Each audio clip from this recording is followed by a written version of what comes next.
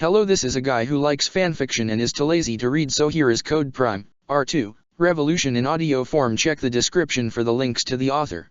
Chapter 21, Broken Walls. Dark Mountain Nukaon. The combat icons stood at attention outside the main fortress of their capital on Earth, along with the mining detail assigned to them by their leader, all ready to be deployed to their given set of coordinates. Combat icons and V-icons, listen up. Onslaught instructed. Megatron has assigned us to these set of coordinates. A three-dimensional hologram was displayed in front of them that showed them the general area of their assigned destination, a portion of the Great Wall of China. We're being deployed to a mountain-based area with an ancient human-made structure stretching over 21,000 kilometers. We do not yet know what our target is, but that's not important right now. What is important is us securing it. Onslaught. Ever since the Autobots and their human allies have fought back, we've suffered setback after setback. Swindle said. First Area 11, then the Ark, then that mess in the Chinese Federation, now we're going back to that continent. Vortex added. As much as I hate to admit it, we've underestimated the Black Knights. Onslaught explained. But that won't happen again. Surveying the area, I have a plan that will allow us to claim victory. Best case scenario, we destroy our enemy and take the relic. Worst case, we obtain the relic. Either way, we win. Finally. Time to show those meatbags why we're the toughest cons out there. Brawl punched his fist into his palm. What's the plan? Blastoff asked. The greatest strength of the Autobots and the Black Knights is their unity, their teamwork. Onslaught began. We start by taking that away. The Great Wall of China, an outstanding feat of human achievement, and arguably the largest structure built by human hands given how long it was. All seemed peaceful on the forested mountain range it stood upon, until a ground bridge portal opened up along the southern side. Stepping out of the portal was Theta Team, consisting of the Aerial Bots and Black Dragon unit, a total of 16 individuals, Autobot, and Black Knights in their respective Nightmare rays. Jetstorm and Safeguard deployed from Drift, allowing the too many cons to observe the ancient structure before them. This is the Great Wall of China. Jetstorm said in awe. Truly incredible. Safeguard was in awe as well. It sure is. Zidian answered with a smirk. Now let's keep the cons from tearing it down. So, to be clear, we're looking for an ancient relic launched from your home planet. Zinc said towards Silverbolt. Though we don't know what it is yet, it's likely to be a Decepticon-made weapon of mass destruction, or some sort of historical item. That's the basic summation, yes. Silverbolt confirmed. And if we can't retrieve it, our best option is to destroy it. Chiba said. So where is it? Joe asked. Based on the coordinates provided, our target is about 10 kilometers eastward from our current location. Todo replied, observing the data on his Zanjitsu screen. Then why did we not ground bridge closer? Safeguard asked. I agree, wouldn't this enable our enemy a better chance of obtaining the relic? Jetstorm also asked. We cannot be certain that our enemy isn't already here. Drift explained to his students. Without knowing who we are dealing with, it is best to approach this situation with caution. I agree with Drift. Senba said. We should be cautious. Then we'll split into 4 separate groups and surround the location on all ends. Todo began. Jetfire, Urabe, Zidian, and myself will come in from the north. Zinc, you will take Chiba, Joe, and Air Raid from the south. Silverbolt, Senba, and Hongu on the west. Drift, Asahina, and Windblade on the east. And what of us, Commander Todo? Jetstorm asked. You two will remain by my side. Drift told them. But Master. Safeguard began. My decision is final. Drift insisted. With reluctance, both mini-cons bowed. Yes, teacher. All right, let's move out. Silverbolt ordered as he transformed, engaging magnetic locks to attach Hongu's gun RU to its hull before flying off with Senba's command Akatsuki right behind it. The others followed suit as they began to split off. Todo's Zanjitsu took flight alongside Jetfire's Jet Mode, Urabe's own command Akatsuki, and Zidian's Gekkoshiden. Zinx Shenhu flew with Chiba's command Akatsuki, an air raids jet mode, which attached Joe's gun RU with its magnetic locks to its hull before flying off. This left the only remaining group behind. Safeguard, Jetstorm, return. Drift ordered. The Minicons seemed hesitant at first, but before they would comply, Asahina spoke up. Hey Drift, how's about they ride with me this time around? He proposed, much to the Minicons' surprise as even Drift raised a slight eyebrow. I mean, we're all in the same group, so what does it matter? Very well.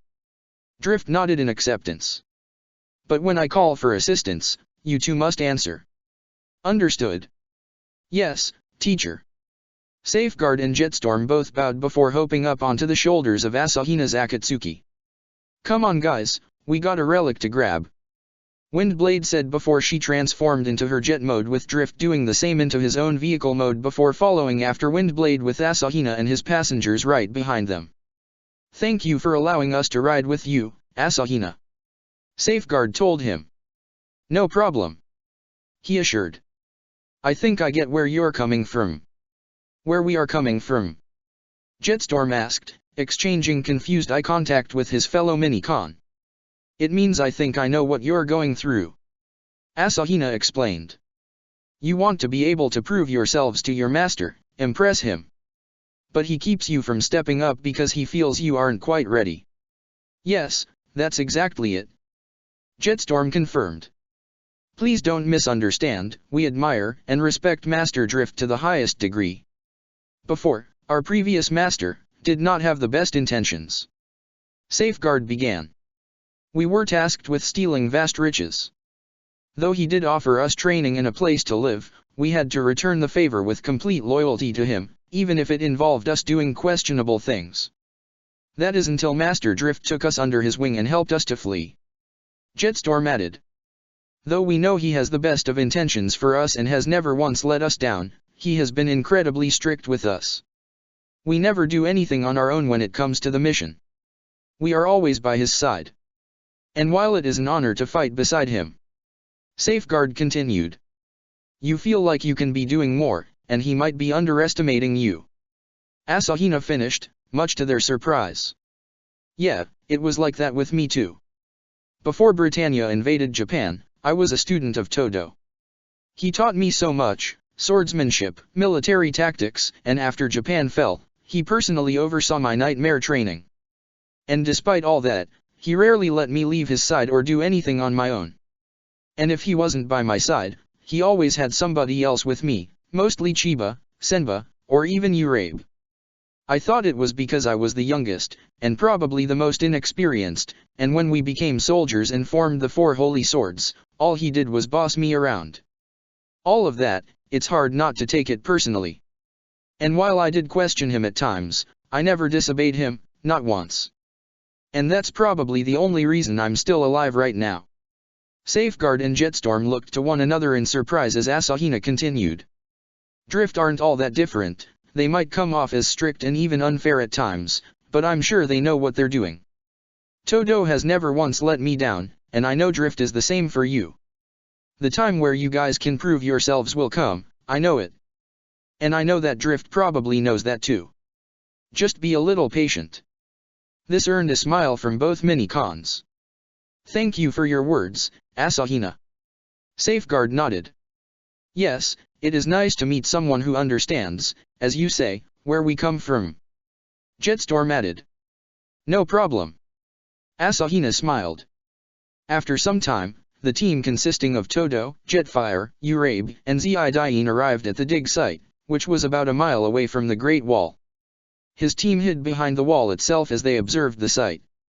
Already a Decepticon excavation team had begun to dig away at the land, carving a massive hole as they continued to excavate for the buried relic. This is the North team, we're in position now. Jetfire reported. South team, in position. Zinc reported back, a blue light flashing from a hill on the other side of the dig site. East team, ready and waiting. Windblade replied. West team, standing by. Silverbolt responded. Looks like they haven't found the relic yet. Then let's move in now. We got them surrounded, we can get the jump on them. Air Raid urged. Negative, something's not right here. Todo's eyes narrowed. We're only seeing Decepticon miners, no real defenses of any kind. Something's not right here. Suddenly, the section of the Great Wall they were hiding behind exploded, sending the Zanjitsu, Jetfire, the Gekkoshiden, and Akatsuki command unit flying back. Well, what do you know? Stepping out of the smoke was none other than Onslaught, with a team of tank and heavy-duty Viacons right behind him. Even Todo the so-called miracle worker can be caught off guard. It's a trap. Zidain exclaimed. Fire in the hole. Vortex and Blast Off both flew down from the sky, several jet Viacons behind them as they laid a bombardment of energon blasts down on the south team, forcing them to scatter and find cover. Oh, you guys want a dogfight, huh? Air Raid transformed and flew after the two airborne combat icons. Air Raid, wait. Zinc flew after him in his Shenhu, leaving Chiba and Joe to deal with a group of Viacons that transformed and landed in front of them before opening fire at the two female Black Knights.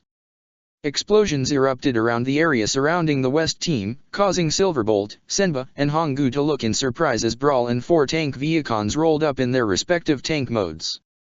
Payback time, you puny meatbags! Brawl exclaimed as he and his team of heavily built and armed Decepticons opened fire. Multiple Viacons moved in their vehicles modes and surrounded the East team, prompting Windblade and Drift to draw their respective weapons, with Asahina doing the same in his Akatsuki command unit while Safeguard and Jetstorm deployed, reading their weapons. Swindle casually strolled up to them with a smirk, standing at the head of his unit. I love it when suckers fall for sucker bait, don't you? He grinned before he and all the Viacons surrounding them opened fire. Windblade retaliated by blowing her jet fans in one direction to clear a path. This way. Come on. She urged as she ran down the path, using her swords to cut down the downed Viacons that were near her. Asahina and Drift provided cover as the former returned fire with his Nightmare to gun down one Viacon while Drift used his own sword to block some of the shots. Safeguard, Jetstorm, go with Windblade. Drift ordered. But Master, we can help. Jetstorm protested. Go. Drift exclaimed. Do what he says. We'll cover you. Asahina exclaimed, only to gasp in shock as Swindle had already rammed his Akatsuki in his vehicle mode before transforming to engage in close combat with Drift, firing a point-blank energon blast powerful enough to knock him back. Jetstorm, we must go. Safeguard pulled his fellow student away, who could only grimace in shame before running to catch up with Windblade. Back with the North team, Todo's Zanjitsu had drawn its katana, parring the offensive strikes from Onslaught and his axe. A pleasure to see you again, Mr. Miracle Worker. Though I didn't expect it. Todo narrowed his eyes as he spun his Nightmare to deal a kick to Onslaught and knock him back. We defeated you and your team before, we can do it again. I wouldn't be so sure. This time we're prepared for you. Onslaught said as he gestured to around him, showing the struggles of his team, such as Urabe and Zidain in their Nightmares barely holding their own against the offensive firepower of the tank Viacons. Though Urabe's Akatsuki command unit fired its Radiant Wave missiles at one tank Viacon to destroy it, he was quickly blasted back by 2 more. Even Jetfire was unable to get in the air and transform as the heavy-duty Viacons came at him in close quarters combat. Jetfire couldn't even find an opening to attack as at least 4 large Viacons ganged up on him, punching and slugging him to prevent him from countering. Not only that, Todo could see multiple explosions all across the area, specifically at the 3 locations the other teams were at. The combat icons were expecting this. You may have caught us off guard before, and we did underestimate you, but it won't happen again. Onslaught told Todo. Now we'll show you why Megatron considers us his most elite team.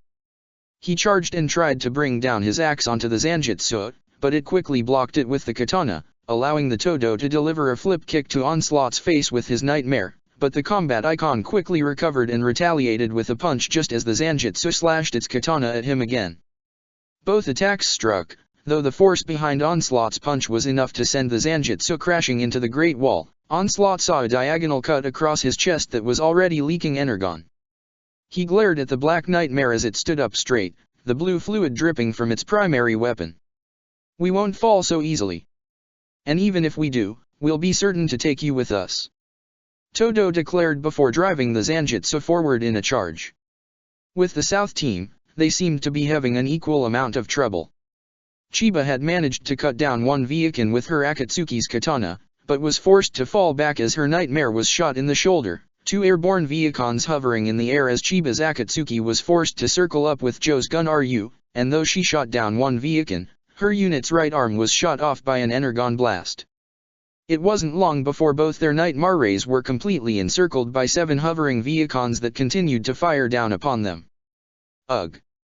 We can't fight like this. We're surrounded," Joe exclaimed as her nightmare's left leg was blasted off. "Xianglin! Eject now!" Chiba ordered. Joe promptly opened her cockpit, allowing Chiba to reach with her Akatsuki's hand and grab her before twirling and shooting out her Harkins to force the Viekons back, allowing her and her passenger to drive away, even as the Viekons returned fire. Above them, Air Raid and Blast Off appeared lock in a high-speed aerial chase in their respective vehicle modes, with the aerial bit appearing to be in pursuit of the combat icon, firing multiple energon blasts in an attempt to shoot him down, but Blast Off proved too quick for even a single shot to land. "Hold still, will ya?" Air Raid exclaimed as he fired a missile, but Blast Off flew straight up to avoid the missile and fell back down to get behind Air Raid, firing and effectively turning the tables on him. "Let's see if you can outfly me, Autobot." Blast Off shot forward, prompting Air Raid to fly away, but Blast Off was closing the gap quickly. The Shenhu fired its Harkins from its wrists at the circling vortex, but he transformed and fell to avoid them before transforming again and shot at the Shenhu to ram it, knocking it off balance before transforming yet again, hovering in place to unleash his shockwave attack, further sending the Shenhu tumbling closer to the ground, though Zinc was quick to try and stabilize his nightmare. "Shooting from behind? You Decepticons are truly cowards," Zinc spat. "Call us what you want, a win is a win," Vortex said with a grin. "Just look at your Autobot friend over there." Zinc looked to see Air Raid was in serious trouble. His right engine had already been hit by Blast Off's attack, causing him to lose control, enabling Blast Off to close the gap, transform and grapple into Air Raid's hull. "No. Get off me." "Sorry, Autobot. We just crossed the finish line." Blast Off aimed his Energon blaster right at the face of Air Raid's jet mode. "And you lost." He fired only 3 more shots before the frontmost of Air Raid's jet mode exploded and caught fire. Blast Off let go and hovered in the air as he saw Air Raid spiral toward the ground before crashing and exploding, ending the life of the aerial but right then and there. "Air Raid!" Zinc exclaimed in shock. This was the first time he had seen an Autobot killed. The logical part of him knew that the Autobots were mortal beings like humans and were capable of being killed, having killed off a few Decepticons himself, but to actually see such a mighty and noble being meet a terrible end like that was something else. "Don't look so surprised," Vortex told him. "There's a reason why the Autobots feared our team in particular. We racked more dead bots than most other cons, and now you're about to join them." He opened fire on the Shenhu once more. The West team wasn't having that much success either. Brawl's superior firepower, as well as that of his team of tank Viekons, were more than enough to keep Silverbolt, Senba, and Honggu from retaliating. All 3 were forced to find cover behind some trees at a distance, with desperately trying to return fire, only to have the area in front of them torn up by explosions from the tank blasts. "Yeah. This is how you do it," Brawl exclaimed in joy while he was in his tank mode along with the Viekons. "Tear it all up. Leave no cover for them." That is what they had been doing since the start of this explosive fight. Brawl and the others blasted away line after line of trees and land to prevent their enemies from finding any kind of stable cover and retaliating. Another line was blown away, and just like before, Silverbolt, Senba, and Honggu were forced to retreat even deeper, though Honggu's gun RU was caught in the explosion and its lower half was blown away. "I'm down," Honggu shouted as he opened his Nightmare's cockpit. "I'll get him." "Cover me," Silverbolt ordered. "Roger." Senba fired all his Akatsuki's missiles ahead, hoping they would hit Brawl and his team. They only hit the burnt and scorched ground in front of them, forcing him and his team to transform and halt their advance. though this allows Silverbolt to rush up and grab the exposed Honggu before retreating. We need to regroup. We can't fight back like this. Senba said. You're right. Silverbolt acknowledged as he opened his comms. Silverbolt to all units. We have to regroup. We're getting picked off bit by bit out here. Yeah. We're working on it. Windblade replied as she cut down one vehicle, but was forced to fall back as more appeared from behind the trees in front of her to open fire. Despite their best attempts at retreating, Windblade, Asahina, and Drift were forced into a circle with Jetstorm and Drift in the center. Master, I do not believe we will be able to retreat from you as we are thoroughly encircled. Safeguard told Drift. We cannot stay like this. Drift exclaimed as he and Windblade used their respective swords to parry and block the enemy's energon blasts, while Asahina returned fire with what he could via his Akatsuki's machine guns or Harkins. There must be some form of cover. We spotted an entrance to an underground cavern near our location. I'm sending the coordinates now. Senba responded. Asahina received the coordinates and had it displayed on his cockpit's screen in mere seconds. I have it. Windblade, Asahina, you are the only ones that can fly. Take my students and rendezvous with the others, this time I will make sure you escape. Drift said just as he pointed his finger at his mini-con students before they would even protest. This is non-negotiable. He was shot in the shoulder by an approaching vehicle, but quickly got up to cut him down with his sword. Retreat. Though it was with great reluctance, Windblade had to relent. You heard him. Hop on, boys. Left with no other choice, Safeguard and Jetstorm both transformed into their disc-like alternate modes and attached themselves to Windblade's arms before she transformed and flew away with Asahina leading her to the received coordinates. All alone now, Drift had drawn both his swords as he moved to cut down all the encircling Viacons, even as they shot at him. He decapitated one while using his other blade to impale one from behind, drawing both swords again to slice and dice a third, but was shot in the back. He refused to back down however as he recovered to slice down a fourth but was shot again in the legs to bring him down to his knees. Drift groaned in pain and exhaustion, but still refused to surrender even as the remaining Viacons aimed their blasters at him. I do not fear death. He said defiantly. Who said anything about death? Swindle mocked as he approached the downed Autobot. I'm thinking interrogation would work better. He quipped himself a blaster-like device and fired at Drift, shocking him before he fell to the ground, unconscious. EMP blaster baby. I knew I made a good choice in buying this. You actually bought something? One Viacon asked. I thought you stole it.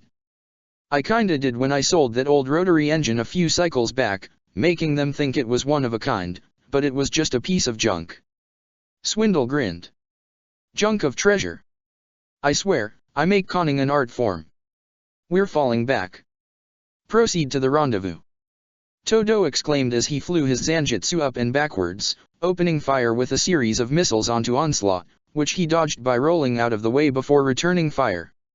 The Zanjutsu had turned around and unleashed a series of missiles onto the Viacon's swarming jetfire, providing him with much-needed space, but also leaving himself vulnerable for his nightmare to be shot in the back with precise shots by Onslaught to disable the Zanjutsu's float system, forcing it to the ground. Todo. Urabe exclaimed as he sliced down one Viacon. No. Go and meet up with the others. I'll hold them back. Todo ordered as he drew his Nightmare's katana to engage the remaining Viacons. He's right, we have to go. Jetfire told Urabe, who could only gnash his teeth in frustration. We'll be back for you, sir. I promise. With that declaration, Urabe's Akatsuki took to the air with the Gekoshidan right behind him, just as Jetfire transformed and flew away with the two Nightmare rays. The Zanjutsu was surrounded by the remaining Viacons, along with Onslaught. But once he saw them leave, Todo gave a deep sigh before deactivating his Nightmare and opened the cockpit to stand up and face the Decepticons with a glare. A wise choice. Onslaught gloated as he walked forward to literally look down upon the old soldier. You look so much smaller from up here. As he gloated, the fire in Todo's eyes had not vanished. He would surrender now, but the time to retaliate will still come, and he will heed the call. From the air, Zinc struggled against the combined efforts of Vortex and Blast Off, both circling him in their respective vehicle modes, and the most he could do was try and intercept whatever blast they shot at him.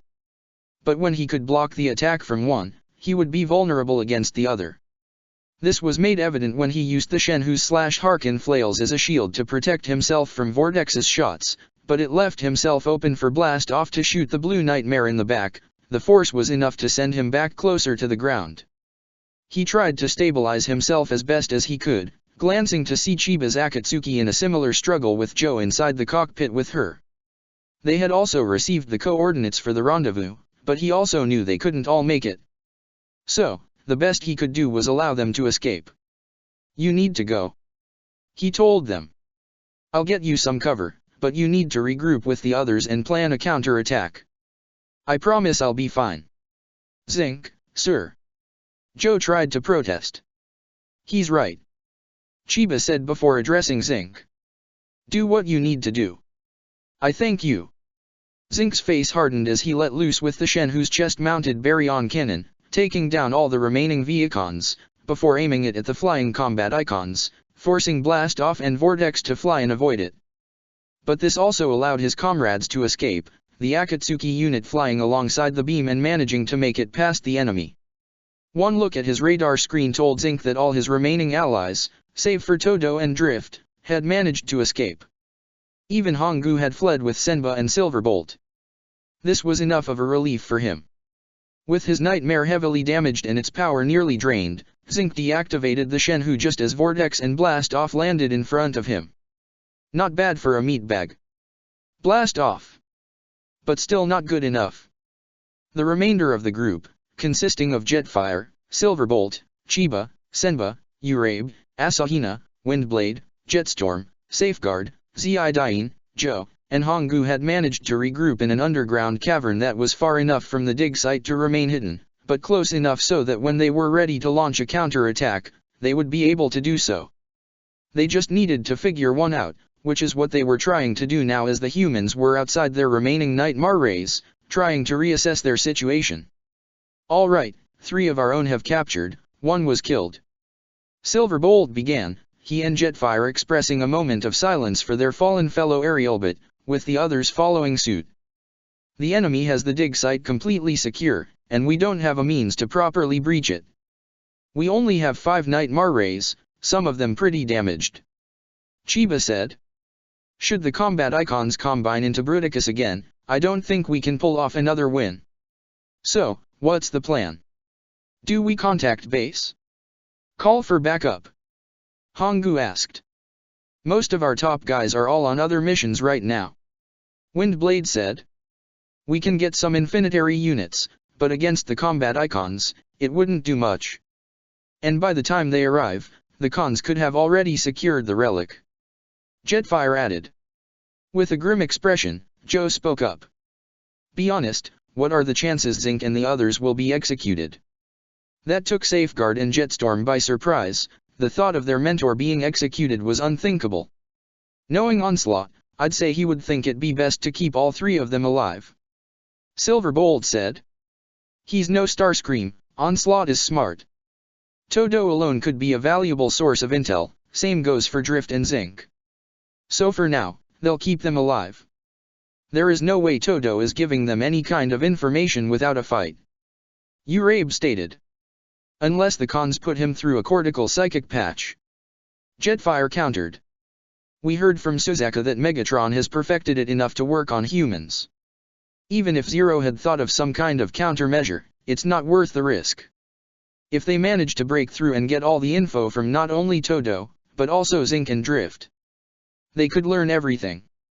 Chiba finished, looking down with a grim expression of frustration. "Such as the location of Horai Island and all its defenses." "Exactly," Jetfire confirmed. "So, we need to rescue them before they escape," Asahina stated. "But what about the relic? We can't just let the cons have it," Zidain said. "The potential intel they could gain is even worse," Senba argued. "We need to rescue Todo and the others. Onslaught will have them heavily guarded, he'll be expecting us to stage a rescue mission," Windblade said. As an argument began to ensue with the group, Jetstorm and Safeguard looked to each other before trying to speak up. "Excuse us." Safeguard raised his hand, but it seemed to have gone unnoticed. "Why don't we all go in at once, grab them and get out?" Urabe suggested. "We'll move quickly so they won't have time to fight back. They'll form Bruticus right away if that happens. In which case, we're all dead." Silverbolt countered. "If you would just..." Jetstorm spoke up as well, but like his fellow Minicon, he was ignored. Getting frustrated, they nodded to each other as Safeguard allowed Jetstorm to climb up on his shoulders, standing tall before preparing to shout as loud as he could. "We can't afford to split our already dwindling forces, we need a plan," Joe stated. "We have a plan." All eyes set on the two Minicons. The fact that one was standing on top of the other was enough to get their unwarranted attention before Jetstorm dropped down. "We have a plan that could enable us to rescue our comrades and secure the relic," Jetstorm began. "First, we allow the Decepticons to finish the excavation and unearth the relic for us. Once it is unearthed, the aerial bots and all those with Nightmare rays will launch a surprise attack." Safeguard spoke next. "But it will be done from two ends, forcing the combat icons to split up and preventing them from combining with one another. While they are distracted, Safeguard and myself will rescue Master Drift as well as Todo and Zinc," Jetstorm continued. "And should it be necessary, Joe and Hongu, the only two here who do not possess any Nightmare frames, will secure the Zanjutsu and Shenhu if they are being held in a separate location, which does seem the most likely possibility if Onslaught is as cautious as you say. They will quickly deliver the Nightmare rays to Todo and Zinc. They along with Drift and ourselves will move in and secure the unearthed relic." Safeguard finished up.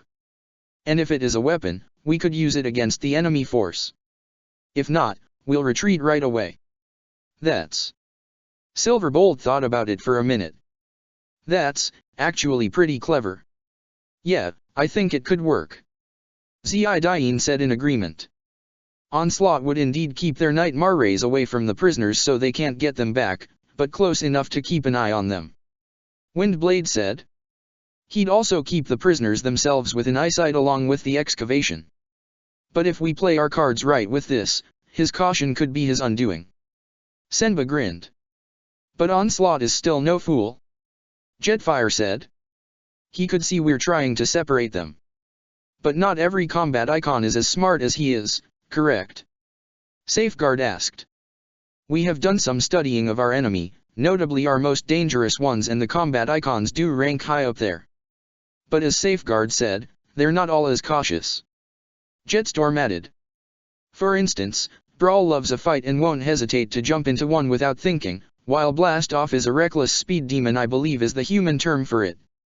Indeed, all we need do is get their attention, and get them to separate, and they will not be able to combine." Safeguard finished. "We will separate them and pick them off as they attempted to do to us," Jetstorm put in.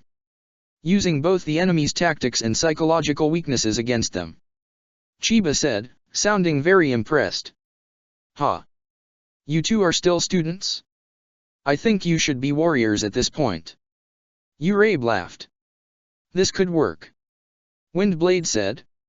"And we did take down a good portion of their Viacan forces in that ambush. If we take down most of the others in a surprise attack, and do separate the Viacons, we could outnumber them," Jetfire said with realization. "They're tough, but I've seen for myself that they're not invincible. And if we're lucky and manage to kill one, they won't be able to combine at all." Silverbolt finished. "All right, Jetstorm, Safeguard, we're going with your plan." This earned excited smiles from the two Minicons as everyone around them began to smile as well with hope and or eagerness. They might still be able to pull off a win here. Safeguard and Jetstorm shared eye contact with Asahina, who merely smiled himself before nodding and giving a thumbs up of approval. "But our initial strike has to be crucial," Silverbolt began. "Not only do we have to take down most of their Viacan forces, but we also need to get the attention of Brawl and Blastoff and get them to go in separate directions. So, here is what we'll do." The excavation continued as though nothing had happened. None of the minor Viacons were killed in the fight and had resumed their drilling into the large pit they had already dug into. The only difference now is that the remainder warrior Viacons were guarding the area with most of the combat icons monitoring the area, while Onslaught oversaw the whole thing from the center. In one corner of the pit, the deactivated Zanjutsu and Shenhu were being guarded by a group of Viacons. While some distance away, Drift, Todo, and Zinc were similarly being guarded. The Autobot had his hands cuffed in front of him while Zinc just sat, as opposed to Todo who remained in a kneeling meditative position with his eyes closed, simply waiting for whatever opportunity would present itself to strike. Ha, who would have thought someone who gave us so much trouble would be so small?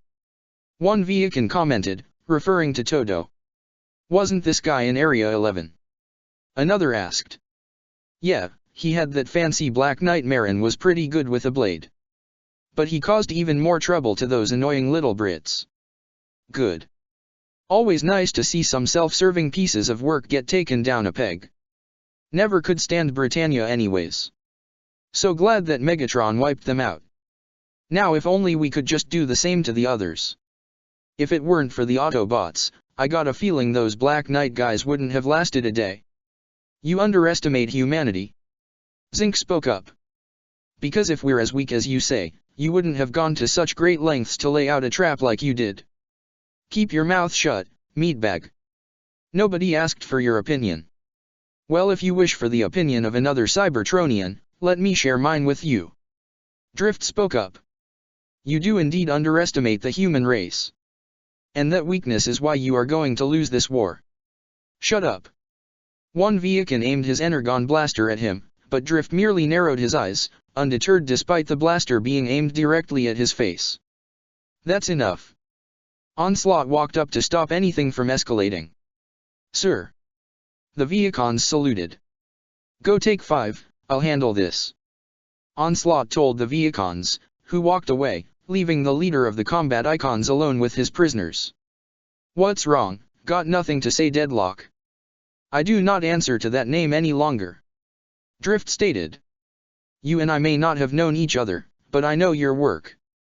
Onslaught began. You and the rest of Shadow Raker's students made quite the reputation in the Decepticon army. I don't know for sure if Megatron knows, but I don't think he'd mind letting you back into his ranks.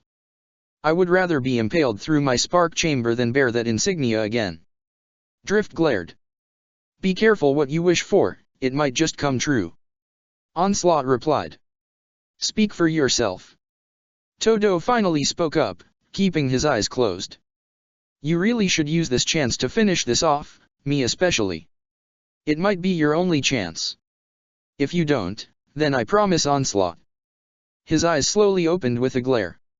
It will be my blade that pierces through your spark chamber. Onslaught said nothing at first, him and Todo appearing locked in visual combat. It ended when Onslaught chuckled. Wow. I think I might have gotten some chills. You are a defiant one, Kyo's hero Todo. And I'm looking forward to seeing Lord Megatron break that defiance. Onslaught leaned in menacingly. Onslaught, sir. We found the relic. This got the attention of Onslaught as well as the imprisoned heroes as he walked down to the center of the dig site to get a closer look, but Zinc had something else on his mind. You were a Decepticon? He asked Drift. Yes, unfortunately. The samurai-like Autobot answered. A time in my life I'm not particularly proud of. We all have demons in our past that may haunt us at times. Todo spoke up, remembering the place Suzaku was in after he took his father's life and the choices he made. But in the end, who we chose to be now is more important. Don't forget who you were, but don't let that hold you back either. Trust me, I already know. Drift acknowledged. I am no longer the Decepticon Deadlock. I am an Autobot, and I will die as an Autobot. Zinc and even Todo couldn't help but smirk at that resolve. But their smirks vanished as they got back to the task at hand, looking down to the center of the pit where they saw the relic being unearthed, with Onslaught overseeing it. It was a rather large relic, large enough that it wasn't held in any of the containers they had seen with previous relics. It appeared to be a large, cubical, metallic crate. Once it was hauled up onto flat ground, the minor Viacons used their torches to cut one side of it open and reveal its contents. The first thing they took notice was a bright red glow that shined out from the crate. The source of that glow is a large chunk of glowing red crystals that emanated an odd sound. This was something the Decepticons recognized instantly. Red Energon. Onslaught said in awe, with all the Decepticons looking awe themselves. Onslaught then chuckled. Oh yes, Lord Megatron is going to love this. Even from their vantage point, and guarded by Viacons, the prisoners could see what the cons had unearthed and overheard it all. What is Red Energon? Zinc asked. An extremely rare yet volatile form of energon. Drift explained. Refined into fuel, it provides the power of hyperspeed. How would you describe this hyperspeed, exactly? Todo asked. Some people often use it as a term of exaggeration. I've never experienced it myself, but based on what I've heard, when one is infused with red energon, it appears that time has slowed to a crawl. Drift tried to explain it as best as he could. You move at 10 times your normal speed. We can't let the Decepticons leave with something like that. Zinc stated. Patience. Todo said, remaining as calm as ever. I have a feeling our opportunity is fast approaching. Almost directly on cue, multiple explosions erupted all across the area. What? Onslaught exclaimed, as this drew the attention of the Viacons as well. Though these weren't random explosions, they were targeted. Specifically at the groups of Viacons across the excavation site, effectively taking down most, if not all, of them in one fell swoop. The perpetrators were none other than Silverbolt and Jetfire in their jet modes, both transformed and hovered over the site. Hey, blast off! Silverbolt called to him. How about a race? Unless you taking down Air Raid was just him going easy on you. Come and get us, Slowpoke. Jetfire added as both aerial bots transformed and flew away. Slowpoke, am I? Blastoff growled before transforming and flying after them. Blastoff, wait. Onslaught tried to stop him, but he was already gone. Vortex, go get him. It's obviously a trap. I'm on it. Vortex transformed as well and flew to catch up with his fellow combat icon. Brawl, Swindle, we need to secure the red energon. Onslaught ordered. You got it. Swindle was about to move in, but Brawl was suddenly shot in the back, forcing him to his knees as he turned around to see the Gekkoshiden, showing off its many blades, including the dual long swords in its hands. Hey Brawl, let's dance. Unless you're scared. Zidane teased. Ha. Little Meatbag wants to go a few rounds, huh? Your funeral. Brawl transformed into his tank mode and shot at the Gekkoshiden, forcing Zidane to turn around and flee with Brawl pursuing after him, much to Onslaught's shock. Wah! Brawl! Where are you going? I'll get him. Swindle transformed as well and drove in pursuit. Swindle! Onslaught's optics suddenly widened as realization hit home. His entire team was lured away in two separate directions, away from the relic and himself. They're separating us. Suddenly, Windblade's jet mode flew in and rammed into Onslaught, catching him on her right wing as she flew upward and away from the dig site. Duh. That's the plan.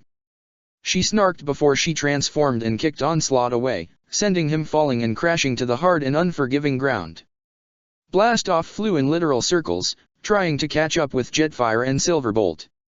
They were careful to not only maintain their speed ahead of him, but even increased it. He was so focused on them, that he didn't even notice his own speed picking up. That is until Silverbolt transformed right in front of him. Going too fast and no time to stop, Silverbolt lashed out with a powerful kick that sent Blastoff reeling and spiraling out of control in the air before he transformed to try and stabilize himself, but this left him open for Jetfire to fly in and shoot at him with energon blasts. This is for Air Raid. Jetfire's next shot sent Blastoff falling toward the ground. Blastoff, you reckless idiot. Vortex criticized as he tried to get in on the fight. Don't you just hate it, when your team falls apart? Wah. Vortex couldn't see the two flying Actisukis appearing from the clouds above him, slicing their blades at his propellers as the shot passed him. Vortex fell for a few brief seconds before transforming and hovered in midair to face the two Actisukis led piloted by Senba and Asahina. Yukons aren't the only ones that can claim the skies. And these skies are ours. Senba declared before he and Asahina went on the attack. Brawl, still in his tank mode, continued to shoot and blast at the fast-moving Gekoshidan, which quickly drew its electromagnetic Nunchaku to spin around and deflect the blasts that came too close. "Hold still, meatbag!" Brawl exclaimed. Meatbag, that's all I seem to hear. You got anything else, 'cause it's kinda getting old. Zidain snarked. This angered Brawl, up to the point where he transformed and tried to charge the purple nightmare, only for two Actisukis to appear from behind their cover of broken trees and quickly zoom past Brawl in crisscross fashion, slicing at him with their swords with enough force to knock him back and down. Swindle had just arrived and transformed, looking in comic shock at not only seeing Brawl knocked down, but the three blade-wielding Knight Marrays in front of him. "And the con artist has just been conned," Swindle commented. "Damn right." Urabe grinned. "Let's go," Chiba stated as the three Black Knight Marrays charged forward. "The opportunity?" Zinc asked. "I believe so." Todo grinned. "Better think again." The two Viacons guarding them had their Energon blasters primed and ready. "Might as well put them out of their misery right now. Perhaps you should focus less on what is in front of you, and more on the threat from behind," Drift said with a smirk. Suddenly, two disc-like objects flew through the air and struck the Viacons in the back of their heads, knocking them down as Jetstorm and Safeguard transformed and landed in front of them. Safeguard was quick to act with his Naginata, impaling the Viacon in front of him in between his optics to kill him, while Safeguard slammed his nunchucks in the face of the second before leaping on top and wrapping his nunchucks around the Viacon's neck before twisting to snap the neck and end that Viacon's life. "Master Drift, Colonel Todo, Zinc. We are relieved to see you unharmed," Safeguard said as Jetstorm leapt up to slash his nunchucks on Drift's cuffs to free him. "Well done, students." Drift stood up. "Now we just need to get our Knight Marrays," Zinc began. "Oh, that will not be necessary." Jetstorm smiled as he gestured toward the side to reveal the Zanjitsu and Shenhu were already rolling in their direction, coming to a stop in front of the group, much to the surprise of Drift and Zinc, even as the cockpits opened to reveal the pilots being Honggu and Joe respectively. "I do believe these belong to you." Joe smiled. "Joe? Honggu? How did?" Zinc wondered. "These two little geniuses came up with the plan," Honggu summed up, gesturing to the mini-cons. "Separate the enemy, free the prisoners, and secure the now unearthed relic." Drift looked toward his students in surprise as they stood at attention to their teacher. This was really their plan. He couldn't help but smile in pride. "Excellent work, you two." Both mini-cons were surprised at first, but smiled widely at their teacher's praise. "Thank you, Master Drift." They both bowed. "Let's not celebrate yet," Todo said as he got back into his nightmare along with Zinc, Honggu and Joe remaining in their cockpits with them. "This battle is not over until we've secured the Red Energon." "Red Energon? That is the relic," Jetstorm exclaimed as he and Safeguard turned to see and finally noticed the glowing red crystals still in the open crate at the center of the dig site. "Yes, securing that would be our best option," Safeguard agreed as they and their teacher, along with the Zanjitsu and Shenhu moved in to secure the rare form of Energon. Onslaught slashed and hacked with his axe relentlessly at Windblade, who was quick enough to parry each of his strikes with her swords. But when she crossed her blades to block a vertical axe strike, Onslaught swiped his legs to trip up Windblade. He tried to stomp down onto her, but she flipped backwards to land on her hands before flipping again to get back up on her feet and activated her jets to send a gust of wind to push Onslaught further back. "Grr, this is a waste of time," Onslaught grunted in frustration before transforming and zooming off at high speeds around Windblade and back the way she came. Scrap, he figured it out. Windblade transformed herself and flew after him. Onslaught wasted no time in contacting his team. "All combat icons, converge back on the dig site. Combine into Bruticus the second you get there. No time to waste. Get there now." The hovering Vortex fired his Energon blasters at the flying Actisukis piloted by Asahina and Senba, but they moved quick in around him, gunning in for hit-and-run attacks, Asahina attacking first with his sword, which Vortex attempted to block, but this left him open for Senba to strike from behind. It wasn't long however before Vortex heard Onslaught's order. "Blast off, we need to move. Now!" he exclaimed to his fellow flying combat icon, who was caught in the middle of a pincer attack from Silverbolt and Jetfire in their jet modes. He transformed and was able to escape it before flying off to meet with his partner and followed him. "They're regrouping," Jetfire exclaimed as the four of them flew after their enemies. Chiba rolled forward in her Akatsuki, slicing at Swindle to knock him back. When he tried to open fire on her, Urabe flew down from the side to land a kick and knock him to the ground. Just like with his teammates, Swindle heard Onslaught's orders over the comms. "Hey Brawl, you want a big fight? Let's give them one. The biggest one imaginable," Swindle shouted to his teammate.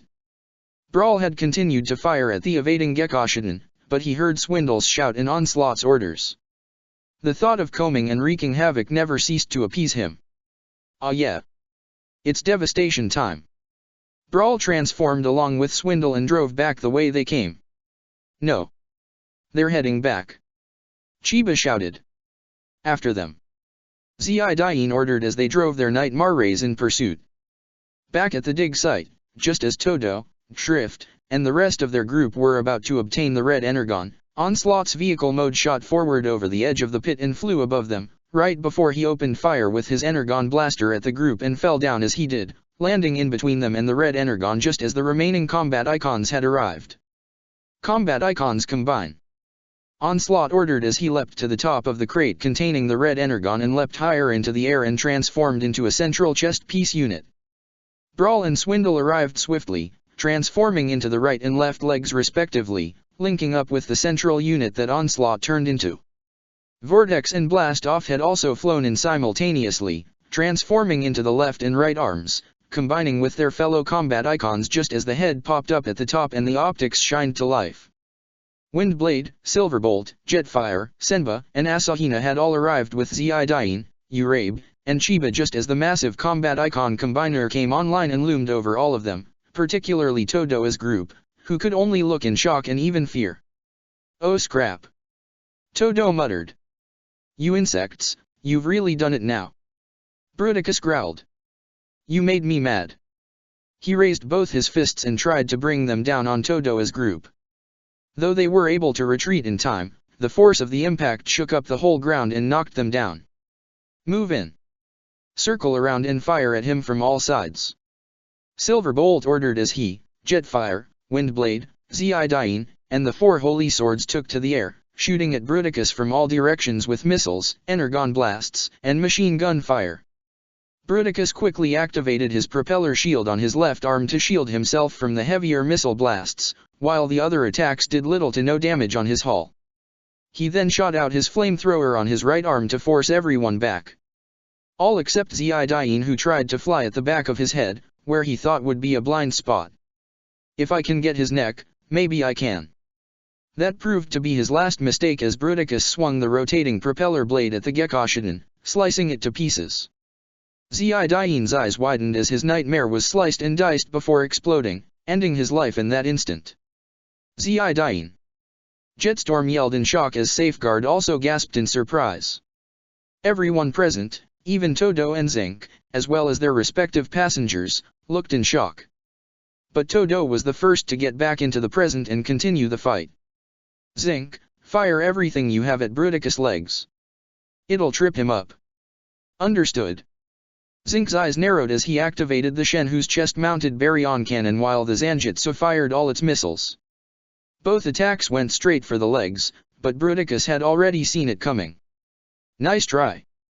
He activated his propeller shield again to block the attack before raising his other fist and slammed it onto the ground, sending a shockwave attack right at them. "Move!"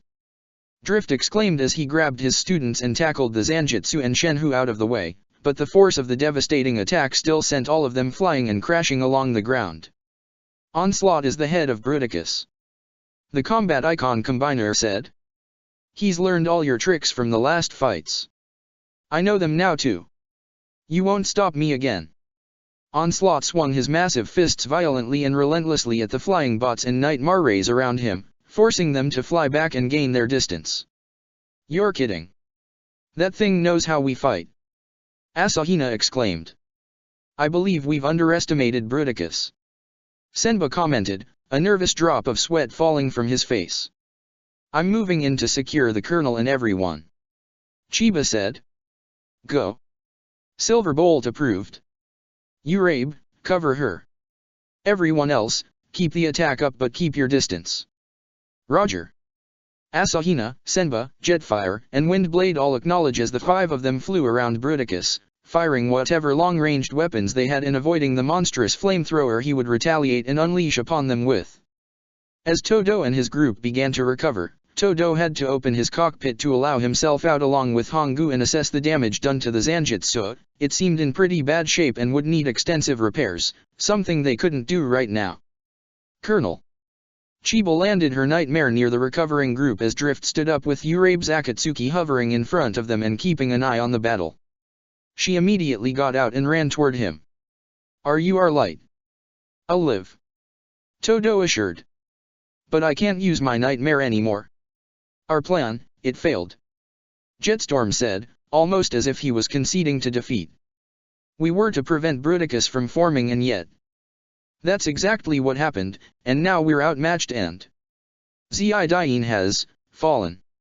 Safeguard said in the same tone. You guys. Urabe muttered, keeping an eye on the battle. He could tell that it was a losing battle. With a swipe from his arm, Bruticus had sent Windblade and Silverbolt crashing to the ground. He then shot his flamethrower toward Asahina and Senba's Nightmare rays. Though they were able to avoid the worst of it, the flames still fried their float systems, forcing them to perform an emergency landing. All that was left was Jetfire as he flew in to fire more missiles, but Bruticus had blocked the missiles with his shield before quickly grabbing Jetfire in his free hand. Bruticus looked at the struggling Aerialbot in his grip. I remember you. He recalled when Jetfire and Jez worked together to send Bruticus flying off the fleeing arc and crashing onto Cybertron's surface. Let's see how you like it. He threw Jetfire away, who tried to stabilize himself in his jet mode, but it didn't stop him from crashing all the way into the Great Wall, causing a portion of it to collapse. The combat icon combiner laughed as he reached down and tore open the metal crate behind him with his fingers before plucking the large chunk of red energon out.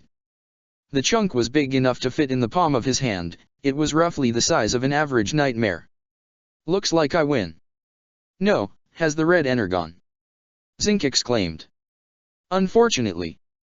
Drift fell to his legs in exhaustion. Nothing we have can stop this monster. I'm afraid that we have lost. No, we can't lose. Jetstorm stuttered in despair. There must be something. Safeguard said in the same desperate tone. Urabe thought for a moment, looking at the big chunk of red energon in Bruticus' hand. The readings off that were definitely higher than normal, possibly more explosive than regular energon. He knew they had a way to stop this. Their orders were not just to obtain the relic, but to destroy it if its acquisition was all but impossible. Even if we can't win this, we'll make sure they won't either. Hey, you two runts. Urabe got the attention of the two mini-cons. This was a good plan, don't beat yourselves up about it. Don't get too hung up over every little thing. Urabe, what are you saying? Safeguard asked. Colonel. Urabe got Todo's attention next. Tell Prime and Zero, it's been an honor serving with them. And an even greater honor to serve under you. Todo and Chiba's eyes both widened as they realized what he was implying. Urabe, don't. But it was too late. He had shot his Akatsuki straight toward Bruticus, much to their shock, as well as the rest of their group. Hey! Big guy! Urabe shouted at Bruticus as his Akatsuki flew right at him. One last meat bag left. Think ya can take me? Little bug.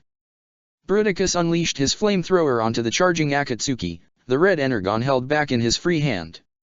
Silverbolt, Windblade, Asahina, and Senba had all recovered, and even Jetfire from his spot at the collapsed area of the Great Wall, and they could all look in shock to see the flames beginning to overtake Urabe's Akatsuki. Time seemed to slow down for the member of the Four Holy Swords.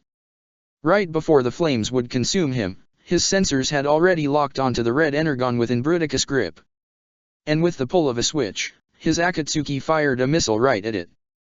Almost as if it were in slow motion, the missile had flown out of the flames. Bruticus' optics widened as he saw it and where it was heading. He made a desperate attempt to break apart, but as the joints disconnected, the missile had impacted the red energon. Boom! The red energon erupted in a massive explosion, one powerful enough that sent the now detached combat icons flying and would consume the near-destroyed Akatsuki. Urabe smiled and closed his eyes in acceptance as the explosion consumed him as well. The blast felt like a major earthquake that shook up the whole area, the shockwave blasting Todo's group back, with Drift using his own body to shield Jetstorm, Safeguard, Todo, Chiba, and Hongu, while all the other surrounding bots and Night Marrays were also knocked back a bit. Jetfire gasped as he quickly transformed and flew back to help anyone who may still be there. Fire and smoke, that was all that seemed to be present in the massive crater that was the excavation site for the now non-existent Red Inegrin. Onslaught groaned as he tried to pull himself up. His body appeared to be mildly damaged, but nothing that was unfixable. Combat icons, report in. He needed to check on his team. Brawl and Blast Off were the first to step up, both appearing in the same shape as Onslaught. Oh man, that was something. Brawl said in a daze. Onslaught. Swindle called to his leader, who promptly ran to him and looked in shock to see Swindle standing over a critically injured Vortex. He appeared to be missing his right arm, left leg, and a portion of his lower left side, energon leaking everywhere. He's in critical condition and needs medical attention. It only made sense. Vortex had formed Bruticus' left arm, which had been the hand that held the red energon. So, it was only natural that Vortex would take the worst of the blast, even if they did undeploy before the explosion. Those bots and their meatbag pets. I'm gonna vaporize them. Brawl yelled in a fury. No. Onslaught stopped him, putting a firm grip on his shoulder. But Onslaught. Brawl attempted to protest. The red energon has been destroyed. There's no point in fighting anymore. We're retreating, that's an order. Brawl growled further in annoyance. Fine. As Blast Off helped Swindle pick up the injured Vortex, Onslaught contacted the Nemesis. Soundwave, we need a ground bridge to the Nemesis med bay, we have a con down. A ground bridge portal opened near their location, most of the combat icons already entered the portal.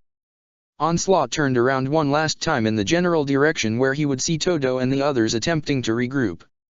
This isn't over, he thought to himself before walking into the portal, which closed soon after. All the remaining Autobots and Black Knights had regrouped, the humans stepping out from their respective Night Marrays as they recounted what had happened. The relic we've been seeking was Red Energon. Drift revealed to those who didn't quite know it yet. That explains the enormous explosion. Jetfire said. Red Energon has always been more unstable than its more common counterpart. Well, on the plus side, it means Megatron won't be able to use it now. Asahina said. That is true. Chiba acknowledged. Though she, Asahina, Todo, and Senba fell into a mournful silence for not just Urabe, but also Zidain as well as Air Raid. Jetfire, Silverbolt, and Windblade all followed suit as well, along with Drift. I am truly sorry for your loss. We all are. Zinc told them, referring to himself and his companions, Joe and Hongu. We may not have known them for very long, but they were true warriors. Joe said. It was an honor to fight alongside them. Hongu added. Thank you. Windblade nodded. Nervously, Jetstorm and Safeguard walked toward Todo and his comrades, the only three remaining members of the Four Holy Swords. Kyoshiro Todo, Nagisa Chiba, Shogo Asahina, and Ryoga Senba, we offer our deepest condolences for the loss of Kosetsu Urabe. And our apologies. Jetstorm said as he and his fellow Minicon bowed. This was our plan. Safeguard continued. We had hoped we'd be able to isolate the combat icons, preventing them from combing, and enable us to obtain the red energon with little to no chance of casualties, but it failed miserably. Not only were the combat icons still able to combine, but they had struck down Zidain, and Urabe was forced into a situation where he had to sacrifice himself to achieve even a draw. Jetstorm added. We humbly beg your forgiveness, even though we are undeserving of it. Safeguard finished. There is nothing to forgive. Todo revealed, much to their surprise. Your plan was sound, and it did enable us a chance to retrieve the red energon. Though the combat icons were indeed able to counter, you are not responsible for that, nor are you for Zidain's death or Urabe's sacrifice. This is war, and casualties are inevitable. Even those among our own side, as well as those closest to us. Senba said. Zidain's death was unfortunate, but there is nothing we can do to change that now. Chiba added. As for Urabe, it was his choice. Asahina said with some reluctance but acceptance as well. He made the choice to give his life so the enemy couldn't obtain a dangerous weapon. We may not have won, but neither have they. They speak the truth, my students. Drift added, walking up to address the mini-cons. You acted wisely and bravely, utilizing our scattered and broken force and staging an efficient counter-attack. However, one lesson that we must understand is that in warfare, not every plan we devise, no matter how thorough or brilliant, will go as we wish, which may even cost the lives of our allies. There will always be things outside our control. But what is important is not what we lose, but what we gain, be it a victory or a lesson learned. Even Optimus Prime has failed but has learned from that failure. For failure is the greatest teacher. So, give yourselves some credit. Silverbolt added. And while 3 of our own may be gone, and we'll probably lose more before this war is over, we can honor their sacrifice by continuing the fight. Would you agree? Safeguard and Jetstorm exchanged glances. Their guilt was still present, but it felt relieved a little to hear these words from their teacher and comrades. Thank you, and yes, we most certainly agree. Safeguard said. We will continue to fight and honor Air Raid, Urabe, Zidain, and all others who made the ultimate sacrifice, and prove that it wasn't for nothing. Jetstorm added. Excellent. Now then, it is time to return to base. Drift said. On it. Windblade opened their comm channel. This is Theta Team, we need a ground bridge as well as transportation. Most, if not all our Nightmare rays are heavily damaged. Understood. Sending a ground bridge and a retrieval team to your coordinates immediately. Fixit replied.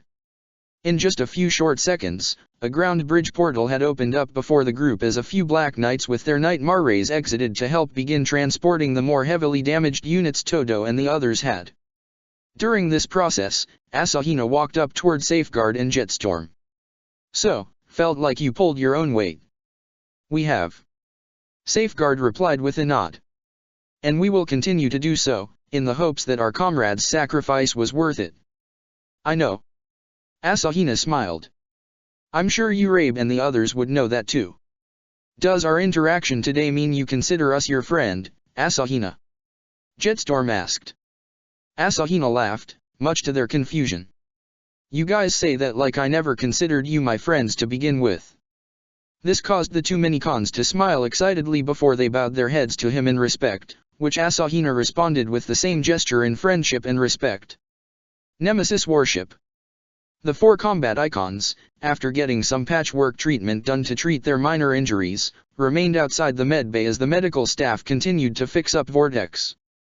The doors opened up as a single scientist Viakin stepped out to address the group as they stood up straight. I have good news and better news. The good news is, Vortex will be back up on his feet pretty soon. The worst has been fixed up and his missing limbs should be replaced relatively easily. What's better news? Swindle asked. In your report, you said that you were handling Red Energon, isn't that right? Yeah, why? Brawl asked.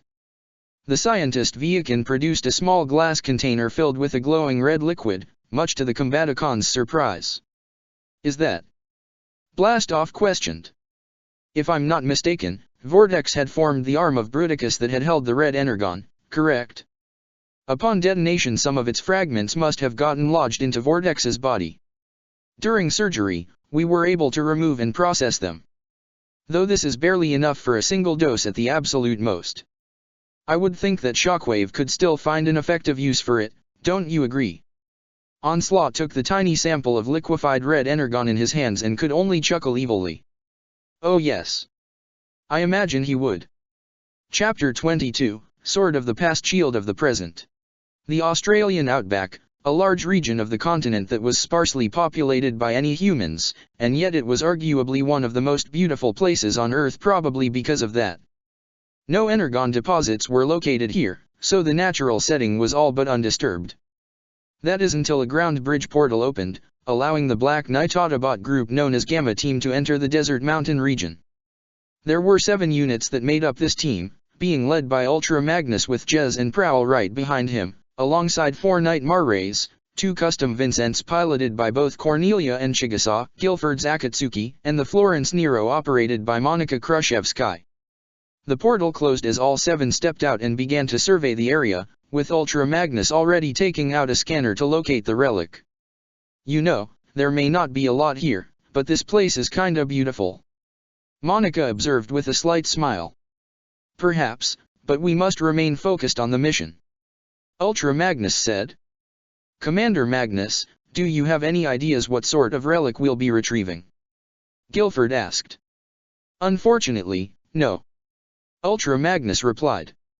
Many Decepticon weapons of mass destruction were confiscated during the war and we didn't have time to destroy them all before Iacon was overwhelmed.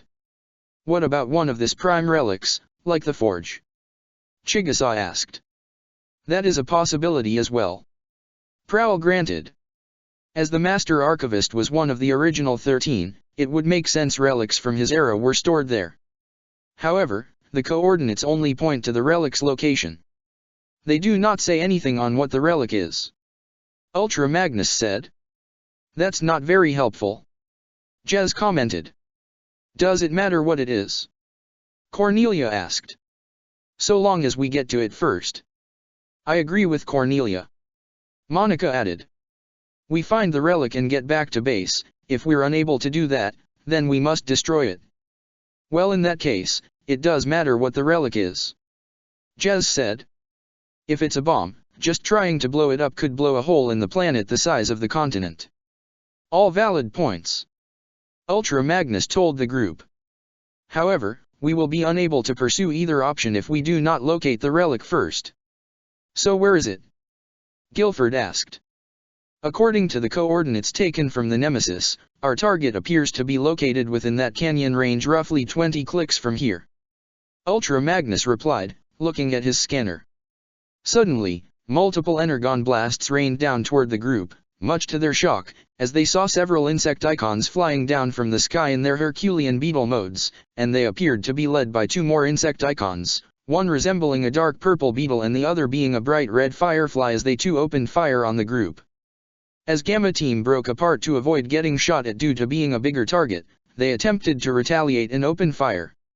However, they didn't get very far as multiple bursts erupted from the ground around them, almost like a complete circle as several more Insecticons climbed out and emerged from the ground with roars. Among them was a giant metallic scorpion that transformed and revealed himself to be Scorponok.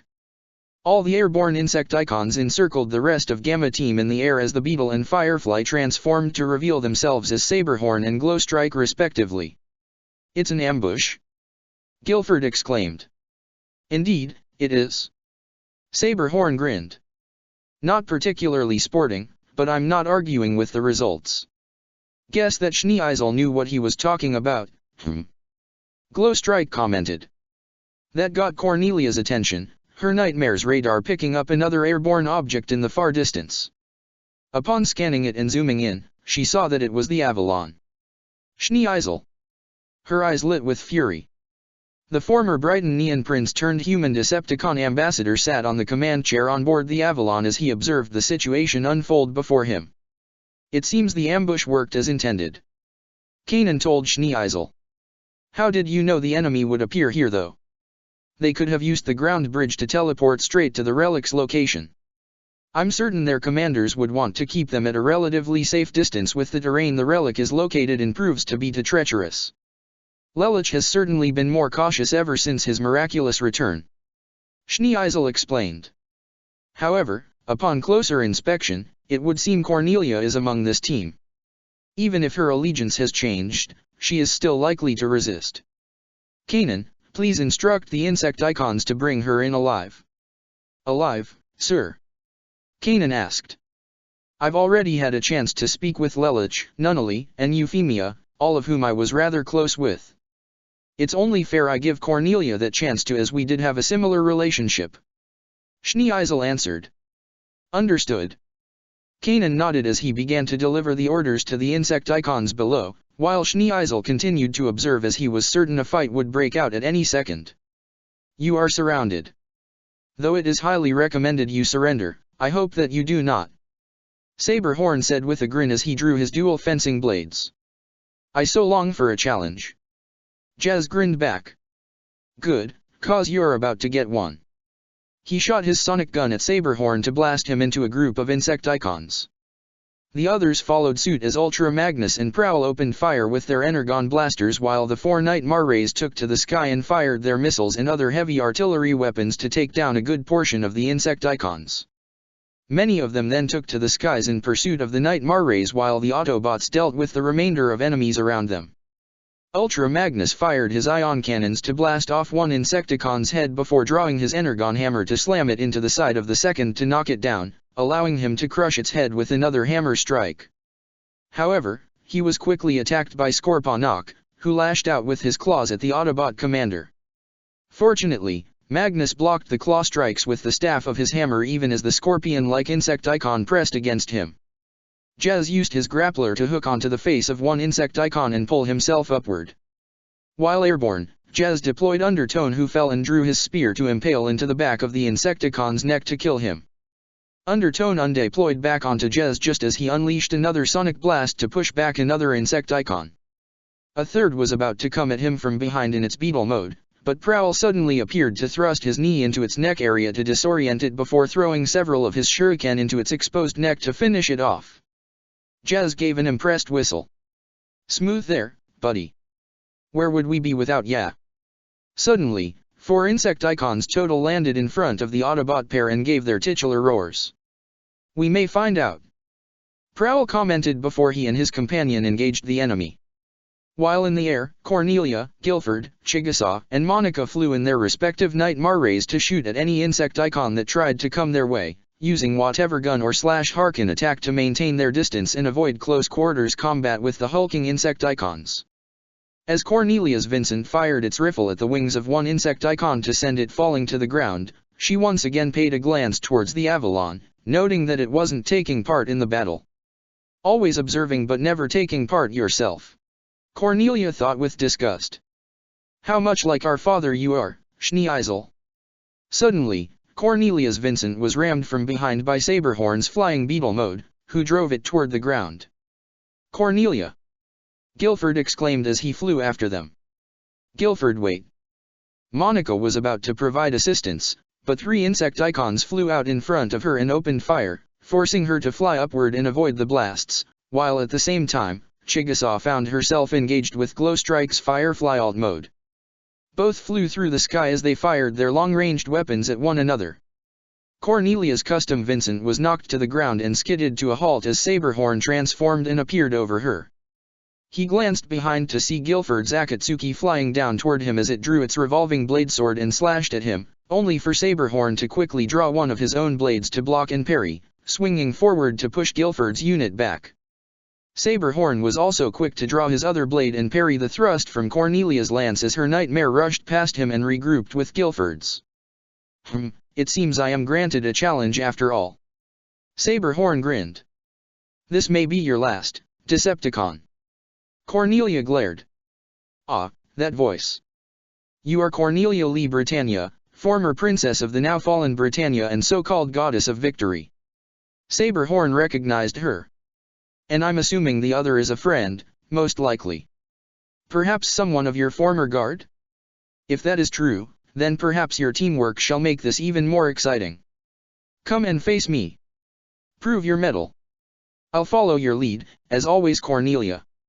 Guilford told her. I know. She smiled slightly, glad he was watching her back before they both moved to engage Saberhorn in blade combat. Still airborne, Monica's Florence Nero fired its Hadron cannons to obliterate 2 of the Insecticons that charged at her, but a third appeared and came at her faster than she could react, ramming at her with its horn to knock her down toward the ground. That same Insecticon transformed and landed in front of her, raising its fists to crush her. but an energon hook appeared to ensnare its neck from behind. The one responsible was revealed to be Jez as he pulled back to get the Insecticon's attention. "Hey. Anytime you wanna move," Jez told Monica. Quickly using this chance, she drove her nightmare forward, drawing its MVS claws to impale the Insecticon's chest and destroy it. "Thanks, Jez." Monica nodded. "No problemo." Jez nodded back. "Now let's get back to the fight." They quickly moved in to try and assist Prowl and Ultra Magnus as they continued to struggle against their respective opponents. Back in the air, Chigusa fired her Vincent's rifle at the flying alt mode of Glow Strike, but she was too fast to get a solid hit in. She flew straight up and back down to open fire with her own Energon blasts. Though Chigusa tried to move out of the way, her float system was struck, sending her nightmare plummeting toward the ground. Though she was able to somewhat stabilize herself upon landing, it didn't stop Glow Strike from ramming the Vincent to the ground. Ha! Parry! Saberhorn blocked the sword strike from Guilford's Akatsuki and kicked it back before swerving around to avoid the lance strike from Cornelia. Thrust! He lunged his right blade at Cornelia, who batted it away before getting some distance with a vault from her Harkins on the ground, allowing Guilford to come in and engage Saberhorn in close quarters combat, but he was quick to parry all his strikes. Parry! Parry! Thrust! However, it would seem Guilford had Saberhorn's complete attention. Even as Cornelia rolled her Vincent forward at high speeds, Guilford didn't move until the last second, flying upward just in time as Cornelia lunged her Vincent's lance at Saberhorn. However, he was even quicker to limbo under the strike, cross the lance with both his blades and use the Vincent's own momentum to his advantage as he used his own strength to flip the Vincent over himself to knock it to the ground. Ha, well played. Saberhorn granted. Your teamwork is certainly exceptional, but not enough to defeat me. Though I am surprised by the camaraderie of former Brightonians, especially considering the royals always sought to overthrow one another. You don't know the first thing about the royal family, Guilford stated as he went on the attack, but Saberhorn blocked his nightmare's sword with ease. Oh? Schneeisel up there has told me quite a bit, actually. Saberhorn replied, getting Cornelia's attention as he kicked Guilford's Akatsuki back. Though a handful of you may have gotten along, a large majority of the royal family sought the throne for themselves, the late Clovis being among them as he resorted to human experimentation. Assassination was also a common regard among your families in fighting, and that's not even taking into account all the nobility that tried to steal from royalty. Cornelia attacked Saberhorn in a rage, thrusting her nightmare's lance again, but Saberhorn parried and swerved around easily enough. Though you claim to fight with honor, your empire has been anything but. Those power only sought more power and would resort to even the most heinous of methods to achieve it. You're one to talk, Cornelia exclaimed. You Decepticons destroyed your own home planet. True. Saberhorn acknowledged. But at least we accept and admit it. Wasn't your old empire attempting to do the same thing? Deny it all you want, but Britannia would have ultimately destroyed the Earth the same way we had for Cybertron. Both Cornelia and Guilford attacked at the same time, thrusting lance and slashing sword, but Saberhorn blocked both blades as he locked against them. Your actions suggest you are defending your empire, and yet you bear the emblem of its antithesis, do you not? He flapped his wings and hovered above them slightly before spinning his blades around like a top to push them both back. He then quickly severed the left leg of Cornelia's Vincent and brought it down. The Autobots and their Black Knights compatriots claim that freedom is the right of all sentient beings, while the old Britannia believed that freedom was reserved solely for the powerful. Saberhorn continued, even as Cornelia tried to lunge her Vincent's lance forward in defiance, but Saberhorn quickly avoided it before severing the entire arm and did the same for the second. The two factions couldn't be more opposite. Yet you bear the emblem of one and try to defend the other, despite being enemies. He severed the Vincent's head and kicked the unit to the ground. If that does not count as hypocrisy, then I do not know what does. Cornelia. Guilford tried to zoom forward and provide assistance, but an Insecticon appeared in front of him and grabbed his Akatsuki before slamming it to the ground. However, Prowl flipped up and over the Insecticon form behind, slashing a shuriken into its eyes to blind it before kicking it down and grabbed Guilford's Akatsuki to pull it out of the way. Meanwhile, Scorponok continued to press against Ultra Magnus in a contest of strength, his claws against Magnus' hammer. Unfortunately for the Autobot commander, Scorponok had slowly positioned his tail at the right position from his side, before slashing upward to completely break the Energon hammer. He then grabbed Magnus by his shoulders with his pincers and slammed him to the ground. To think I'd be the one to put the mighty Ultra Magnus out of his misery. Scorponok sneered as he waved his tail, ready to go in for the kill. Sorry to disappoint. Ultra Magnus quickly transformed into his vehicle mode to push Scorponok off. He transformed back and grabbed Scorponok by the tail and spun around before throwing him away. However, as Ultra Magnus looked around the battlefield, he saw that the rest of Gamma Team wasn't doing so well. Cornelia's Vincent had been cut to pieces, Glowstrike had likewise torn up the Vincent piloted by Chigusa. Prowl and Guilford were cornered by 3 Insecticons while 6 more had surrounded Jez and Monica. Ultra Magnus even saw the Avalon was looming closer, its weapons were already primed and ready. It was time to go. All units, retreat. Fall back into the canyon for cover. Ultra Magnus ordered. What? Guilford exclaimed. But Cornelia. Gilbert, go. Cornelia ordered him. You have to leave. We can't win like this. I can't. He attempted to protest, but Prowl had already picked up his Akatsuki and begun to run away. Jez. Prowl called for his fellow Autobot as Monica fired the Florence Nero's Hadrons, killing 2 Insecticons instantly and blasting the side off a third to kill it as well and clear a path for them. I'm on it. Jez launched his Energon grappler to pull Guilford's Nightmare toward him as he and Prowl transformed into their respective vehicle modes. Sorry, man. Jez apologized to Guilford as they drove away. No. No. Cornelia. Guilford cried out as his Nightmare was literally towed and dragged away, regrouping with Ultra Magnus as he transformed as well, Monica's Nightmare flying with them. They would quickly make it to the canyons, where it would be difficult for the enemy to follow them. Though the Insecticons were ready to give pursuit. No. Scorponok halted them. Schneeisel's orders. Let them go.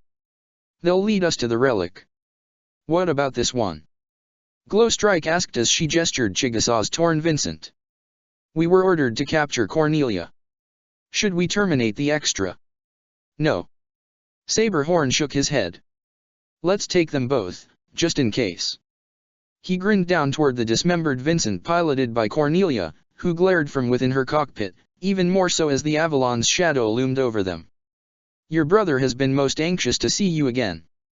The remainder of Gamma Team had managed to find a relatively secure position within a ravine inside the canyon to try and revise their situation. Guilford and Monica had stepped out of their respective Nightmare rays to assess the damage while Jez, Undertone, and Prowl kept watch for any sign of enemy activity as Ultra Magnus looked at this scanner to pinpoint the position of the relic. Damage appears to be only minimal. Monica reported. We can still fight with our Nightmare rays. Doesn't look like the bad guys are following us either. Jez said. Perhaps because they weren't ordered to. Prowl commented. They could be using us to excavate the relic for them. If Schneeisel is involved with this, I'm not surprised. Sounds like a move he'd make. Monica commented, looking away with disdain at the mention of the former prince. It would indeed appear we are closer to the location of the relic. Ultra Magnus said, looking at his scanner. A few clicks further into this ravine should allow us to reach its location. What about our own who have been captured? Guilford exclaimed. We've just lost 2 of our own. We have to devise a plan to rescue them. That may just be what the enemy intends. Ultra Magnus countered. Our captured allies could simply act as bait, a means to lure us into a situation where they have complete advantage. But if we keep going along this path, we'll still just be leading Schneisel and the Insecticons straight to the relic. Prowl said. Either way, the enemy has complete control over the situation. Damn, gotta give Skneezy Boy up their credit. He'd definitely give Zero a run for his money in the strategy department. Jez commented. So that's it then? Guilford questioned. We just give up? Let the enemy take the relic in our own. No. We need to devise a counter-strategy of our own. Ultra Magnus commented. One that will enable us to retrieve the relic. But what about Cornelia? Or Chigusa? Guilford questioned. We can't just abandon them. Our mission is to secure the relic, first and foremost. The Autobot commander insisted. If we have an opportunity to rescue the prisoners, we'll take it. But it is not our first priority. Not our priority? Guilford looked in shock. What the commander is trying to say is, that we need a solid plan. Jez stepped in before tensions could rise any further. Look Gil, I want to rescue them as badly as you do. But is right. We don't know what we're looking for. Worst case scenario, it could be a bomb that can probably blow up the whole planet. We can't let the cons get something like that. I agree. Monica stepped forward. I'm sorry Guilford, but depending on what we're looking for, potentially billions of innocent people could be put at risk if the enemy gets it. What do you think Cornelia would do if she was in your position? Guilford looked away, seeing the validity of their argument, and he knew exactly what Cornelia would do if their situations were reversed. She would do her duty.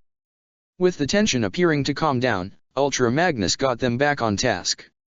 We need to move. But first, we need to know everything about this Schneeisel if we are to plan a proper counter-strategy. Schneeisel is arguably the greatest strategist of our former empire. Monica began. But if he has a flaw, I'd probably say it's that he's not a fighter. He always leads from the back, he never directly participates in battle. Well, he is also currently within an advanced airship that is likely armed with advanced weaponry. Prowl said. One that would be difficult to breach. We do have two of our own inside that thing, though. Jez said. Maybe Cornelia and Chigusa might escape on their own and do some damage on the inside. Perhaps, but it is not something we can control from here. Ultra Magnus said. For now, let us move to retrieve the relic, and we can hopefully devise a strategy to secure it should the enemy attack again. Monica and Guilford entered their respective night marais once more and proceeded down the ravine with their Autobot allies, Ultra Magnus at the lead. As they went on, Guilford glanced behind in the direction the enemy was, and likely where Cornelia was being held. Cornelia, please. Be safe. Speaking of Cornelia, she had been taken aboard the Avalon and confined to a cell within the flying vessel. All her weapons were taken from her, including any hidden blades, and she was thoroughly strapped to a chair that was built into the floor. Her hands strapped behind her back while more straps bound her upper body to the chair itself. Her ankles were also strapped together with her legs similarly strapped to the chair. She was even unable to speak as well with a rubber muzzle wrapped over her mouth. Glancing toward her right, Chigusa was in the exact same state, bound and strapped to the chair. The only thing that separated the pair was a wall of thick bulletproof plexiglass, the same kind that separated their cells from the rest of the room. The only thing they were capable of doing was sharing eye contact, as it seemed impossible for either of them to escape at the moment. The door outside the brig slid open to reveal Schneeisel with a pair of guards. Upon seeing him again, both women glared as hard as they could at him, though he kept his seemingly civil expression. Open it up and remove their gags. I wish to speak with my sister. Schneeisel ordered. Yes, sir. They opened the cell doors and removed the muzzles, but nothing more. Schneeisel had brought in a chair that allowed himself to sit on equal level with his sister as the guards left the room. It's been a while, Cornelia. I remember the last time we met was before you helped Megatron in destroying Pendragon. Cornelia interrupted out of spite. Or how you helped in kidnapping and replacing Yuffie with a machine to start a massacre. What happened with Yuffie and at the Special Zone was not my intent. Schneeisel replied. I was unaware of what Megatron was planning back then. I explained this to Yuffie before, along with Nunnally and even Lelich. I would have thought they told you about that.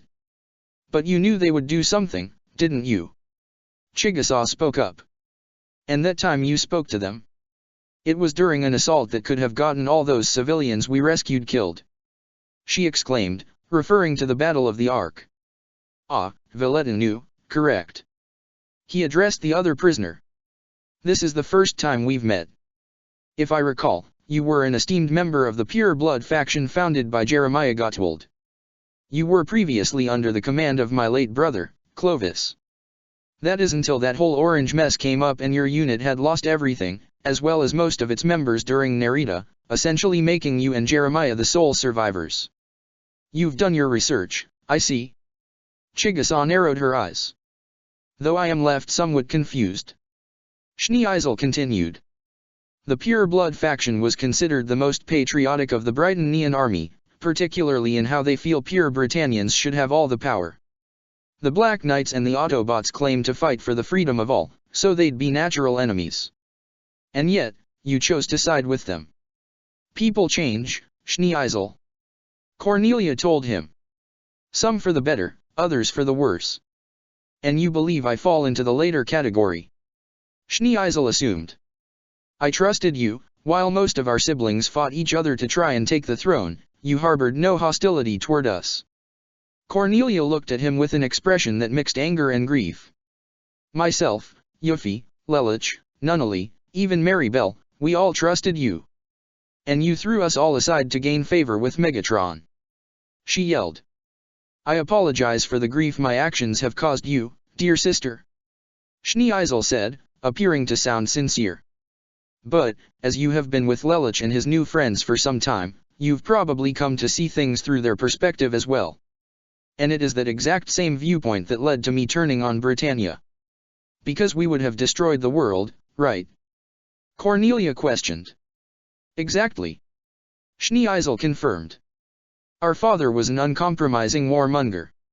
Any attempts at making peace were met with bloodshed.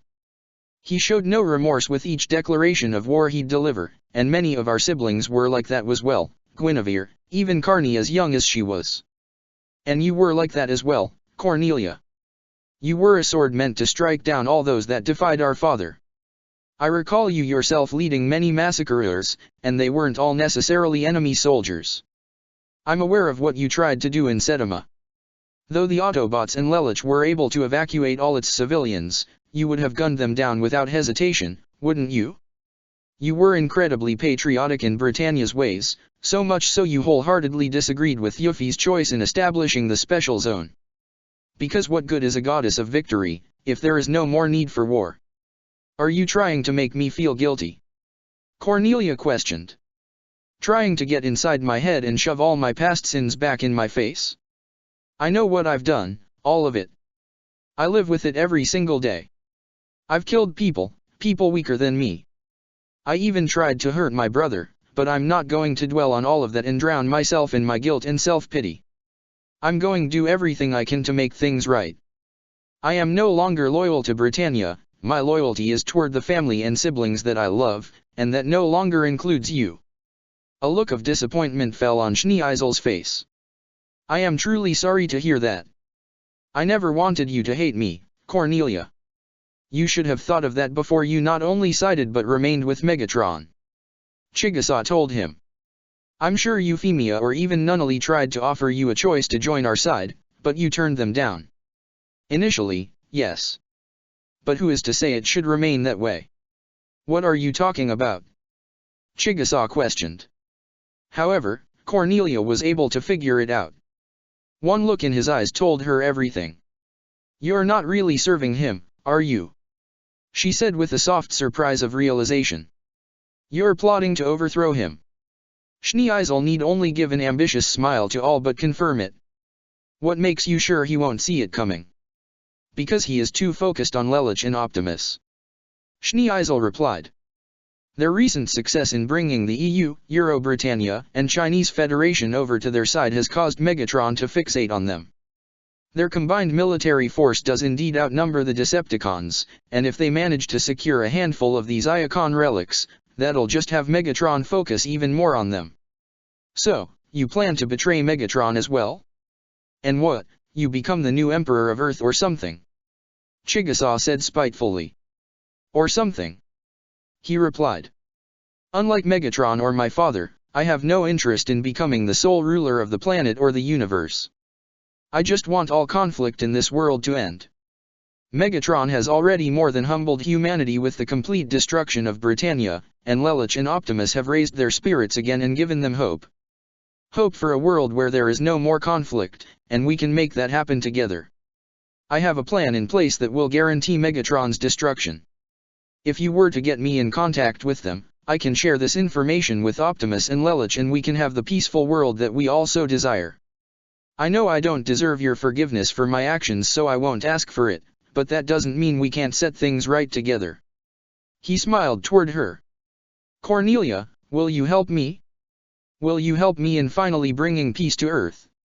She remained silent for a moment before giving her answer. I don't believe you. Pardon. I said don't believe you. Cornelia told him. All you've ever done is betray and use us. You betrayed your nation and our father when you sided with Megatron, you betrayed me and our family when you refused to truly help them, and now you are going to betray Megatron himself. What's to say you won't try and betray us all over again? And before you ask what you would gain from that, you'd remove the only ones who are capable of standing against you. You'd even find a way to use them as martyrs to further support your twisted plan. I don't know what kind of world of peace you envision, but it's not the one we're striving for. I won't help you, and whatever it is you are planning. I know for certain that they will stop you. Lelich, Optimus, they will crush your plot and I will give them everything I have to help them. I may have been a sword of Britannia in the past, but now I am the shield that will protect my siblings from anyone who would harm them. Even you. Schneisel stood up, a look of disappointment on his face. Does she speak for you too, Miss New? He asked Chigusa. Yes, she does. Oh, and my name is Chigusa. I don't go by Villette New anymore. I see, very well then.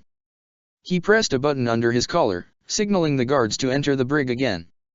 Once we retrieve the relic, you'll take into New Kaon. I was hoping to avoid that route, but the Decepticons have a way to retrieve knowledge directly from an enemy's mind. It's not exactly something I approve of, but it may be necessary here. The guards placed the muzzles back over Cornelia and Chigusa's mouths as they lowered the glass door and sealed their cells up. I truly wish it wouldn't have to be this way, sister. Schneisel told her as he turned around to leave. I am sorry, honestly. No, you're not. Cornelia thought to herself as she and Chigusa were once again left alone. Unable to speak once more, they made eye contact through the glass wall that separated them as they tried to formulate a plan for escape. She may no longer have her weapons, but Cornelia was still far from helpless. Her hands were still bound together, her fingers unrestrained, and that was all that she needed.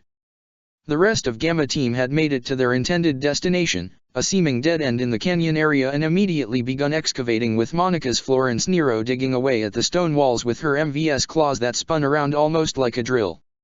Jez, Undertone, and Prowl continued to survey the area for any sign of the enemy as Ultra Magnus and Guilford's Vincent remained close. Keep your eyes peeled. When we see the enemy, follow the plan. Ultra Magnus told the group. Understood. Prowl nodded along with Undertone. You got it. Jez smirked. Guilford briefly deactivated his nightmare and opened the cockpit as he addressed the Autobot commander. Commander Magnus, sir. I wish to apologize for my tone earlier.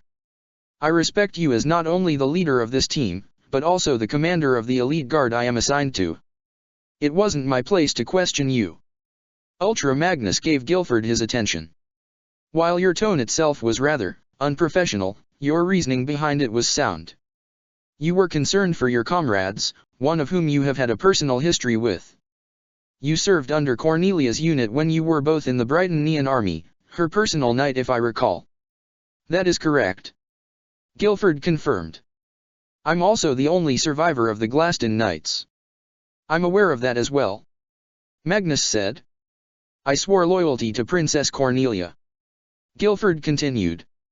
And yes, I am aware now that Britannia is gone, and she has renounced her status as royalty. I have come to terms with all of that and accepted it.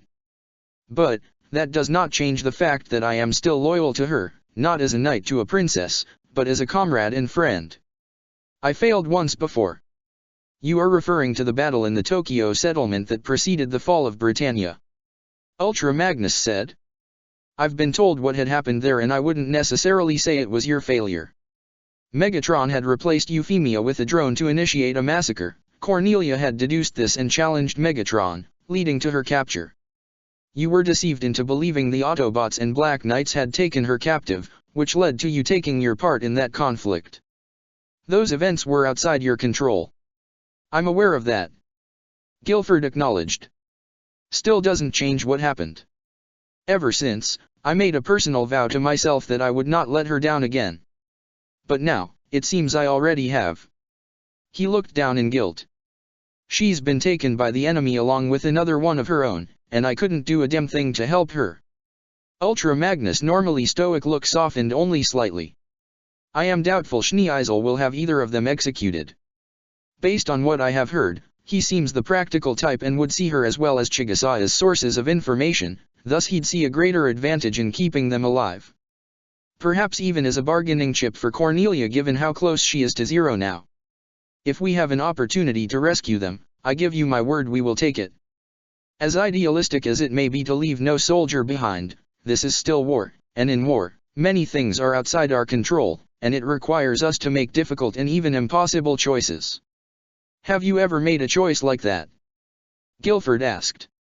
One that would lead to the end of a soldier of yours. I have, many times. Ultra Magnus admitted with reluctance. As has Optimus. Despite that, I am confident we will see our comrades again, whether we are able to rescue them, or they are able to rescue themselves. Though he was still greatly concerned for Cornelia as well as Chigusa, this did help Guilford in relieving something of the burden from his shoulders. It felt good to confide in a fellow solider like this, one he knew spoke from experience. Initially, he only as the Autobots as enemies to Cornelia as well as Britannia, though there were instances where he developed a begrudging respect toward them.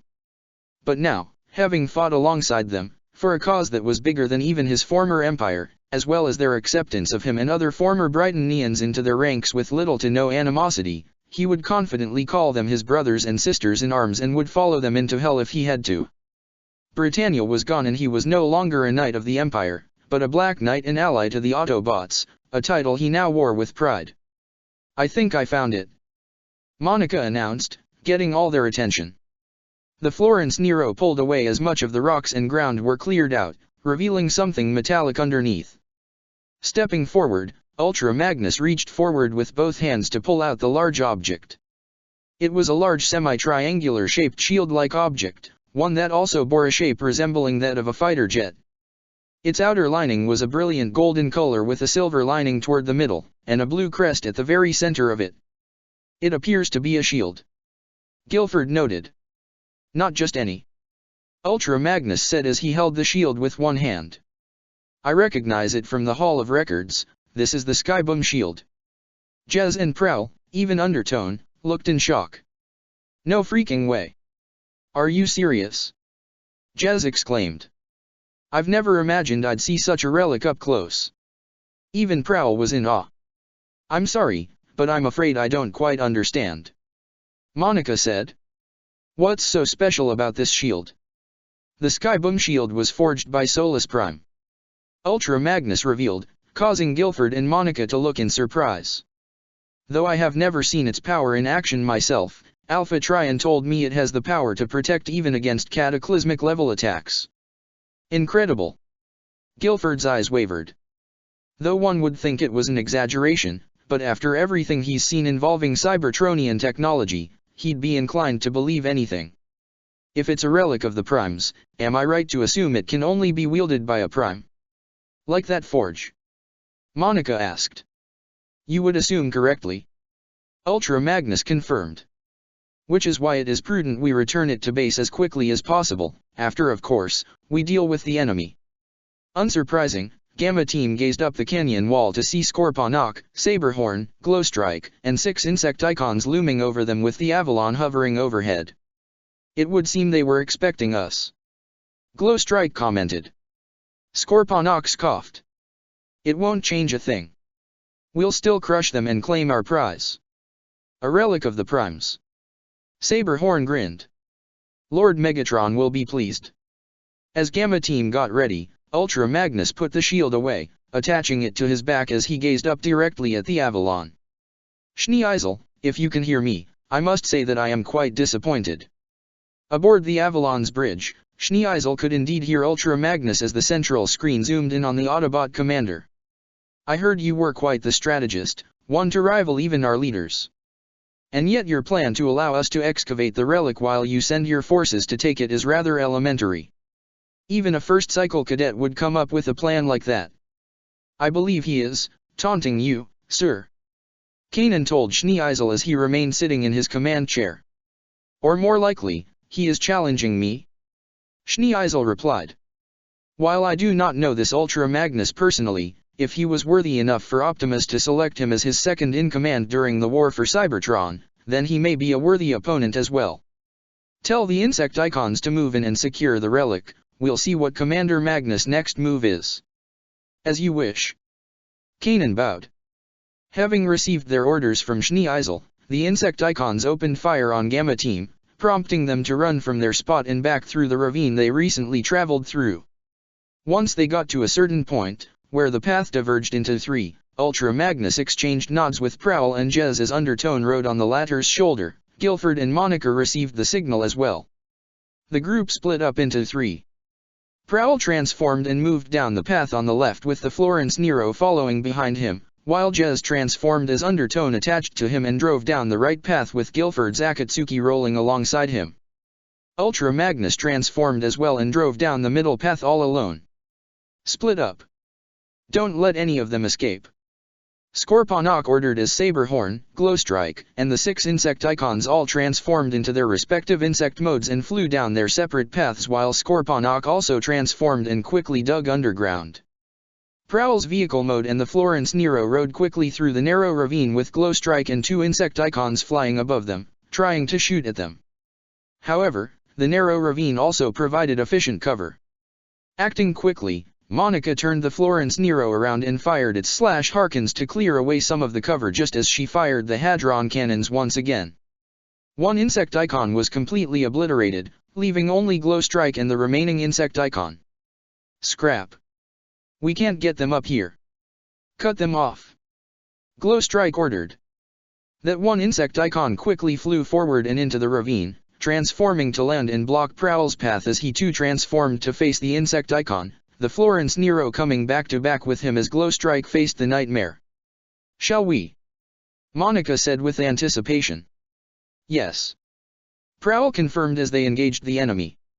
Ultra Magnus vehicle mode also continued along his path as 2 Insecticons flew down to try and get to him. One happened to fly rather close and into the canyon, just as Magnus had hoped for. He quickly transformed and fired his ion blaster at its wings, crippling it and causing it to fall toward him. Magnus was quick to pull out the Skyboom shield and use it as a blunt shield to not only protect himself from the crashing Insecticon but also push it off him and into the wall before fishing off said Insecticon with an Energon blast to its face. The second Insecticon had transformed and landed in front of Ultra Magnus. It roared at him as it tried to bring its metallic fist down on him, but Magnus quickly used the Skyboom shield to block the strike while also decking the Insecticon with his own fist and knocking it into the wall before he jammed the narrower end of the shield into the Insecticon's neck with enough force to completely crush it, killing the Insecticon. The Autobot commander heard the sounds of drilling from down under and quickly moved out of the way as Scorponok dug his way out from the ground and transformed to face him. "You're pretty handy with that thing, are ya?" Scorponok observed. "I may not be a prime, but I can still put this to some practical use," Ultra Magnus said as he brandished the Skyboom shield. "And I will enjoy prying it from your cold and lifeless shell," Scorponok stated before going on the attack. At the same time, Jez's vehicle mode moved along with Guilford's Akatsuki down their chosen path. Though it was quickly blocked by 2 Insecticons as they landed in front of the pair. But due to the narrow ravine they were in, both Insecticons were lined in single file. On the other end, Saberhorn appeared and transformed to face the Nightmare in front of him. "Can you handle those two?"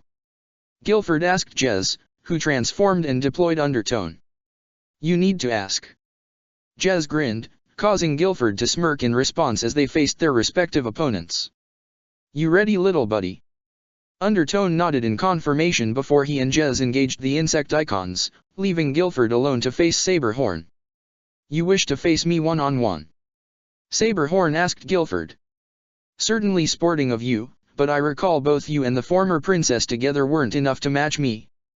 You were right about before, Guilford told him, causing Saberhorn to look in confusion. I was indeed a loyal soldier of Britannia, and me working alongside the Autobots and Black Knights now does make me seem like a hypocrite. But I've come to terms with all that's happened, including my past sins and failures. It doesn't matter what I was in the past, here now in the present, I am a Black Knight and it is my duty to protect this world, this whole world, from the likes of you. His Akatsuki drew its sword. Saberhorn looked rather impressed with that declaration. Ah, acceptance of one's own past and using it to better your future. Quite honorable. He drew one of his blades and pointed it at the Nightmare. Forgive me, but I do not believe I got your name before, Black Knight. I am Gilbert G. Guilford. A pleasure, I am Saberhorn. He drew his second blade. As a sign of my respect, I shall grant you a fight and death worthy of a fellow warrior. En garde. They clashed blades once more. Back in the Avalon's holding cell, Cornelia had already dislocated her right index and middle fingers, which was enough for her to slip her right hand through the restraints, while also losing it up on her left hand, freeing both. Grunting under her muzzle briefly as she reset her digits, she proceeded to quickly undo her bonds. The still-bound Chigusa watched as her comrade was able to free herself. Cornelia turned to her with a nod, saying she would be free soon, to which Chigusa nodded in understanding. Cornelia then delivered a fierce kick to the back of the chair she was restrained to, breaking and kicking off the back of it. As she picked up the broken piece, she saw the guards quickly enter the hold. Hey! One aimed its gun at her cell as the other opened the door, but that was a mistake as Cornelia quickly threw the piece of the chair she held at the guard before he could shoot, knocking him down. Before the other could react, Cornelia rushed him to knock his gun out of his hands before punching him down. She quickly grabbed the downed gun and shot to kill both guards. With that all settled, Cornelia opened Chigusa's adjacent cell and quickly freed her. Are you all right? I'm fine. Chigusa confirmed, a small grin forming on her face. You say you are no longer the goddess of victory, but you still seem pretty unstoppable to me. Cornelia gave a humorous smile in response before getting back to the mission at hand as they collected the guards' guns for themselves. Even if the Decepticons have upgraded the Avalon, the ship's layout should still be the same. Find one of the engines and disable it, send this piece of scrap metal crashing to the ground. Cornelia instructed. What are you going to do? Chigusa asked. With a serious expression, one even more so than any she had previously worn in service to Britannia, she gave her answer as she cocked her newly acquired gun. I'm going to have a word with my brother. Prowl may not have much room to work with in the narrow ravine, but neither did the hulking Insecticon in front of him as it frequently bashed its sides and arms against the rocky and uneven walls. This allowed Prowl to move in multiple quick and precise strikes across the Insecticon's body, and it was unable to do anything to counter him. It was even helpless as Prowl slid underneath its body, unable to turn around as the ninja bot pulled out 2 shurikens for close-range use, which he used to stab into the back of the Insecticon's neck and kill it. Meanwhile, Monica's Florence Nero lunged its MVS blades at Glowstrike, who was forced on the defensive as she tried to leap backwards. Oh no you don't. Monica fired her Nightmares/Harkins at the canyon walls on the left side behind Glowstrike, bringing down several rocks to cut off her path and prevent her retreat, allowing the Florence Nero to get in close with its MVS blades, which she tried to shield herself from with her arms, only for them both to be severed before Monica finished her off with a decapitation slice. Scorponok swung his claws at Ultra Magnus, but the commander was able to block all the strikes with the Skyboom shield. Though he was no prime and unable to use the shield's fullest potential, it still served as an effective literal shield as Scorponok's strikes couldn't so much as scratch it. Ultra Magnus pressed forward, pushing with the shield to send him back to the walls. Magnus then tried to drive the pointed end of the shield into him, but Scorponok quickly rolled out of the way just as shield impacted the wall. Acting quickly, Scorponok thrusted his tail forward, but Magnus was able to catch it with his free hand and pull in Scorponok, allowing him to strike the scorpion-like Insecticon with the blunt end of the shield before declaring a roundhouse kick to knock him further back, skidding across the ground. Wiping some energon from his mouth, Scorponok was smart enough to realize he was outmatched and decided to retreat. He transformed into his Scorpion alt mode again and tunneled underground to escape. Though Ultra Magnus was the clear victor, he was still hoping to capture the enemy. Regardless, the outcome was still satisfactory as he still had the Skyboom shield in his possession. Jez fired multiple concentrated blasts at the two Insecticons that were forced to line up single file while facing him. The repeated blasts forced the first one to back repeatedly into the second, both unable to counter, and were forced to trip up and over each other. While they were down, Undertone quickly moved to draw a spear and drive it in between the optics of the first. However, the second Insecticon underneath didn't seem to care all that much about his brethren as he dug his claws into his back and ripped him apart, burrowing through his back before emerging from the torn metallic carcass. No honor among bugs, eh? Jez cracked as he grappled the Insecticon's face with his Energon hook, pulling him in close to where he delivered a backflip with a kick and knocked him back. Undertone slid underneath the Insecticon and undeployed onto Jez before the cool Autobot launched his Minicon's disc-like alt mode as a projectile, and even further propelled him with a sonic blast to break through the Insecticon's belly and puncture its spark chamber. Undertone pulled himself out as the dead Insecticon fell back. Teamwork makes the dream work, right buddy?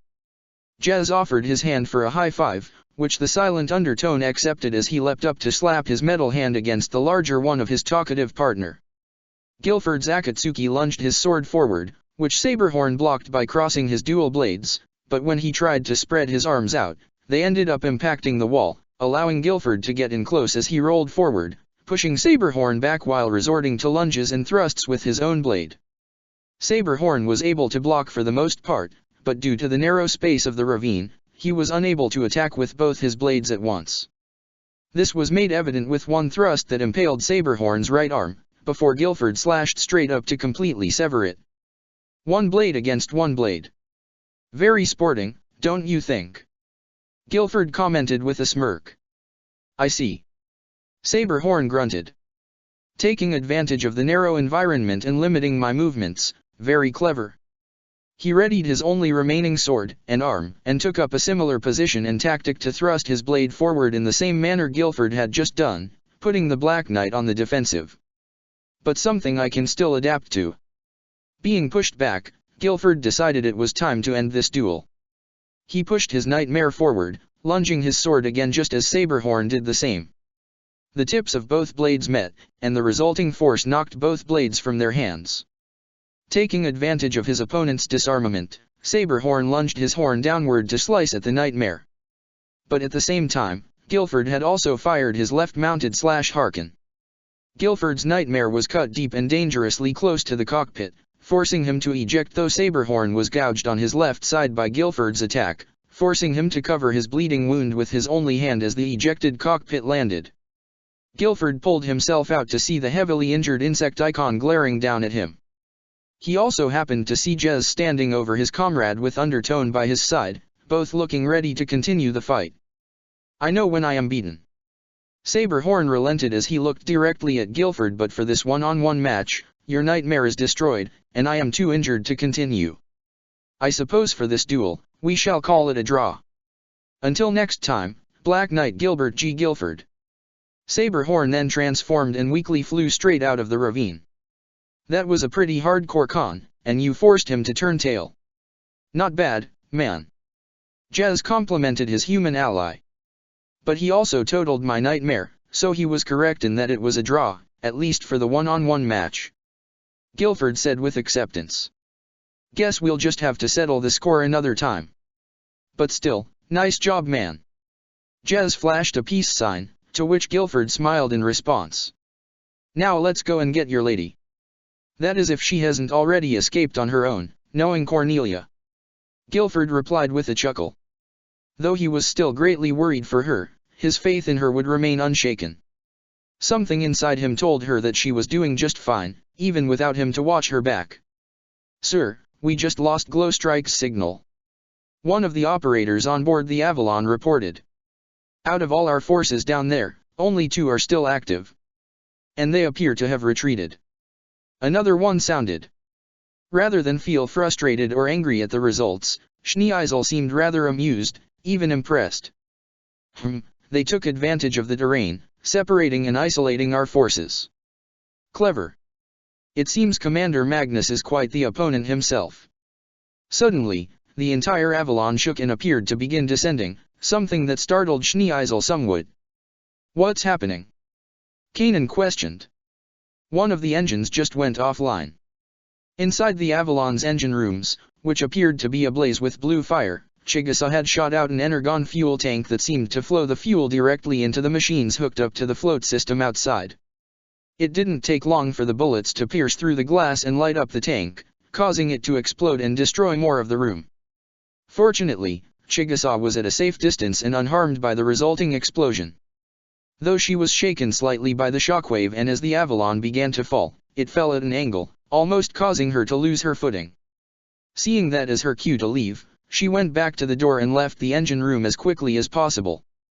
Energon shortage in our starboard engine. We're losing altitude. The engines are losing power faster than they can be recharged. Do you think it to be Cornelia? Kanan asked Schneeisel. No, it most likely Miss New. Which means Cornelia is probably. He was interrupted as the door slid open and Cornelia rushed in with her gun, shooting up the armed guards that flanked Schneeisel before aiming at the operators. If you don't want to go down with the ship, then leave now, she ordered. Do as she says, Schneeisel told the operator. But sir, the ship is lost, and the enemy has secured the relic. There is no point in fighting any longer, Schneeisel assured. Kanan, please help them to the escape pods. Yes, sir. Kanan nodded as he led the operators out of the control room with Cornelia keeping her gun trained on Schneeisel. Not you, she told him as they were the only two left. You actually allowed my crew to leave unharmed, Schneeisel told her. If we were dealing with the U from a year or two ago, you likely would have executed them on the spot. Perhaps you have changed, Cornelia. She narrowed her eyes at him. But I still see the fire inside you. The ferocity, the desire to achieve victory. So, it would seem the goddess of victory hasn't vanished, but has merely been tamed, so to speak. Is there a point you are trying to make? Cornelia questioned. Not really, just making an observation. But while you may not take this as a compliment, I do admire your change, Cornelia. Schneeisel told her sincerely. I truly am glad you stepped out of our father's shadow and have become someone more independent, someone that our dear younger brother and sisters can depend on and care for. I am happy for you, honestly. Cornelia gave no response, making sure not to take her eyes off him as he slowly walked from his spot near the command chair and coming to a stop in the very center of the bridge. So, where does that leave us now? Schneeisel asked. The Avalon is going down. Do you intend to trap me in here, so the captain goes down with his ship? Or are you just going to execute me right here? Neither. I'm taking you prisoner and back to our base, Cornelia answered. How can you be certain I'm not being tracked or monitored? Schneeisel asked. I could lead the Decepticons back to your base. Which is why we're regrouping with my team first and they will check you over, Cornelia told him. Once we're certain you can't be tracked, you will divulge whatever information you have, including your intent to sabotage Megatron. By having Lelich use his geese on me, correct? Schneeisel asked, causing Cornelia to narrow her eyes even further. Oh, don't be so surprised. I certainly was when I first heard of this power, as well as how one can become immortal from it, such as our dear uncle. Do you intend to become immortal as well? She questioned. Perhaps, though under current circumstances, I am unable to get to either CC or VV for obvious reasons, Schneeisel said. But don't you worry, Cornelia, I am certain we'll see each other again. And please do give my regards to Lelich. He let a small button slide from his sleeve and pressed it, causing the floor underneath him to open like a trapdoor before he fell in. No. She tried to shoot at him, but he was already gone, and the trapdoor had already closed. She tried to kick it open and even shoot it open, but it was already welded shut. She happened to glance out the main window as the ground came closer to see a small pod fly out into the distance, no doubt carrying her cowardly brother away from the falling ship. Schneeisel, she called out in a fury. Cornelia, do you read me? Chigusa made contact. All the escape pods have been launched, but there is a safe room we can shelter ourselves in for when the ship crashes. Of course, he would be prepared for even that possible outcome. Cornelia thought with a scowl before making her way from the bridge. I'm on my way.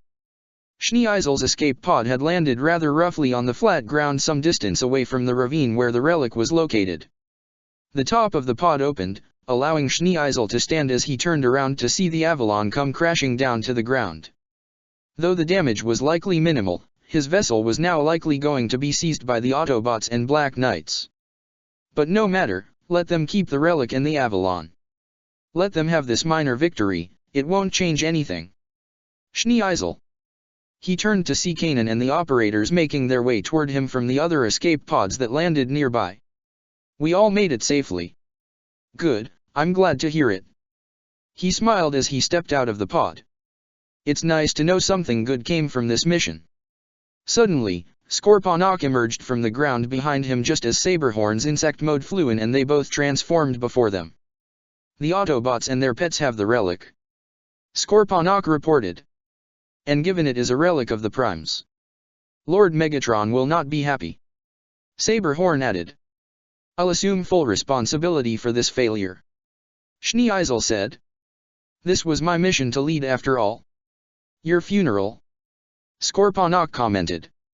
The former Brighton Prince contacted the home base. We require a ground bridge to our current coordinates. Instantly, a portal opened, allowing the two remaining Decepticons and their human collaborators to enter the vortex. Schneeisel was the last to enter, paying one final glance towards the crashed Avalon to see from the distance, the Autobots and Black Knights make their way closer, likely to rescue Cornelia and Chigusa. Schneeisel gave a brief smile in amusement before entering the ground bridge, which closed shortly after.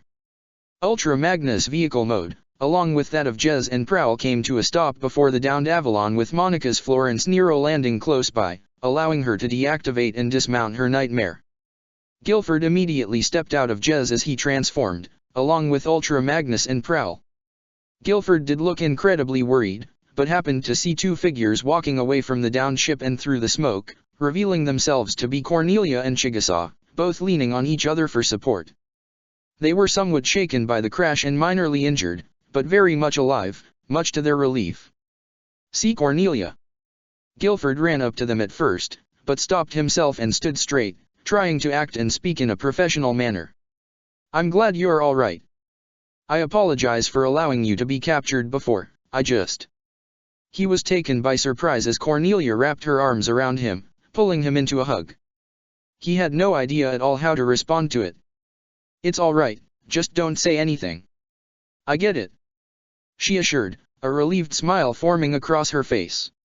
Though hesitant at first, Guilford smiled as he embraced her back. While he didn't regret being her knight in the past and serving her the way he did, he didn't mind this sort of relationship he was forming with her either.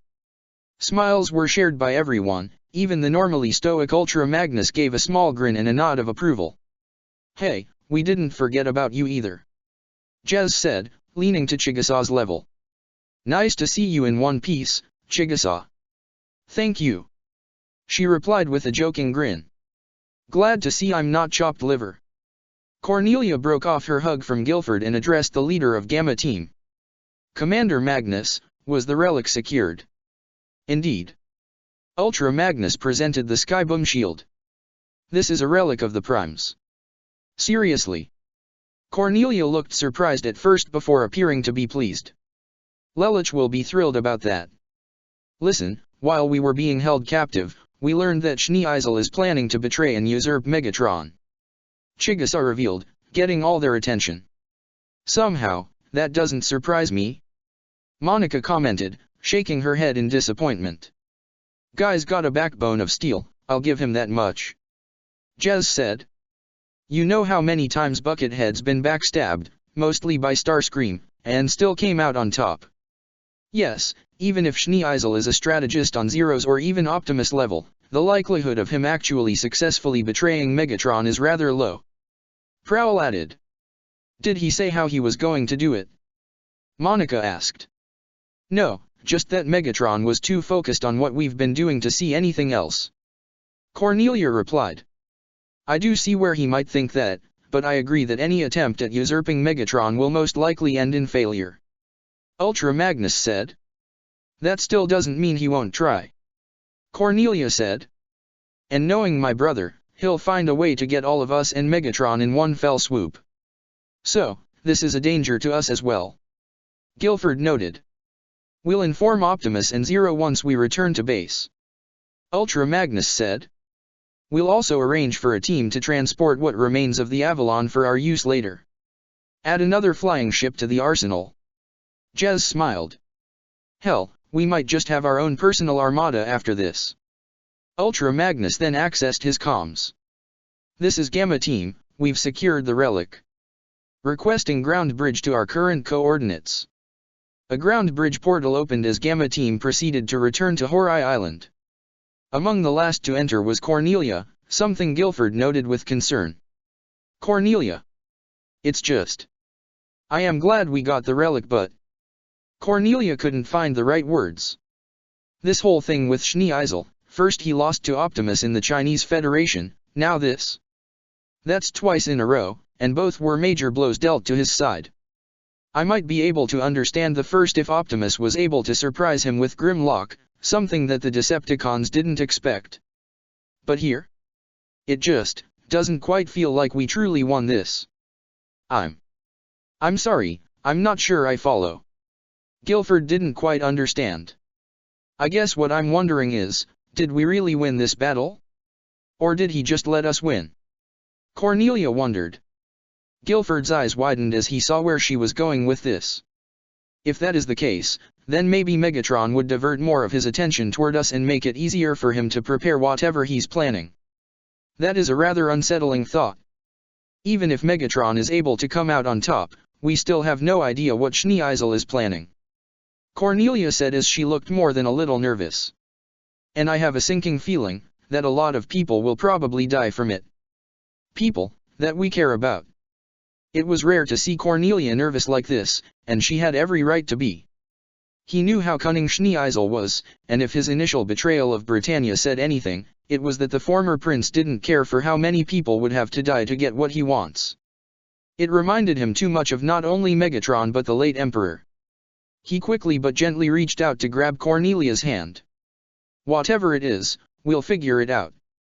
We'll find a way to stop him, because we're not alone. Upon seeing him smile and hearing his words of encouragement, Cornelia couldn't help but feel a bit relieved. I know we're not. Let's go. With that, the two entered the ground bridge portal, their hands still intertwined with one another. Chapter 23, Ghosts. Within the hidden facility that served as the headquarters of the Geese Order, Shockwave had activated a ground bridge portal and watched as a large, dark, metallic figure with glowing red eyes stepped into the portal, which shut down immediately. Transportation successful. Project Nemesis has been transported toward to the planet's equator to retrieve the designated relic. Shockwave recorded on his logs before accessing the console again to open yet another ground bridge portal. Coordinates set for the abandoned settlement known as Chernobyl. Dark Knights, assemble to me. Shockwave turned around to see his hand-select team that would accompany him to the site. The Dark Mordred, piloted by Anya, stood alongside the Land, Order, Power, Refrain, Headmaster units that were controlled by Lucretia, Sansia, Delk, and the cybernetic Mao respectively. And standing at the lead was the Dark Queen itself. We are embarking on to retrieve the relic at Chernobyl. Do not hesitate to destroy everything that stands in the way of our objective. Affirmative. Anya and all the headmasters replied as the team of 7 walked into the portal. Chernobyl, an abandoned city that once housed a nuclear reactor in the EU, now nothing more than a ghost town. White ash blanketed the entire ground and most of the ruined buildings. One could say it looked like the aftermath of a volcanic eruption, but the damage didn't look as bad as one. But that was not the case. No, what had happened was something far worse than any volcanic eruption. Suddenly, the ash on the ground was picked up as, probably for the first time in decades, there was a disturbance in the abandoned city. A ground bridge portal opened up, and the first to step out was the massive Autobot known as Grimlock, with Sarah's pink Akatsuki and Alice's Pegasus. We have arrived. Sarah reported. triangulating your position and receiving visual feed from your nightmare rays. Fixit responded over the comms. Oh my, this city it's a ghost town. Rax Hata said. That's putting it mildly. Alice commented, glancing around from her nightmare's cockpit with an uncomfortable expression. Where's the relic? Grimlock questioned. Not far from your location. Fixit answered.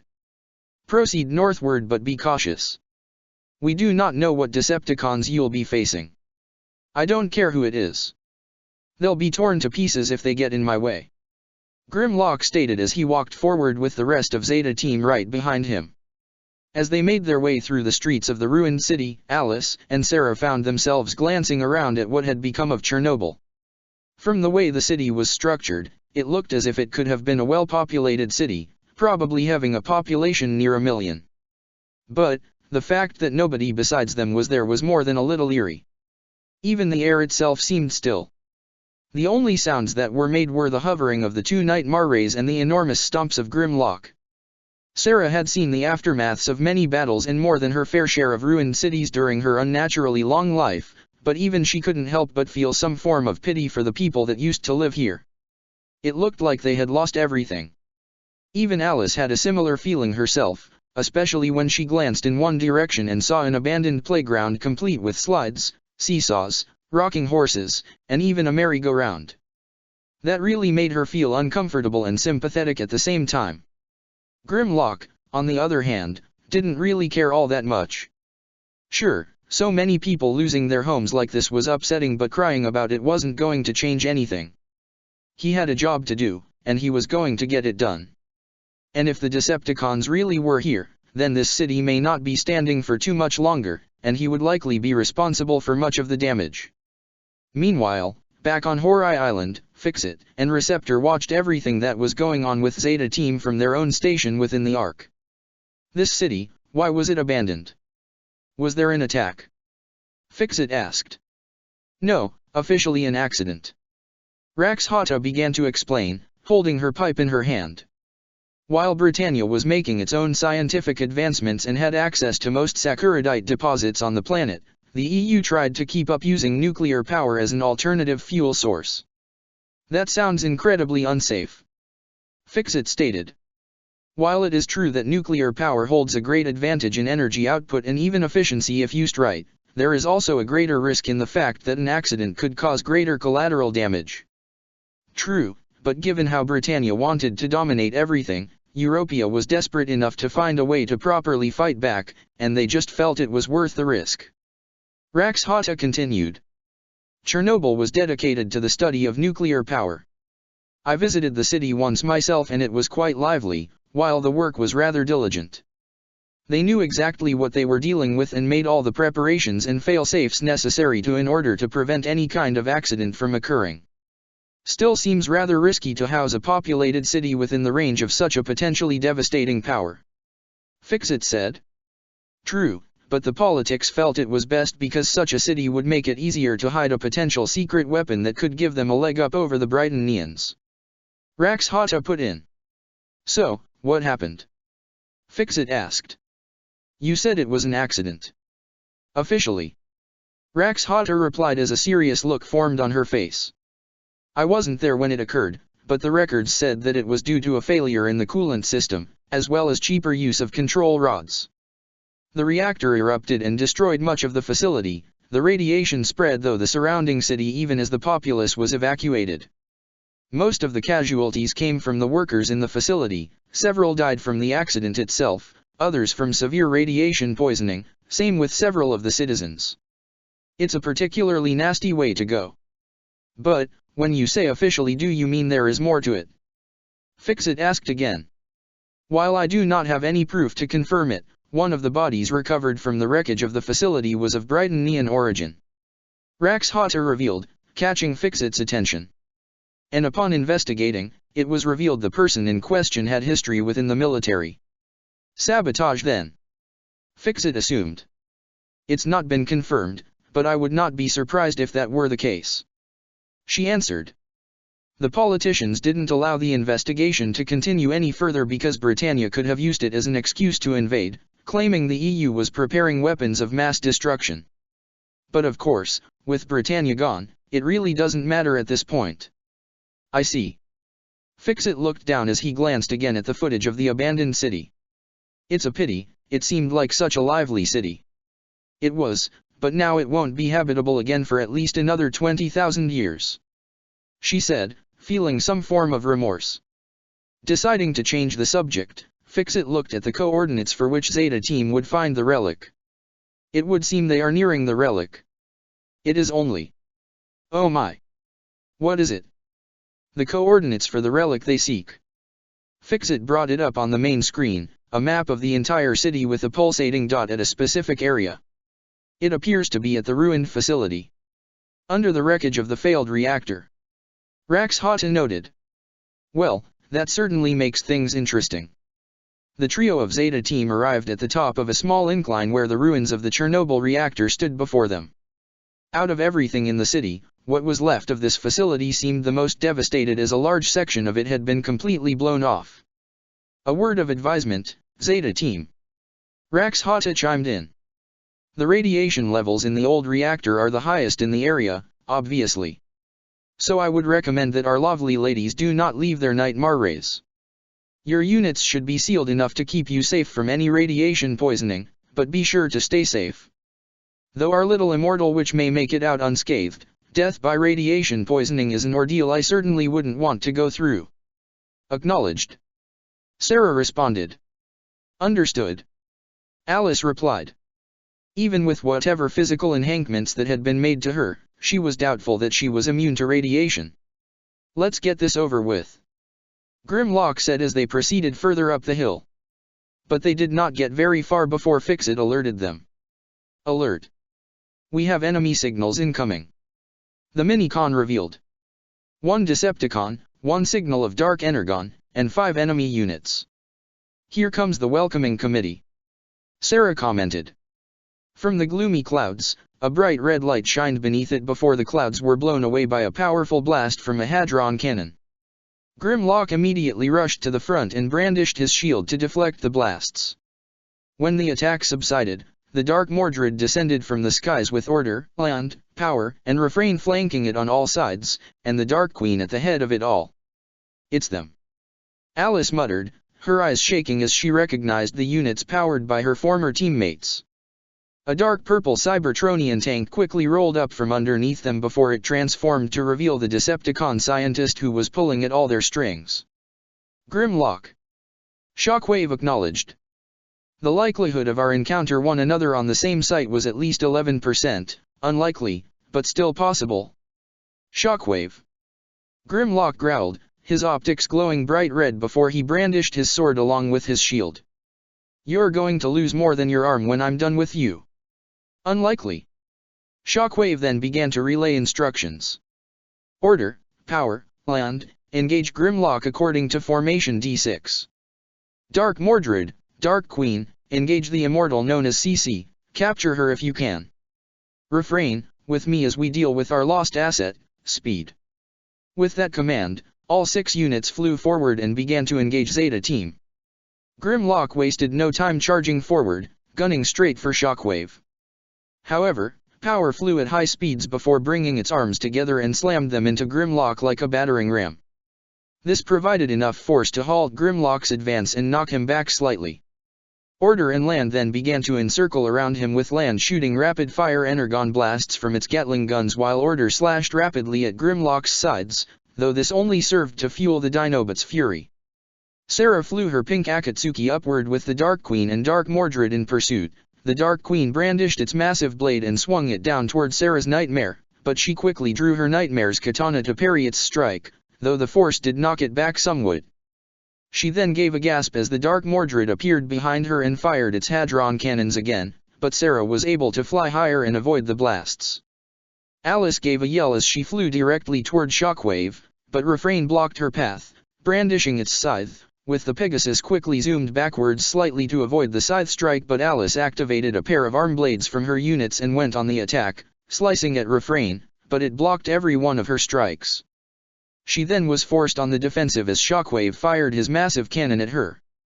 Grimlock used his shield to protect himself from the onslaught of Land's Gatling guns and tried to press forward and swing his massive blade down toward her, but Power came in from behind and slammed one of its armored arms onto Grimlock's head to disorient him and allow Order to fly forward and slice at his chest.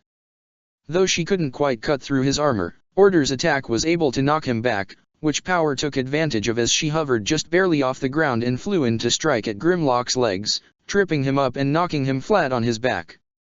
Taking advantage of his downed position, Land concentrated rapid-fire energon blasts on his central chest area in order to keep him pinned and give Order a chance to try and strike at his neck area with her swords. However, Grimlock was still able to reach up with his enormous hand and grab Order before throwing her at Land, causing them to crash and roll across the ground. Power came in and tried to thrust both her units' armored arms at him, but Grimlock caught them both in his own and lifted her up with his superior strength before slamming her onto the ground and throwing her away. Power was able to stabilize herself somewhat as she, Order, and Land regrouped. Within each of the head units of the three headmasters, the human females inside couldn't help but look with worry as they saw Grimlock stomp his way over to them. His hulking figure was imposing enough, but his eyes, the glowing red in his optics, showed nothing but an uncontrollable rage that was slowly boiling its up toward the surface, along with the absolute intent to kill them where they stood. Well, this is certainly a unique confrontation, Sarah thought to herself as she flew around the hadron blast of the Dark Mordred and zoomed right at her, firing her guns and missiles as Anya pulled up her unit's shields to protect herself. The Dark Mordred then lowered itself and allowed the Dark Queen to go on the offensive and swing its blade at the pink Akatsuki. Both swords clashed as Sarah struggled against her enemy, the ghost of Marianne fighting alongside her zombified corpse. I can only imagine Charles tossing and turning in his grave at this. She pulled back to gain some distance. Of course, Marianne herself is probably throwing a tantrum like the brat she is, Sarah continued to think. I wouldn't be surprised if she wanted to find a way to regain control of her old body and turn it on Megatron, but since the Dark Queen is fueled by Dark Energon, Megatron would easily take control of her, and I think she knows it. She's a brat, but Marianne isn't stupid. At least not that stupid. Sarah then fired her Nightmare's missiles, launching a volley in an attempt to separate her two units before going straight for the Dark Queen, clashing their swords once again as Sarah fired her Slash Harkins, which chinned off some of its metal. If I can at least kill this monstrosity, it should cause Lelich a bit of relief. Her thoughts wavered slightly. He'll have to find out soon though, if only so we can find a way to properly help Anya. Poor girl doesn't deserve this. Speaking of Anya, her Dark Mordred appeared behind her as the Dark Queen pulled away.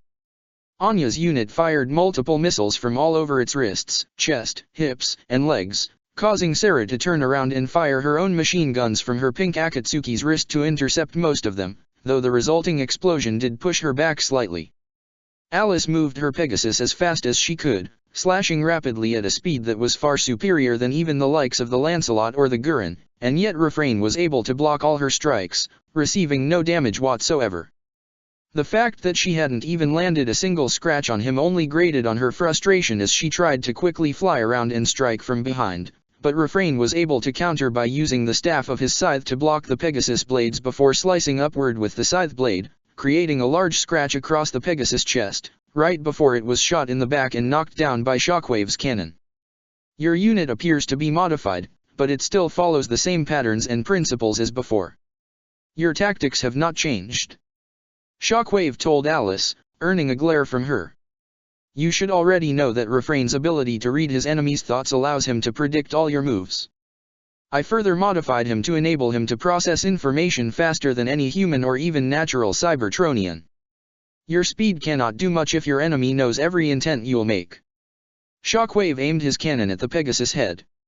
You'll be returning to me now. Over my dead body. Alice pulled on a lever, causing the Pegasus to fly straight backwards and avoid Shockwave's blast before zooming forward. The Pegasus drew its blades once more and went on the attack, but Refrain blocked one blade with its scythe, as Alice intended, and moved quickly enough to spin via their clashed blades to deal a spinning quick to Shockwave's face, landing an attack to knock him back. This however proved to be a mistake as Refrain was able to fly upwards, catching the Pegasus with its left arm and push it upwards, sending it flying up before Refrain flew up to reach it and deliver another scythe strike to send Alice crashing back to the ground. Meanwhile, Grimlock swung his massive blade at all three headmasters as they flew around him in all directions. He swung with such ferocity and speed that Order, Power, and Land dared not make a move to attack. One hit from that huge broadsword could cleave each of their units in half, and that was the best-case scenario.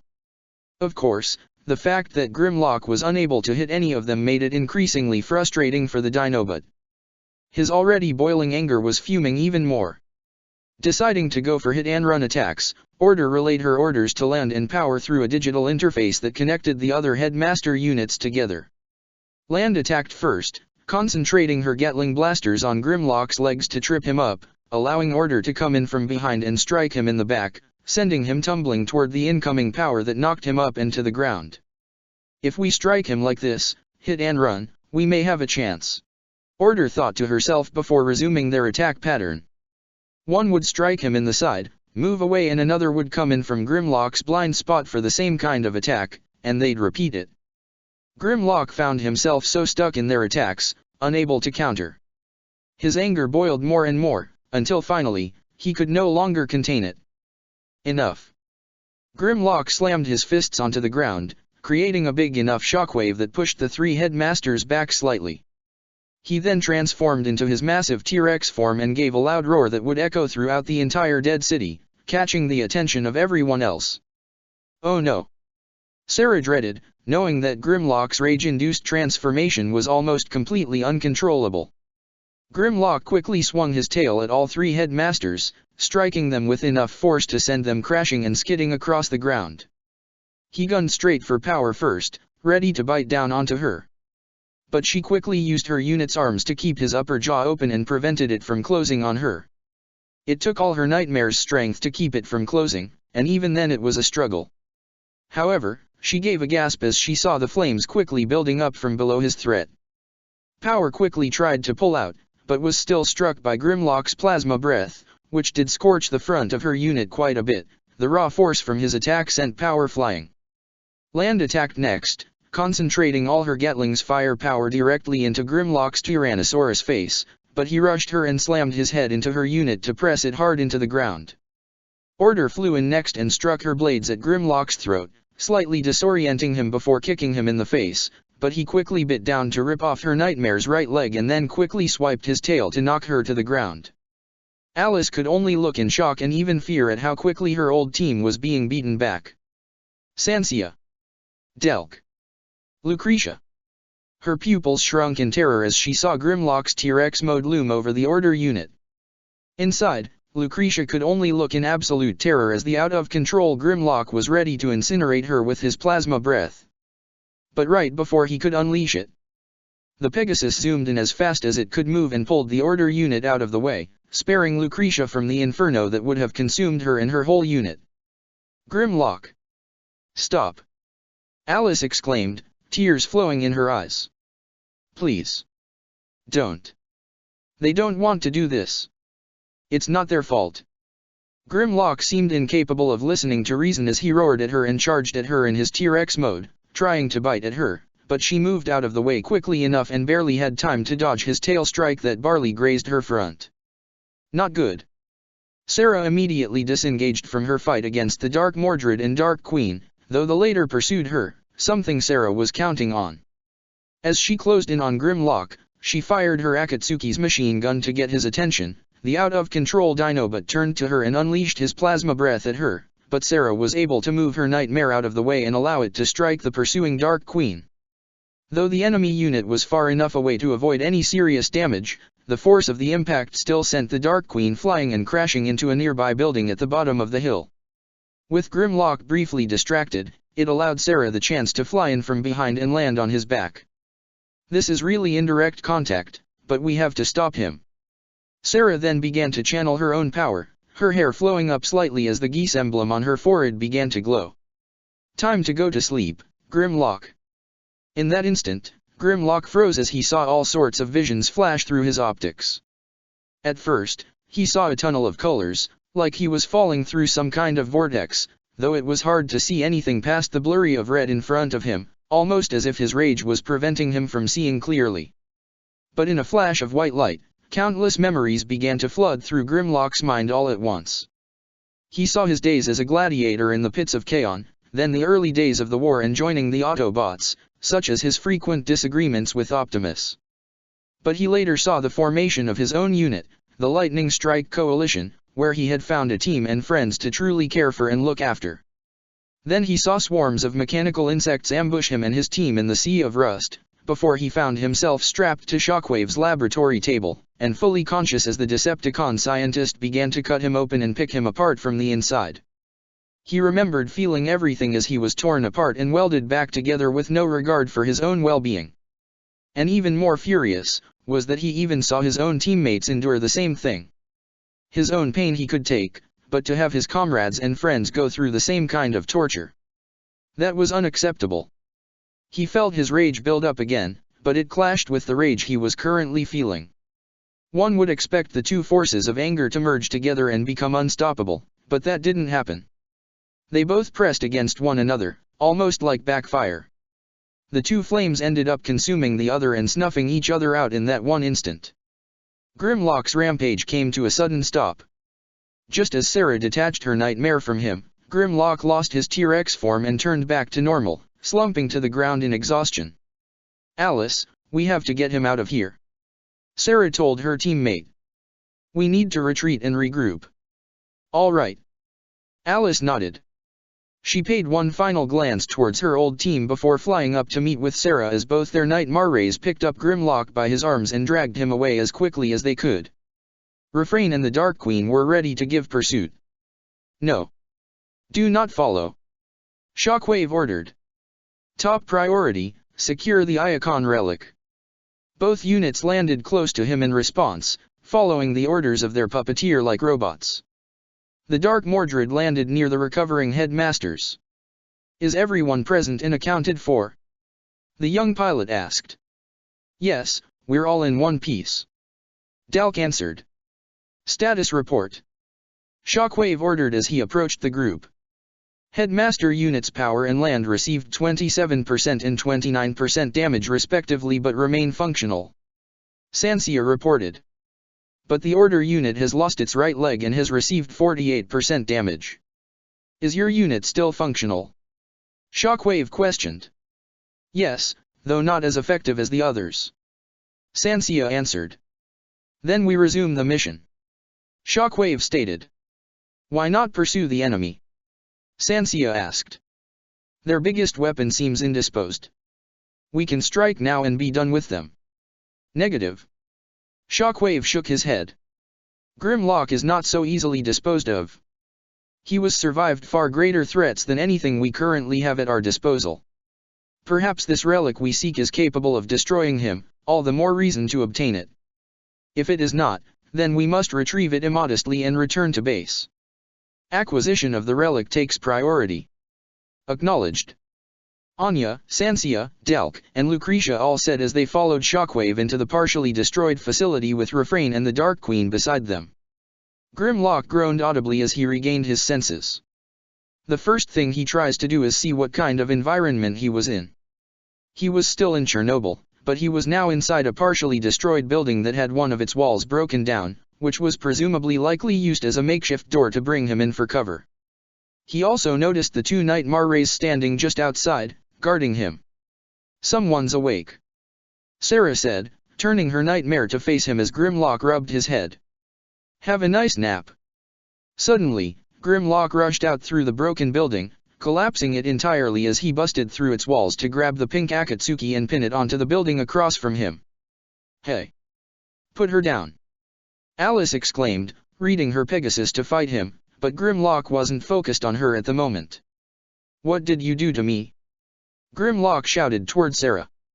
"I had to shock you out of it. You were out of control." The immortal shouted back from inside her nightmare. "You're smart enough to know when you transform and full of rage like that, you're a threat to everyone around you, including your allies." Grimlock let her go, but he was still far from pleased as he leaned in close to the Akatsuki's face, confident she could see him from inside. "Never do that again. You were going to slaughter them," Alice exclaimed. She had no choice. "I would have done that to you myself if I had that power." The Dinobot finally turned around to face her. I remember what you did. Why did you protect them? They're the enemy. More of Shockwave's experiments. Just like you. Alice glared at him. I know your story, Grimlock. Shockwave captured you and your team and made you into what you are. You hate him for it. So much so you wanna rip him to pieces the very second you see his one eye. You don't know what you're talking about. Grimlock loomed dangerously over her. My team and I were taken apart. Piece by piece. And then stitched back together like dolls. I felt every single second of it. I saw him do that to my team. He made me into a monster. The cockpit of the Pegasus opened up as Alice stood up fully, to reveal her face. It was flushed red with rage as tears poured down from her eyes. That's exactly what happened to me. She shouted, staring Grimlock straight into his red optics. Alice. Sarah was more than a little shocked to see her exit her nightmare, potentially exposing herself to some of the lingering radiation, but also because she was challenging Grimlock right to his face, without any means to defend herself. Grimlock said nothing when Alice screamed at him. He kept his eyes on her, but remained silent, almost as if he was inviting her to speak up.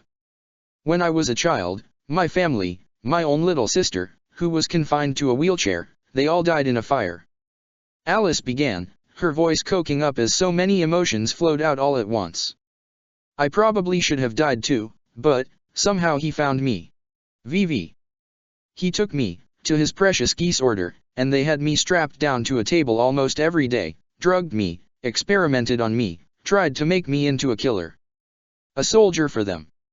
And it wasn't just me, countless other kids, some even born in the geese order, they went through the same thing. She remembered it all vividly. Nearly every day, she and so many other young boys and girls were subjected to experimentation with geese, trying to enhance their abilities and make them into their own personal army. And on the days where she wasn't being experimented on, she was trained like how one would train an adult soldier, only even more intense. And the one who supervised it all was none other than VV. From the first moment she saw his smirking face, she knew what hate was.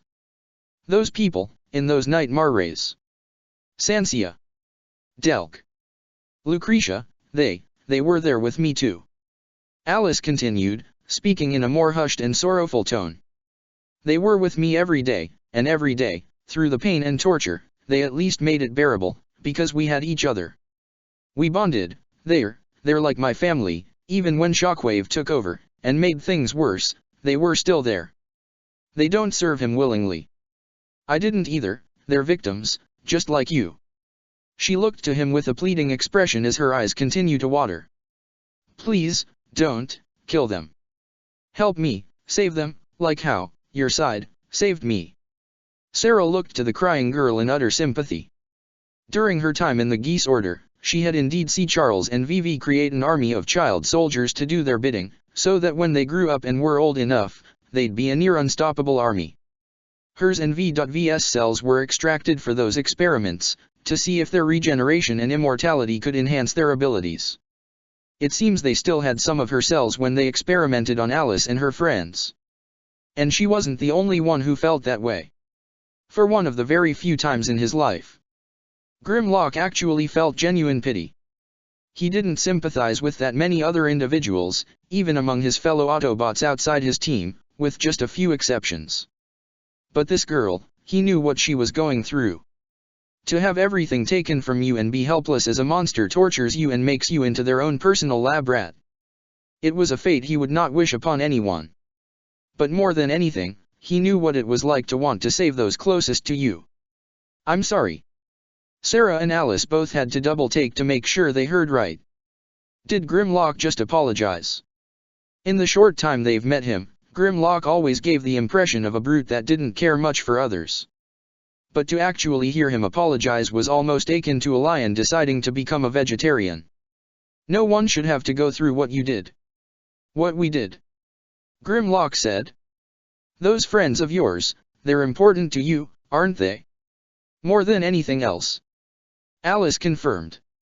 Except maybe, for her. Aside from her friends, she knew of one other person who seemed just as precious. The first person she met and befriended in the Black Knight Autobot Alliance. The same girl who had nothing but pure goodness in her lavender eyes and genuine smile. I know what that's like. Grimlock continued. Snarl. Swoop. Sludge. Slug, they're my men. My brothers. We fought and bled together through the entire war. They were also experimented on by Shockwave, just as me. Turned into this. Grimlock gestured to himself for emphasis. I haven't seen them since I came here, when Shockwave's tower exploded on Cybertron, years ago. I have no idea where they are now, or if they're even alive. He looked down in grief, causing Alice to look at him with sympathy. But I know they're some of the toughest Autobots out there. There's a reason my team has lasted long as we did. And you. He gave a slight chuckle. You and your friends endured all that kind of stuff for years, and you were young, but look at you. You came out of it. You're stronger now for it. And you don't give up on those you care about. On your team. I respect that. Alice wiped the tears from her eyes with her arm as she smiled at him. Respect, from probably the biggest bot on the planet. Guess I did something right. We got a job to do. Grimlock said. I know, get the relic. Not just that. He interrupted Alice. I'm not the nicest Autobot, but I am an Autobot. If I didn't care about the weak, I'd have the other side's emblem on my chest.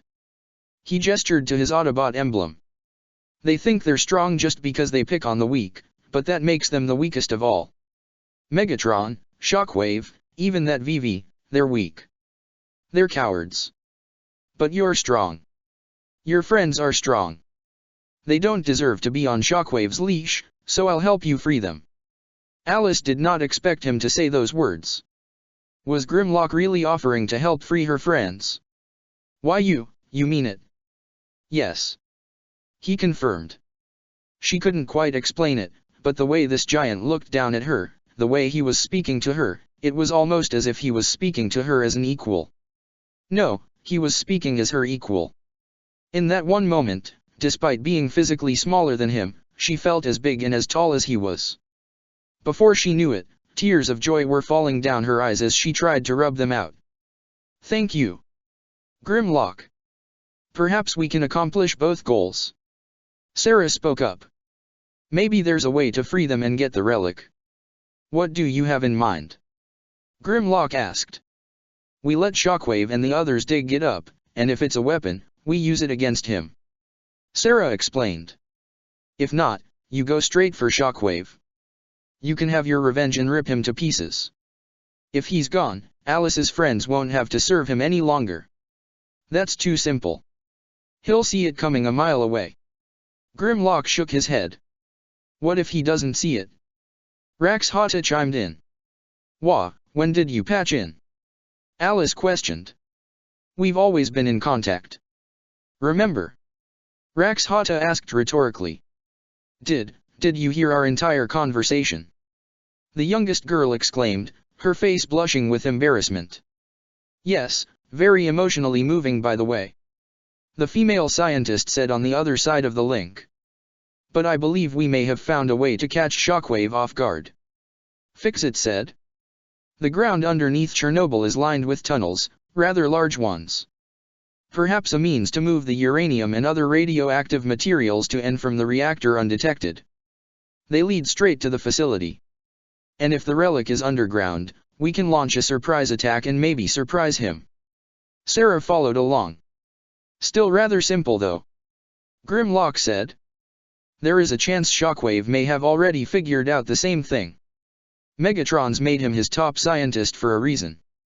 But it may be our only chance. Alice put in. And besides, what's battle without taking a few risks, right? She said to the Dinobot with a smirk. Grimlock chuckled in response. Right. Then it seems we have a plan. Sarah said. Rax Hata, Fix-It, where are those tunnels? Meanwhile, Shockwave and his team of Dark Knight units had already arrived in whatever was left of the reactor. It didn't take long for them to start digging. In fact, much of the reactor was built into the ground itself, and when the accident had occurred, the resulting explosion had already created a large enough crater that had given them plenty of room to work. The relic they were searching for was deeper underground. Shockwave assumed the reactor was built over it. Whether the relic itself was responsible for the accident here was unlikely and irrelevant. Using controlled blasts from all their long-ranged weapons and heavy artillery, the Dark Knight units dug deeper and deeper underground. The Dark Mordred's Hadron cannons appeared to be digging the deepest. If this relic happens to be a weapon, is there any chance we can use it against Shockwave? Anya asked Marianne via their telepathic connection. Not without exposing our whole plan. Marianne replied. And we can't just destroy it either for that same reason. Perhaps we can give it to the Black Knights and the Autobots, make it look like we were fighting over it. Anya asked. I doubt Shockwave is easily fooled. He's not like Vivi, he's far more perceptive. It's taken all this careful maneuvering just to remain undetected from him. Marianne said. If it weren't for the fact that Shockwave had turned Mao into a machine meant solely for combat rather than espionage, he would have already found us out. Even if I died, you still would have escaped via your own geese, just like how you first got to me. Remember? Anya reminded in a somewhat spiteful manner, which Marianne couldn't fault her for. Shockwave wouldn't kill you for that very reason. The ghost inside her responded. He would have turned his geese cancellers on us and erase me from your mind, and then probably either kill you or turn you into a cyborg. Anya made no response, but the cold shoulder was still clear. Listen. Anya. You want to get out of this? You want to stop Shockwave and everything the Geese Order has been doing? Then we need to work together on this. Marianne told her. Ironic, isn't it? That was everything that you, Charles, and Vivi worked so hard to create. Now that it's all turned against you, you are doing everything you can to destroy it all. Anya said. If you think for 1 minute that it's going to redeem you, you're wrong. I may not have known Lelich or Nunnally all that well, which is more or less thanks to you too, but I know they won't forgive you either. There was silence for a moment, almost like Marianne was trying to come up with some kind of response. Perhaps an excuse to justify her actions? But in truth, she had none. That's fine. Marianne finally responded. I don't expect their forgiveness or yours, but if Megatron is allowed to do what he wants with Ragnarok, it'll be bad for all of us. At the very least, help me stop that from happening, not for my sake but for your sake and the sake of those you care for. I know. That's why I'm working with you. Anya had already understood why she formed this alliance with the ghost that stole her life from her. Because it was the only way to stop the Decepticons. That didn't necessarily mean she had to like it, however. With the next Hadron blast from her Dark Mordred, it appeared she had struck something. Clearing away the last of the irradiated Earth, to reveal a large metallic surface underneath. I have found something. Anya said, getting the attention of Shockwave as he slid on his feet down the diagonal hole that his Dark Knights had carved their way through. With the Dark Mordred stepping to the side, Shockwave fired blasts from his cannon to clear away more of the ground and reveal what appeared to be an enormous metallic sphere. It was so large, that it seemed this was only one side of it, and it was already twice as large as Shockwave. This relic, it is quite large. Sansia observed. This is no ordinary relic. Shockwave performed a scan on it. There was energon inside, a large quantity of it. Even a Cybertronian life signal, albeit dormant but still alive. In that instant, he knew what was inside. Deal with the interlopers. Shockwave ordered his Dark Knights. They will attempt to ambush us via those tunnels we had discovered. I will join you shortly. With that command, the Dark Knights flew up from the hole and in the direction their puppeteer had instructed for them. Shockwave then aimed his cannon and fired into the metallic sphere, already causing it to crack as he was about to unleash true horror onto his enemies. On the positive side, Zeta Team had managed to locate the underground tunnels that were used to transport the uranium and other similar materials in and out of the reactor, which would lead them directly to their target. Bad news, however, it was rather narrow. While the Pegasus and Sarah Zakatsuki could roll their way through with little issue, going single file, Grimlock was a different story. He had to crouch down on his legs and fold his arms inward, moving rather slowly, 1 foot at a time, and it was quite irritating. Good thing you're not claustrophobic. Sarah joked. Do I look like I'm in the mood for jokes? Grimlock questioned. Hard to tell. You seem to always have a scowl on your face. Sarah cracked, earning a growl from Grimlock. Well, good news. I can see the light at the end of the tunnel. Literally. Alice said as they found the end of their path. One by one, the Pegasus, Pink Akatsuki, and Grimlock emerged from the tunnel, the latter bashing his head through the roof as he finally stood up freely into a more open area, which had a massive hole in the ceiling that led straight up to the outside. Only to find themselves confronted by the Dark Queen, Dark Mordred, and the four headmasters. I told you he'd be expecting us this way. Grimlock said to his teammates. Sansia. Delk. Lucretia, even you Anya, please. Alice tried to plead with them. You don't have to do what Shockwave says. We can help you. I know none of you want to serve him. Please. It's not our choice to make. Alice. Lucretia responded. It's never been our choice. Well, if you won't get away from him willingly. Grimlock brandished his sword again. How about I tear apart those pieces of scrap metal you're using and drag you back?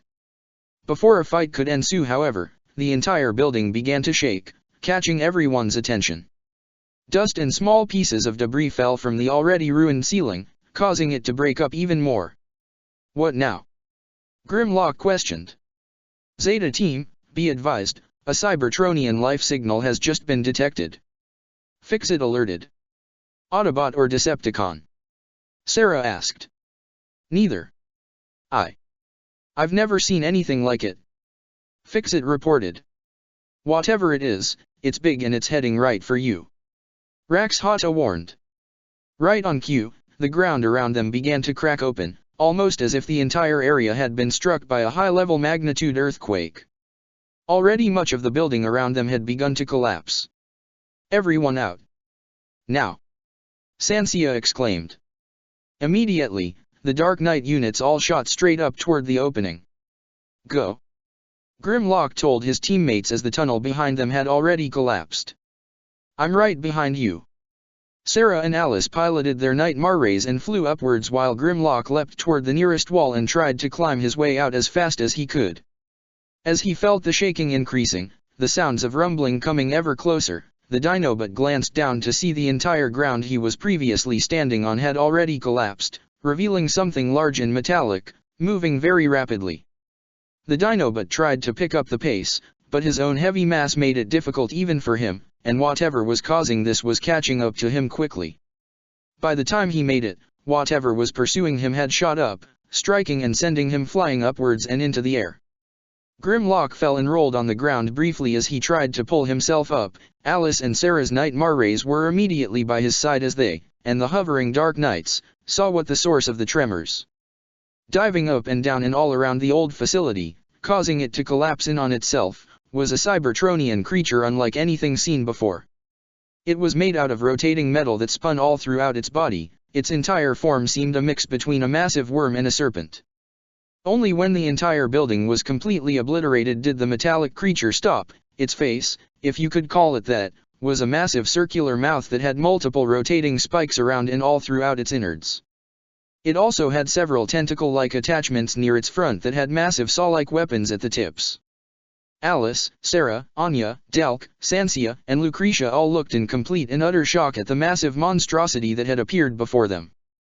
Even Grimlock was rendered speechless. This creature was far larger than even him. By the Allspark, what is that? Fixit stuttered as he and Rax Hata saw the creature on their screens from the footage of the Nightmare rays.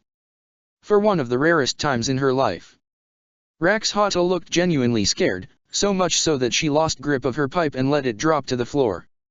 I think that's the relic. Rising up from the creature's mouth was none other than the Decepticon that appeared to be controlling this monstrosity. Shockwave. Grimlock drew his sword and shield, taking a defensive stance. What have you done? This creature that you see here is known as a driller. The Decepticon scientist explained. A subterranean Cybertronian life form that existed during the prehistoric age of evolution, alongside the Predacons that roamed the surface of Cybertron. They were considered the apex predators among even the Predacons, consuming all that ventured too far underground, but they were rendered extinct during the Great Cataclysm. Upon one of my expeditions in Cybertronians underground for an energon deposit, I discovered a driller hatchling in stasis, somehow surviving. I took it to my lab, subjecting it to genetic experimentation to serve as a weapon for the Decepticon cause. Autobot forces however raided my facility and captured the creature while it was in stasis, and likely had it ejected into space with the other relics from Iacon. A foolish choice. If they sought to destroy this creature, the more logical option would be to send it to the sun.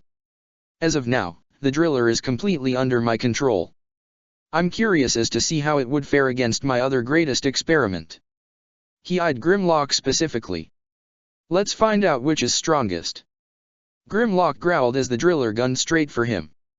I'll handle this. Deal with the others. He told the rest of Zeta Team as he used his shield to try and protect himself from the driller's advance, which sent him flying and crashing toward the abandoned city, with the monstrosity and its master following close behind. No time to argue, Sarah and Alice were immediately under fire from the Dark Knights, led by the Dark Queen, and forced to take to the skies with their Nightmare rays, all 6 enemies pursuing behind. You know how your friends operate, deal with them. I'll handle the others. Sarah told her. Understood. Alice nodded as she flew the Pegasus straight for the Order, Power, and Land units, leaving Sarah's pink Akatsuki to face off with the airborne Dark Queen, Dark Mordred, and Refrain unit. How fitting, face to face with my greatest mistakes. Sarah thought with reluctance. Well, time to start fixing it. She immediately went on the attack. Grimlock rolled through a couple of old buildings, bringing them down in the process before getting back up on his feet, drawing his sword and shield again as the driller advanced forward. It dove up and down through the ground like a whale would in the ocean, drilling through the hard and solid earth with ease. As it got closer, Grimlock rushed to the right side of the driller and dragged his blade along it, only for one of its tentacles to lash out and smack Grimlock through another building. The Dinobot picked himself back up once again as the driller tore through what was left of the building that separated them and loomed over Grimlock, lashing out with several of its tentacles. Grimlock braced himself with his shield, the buzzsaws at the tips trying to cut through it, but Grimlock was able to use his broadsword to cut off the tips of 2 tentacles, causing the driller to give a pain-induced roar before digging straight underground and rushing back up in front of Grimlock, knocking him down once again. The driller shot through the ground, its blade mouth wide open, intent on swallowing him whole, but Grimlock was able to roll out of the way in time.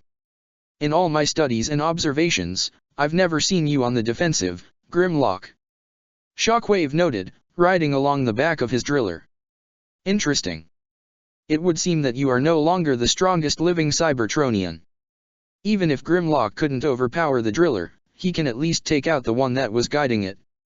With a roar, Grimlock leapt to the driller's side, driving his blade into it, and causing it to squirm and roar in pain as he pulled himself up to the back to face off with Shockwave, who immediately opened fire, but Grimlock used his shield to block the blasts as he advanced toward his hated enemy. However, the driller's tentacles came up from the sides and struck at Grimlock in all directions, who was forced to use his sword and shield to block and defend himself, though he got cut and sliced along his sides, back, and chest several times.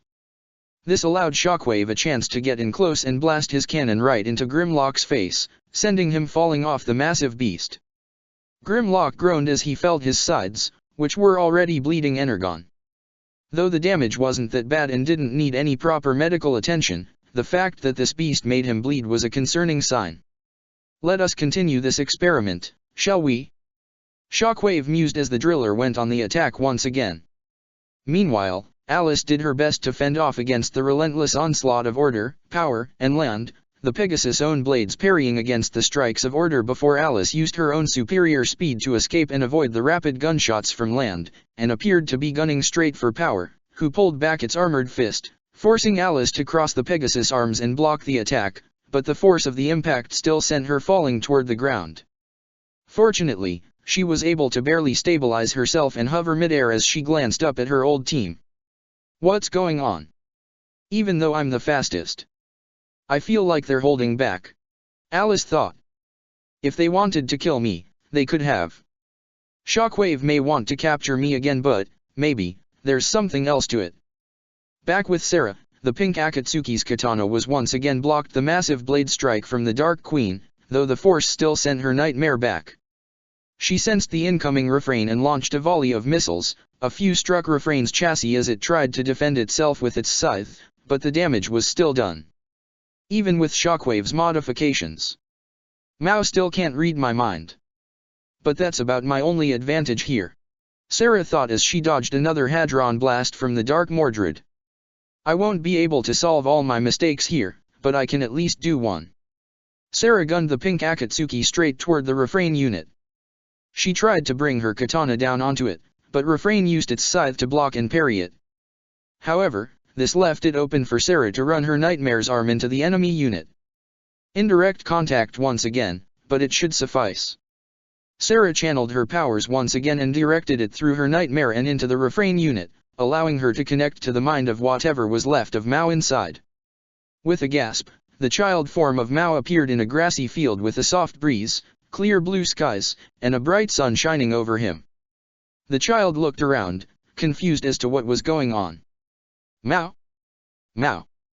He heard his name being called and turned around to see none other than the beautiful woman who had been with him when nobody else was. C.C. The child ran up to her with a wide smile as she held her arms out and embraced him when he reached her. Mao. I'm sorry.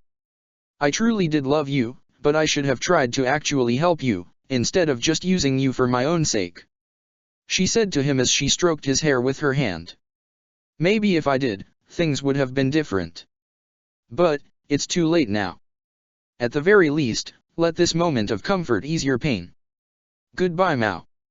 In the real world, the katana from Sarah's pink Akatsuki had run through the Refrain unit before she sliced straight upwards, cutting through the central head unit where Mao's brain was located.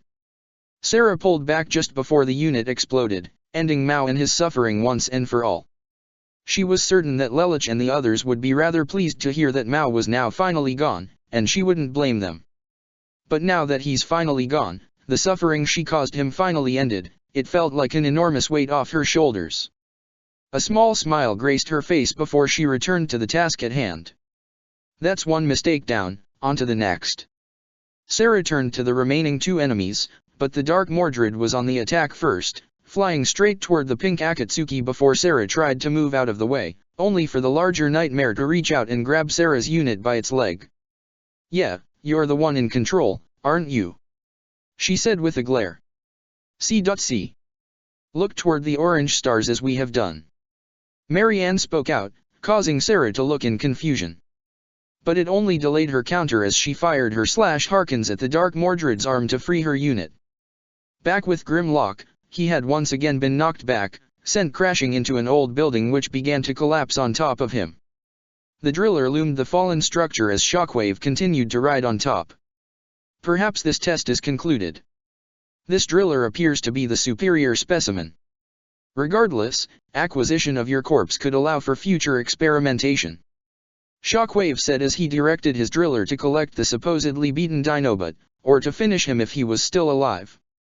Suddenly, Grimlock's T-Rex form exploded out of the debris with a roar, right before he bit down on several of the tentacles, tearing them away from the driller's body, causing it to roar before Grimlock unleashed his plasma breath onto it, making sure to aim it for the driller's mouth and do some internal damage.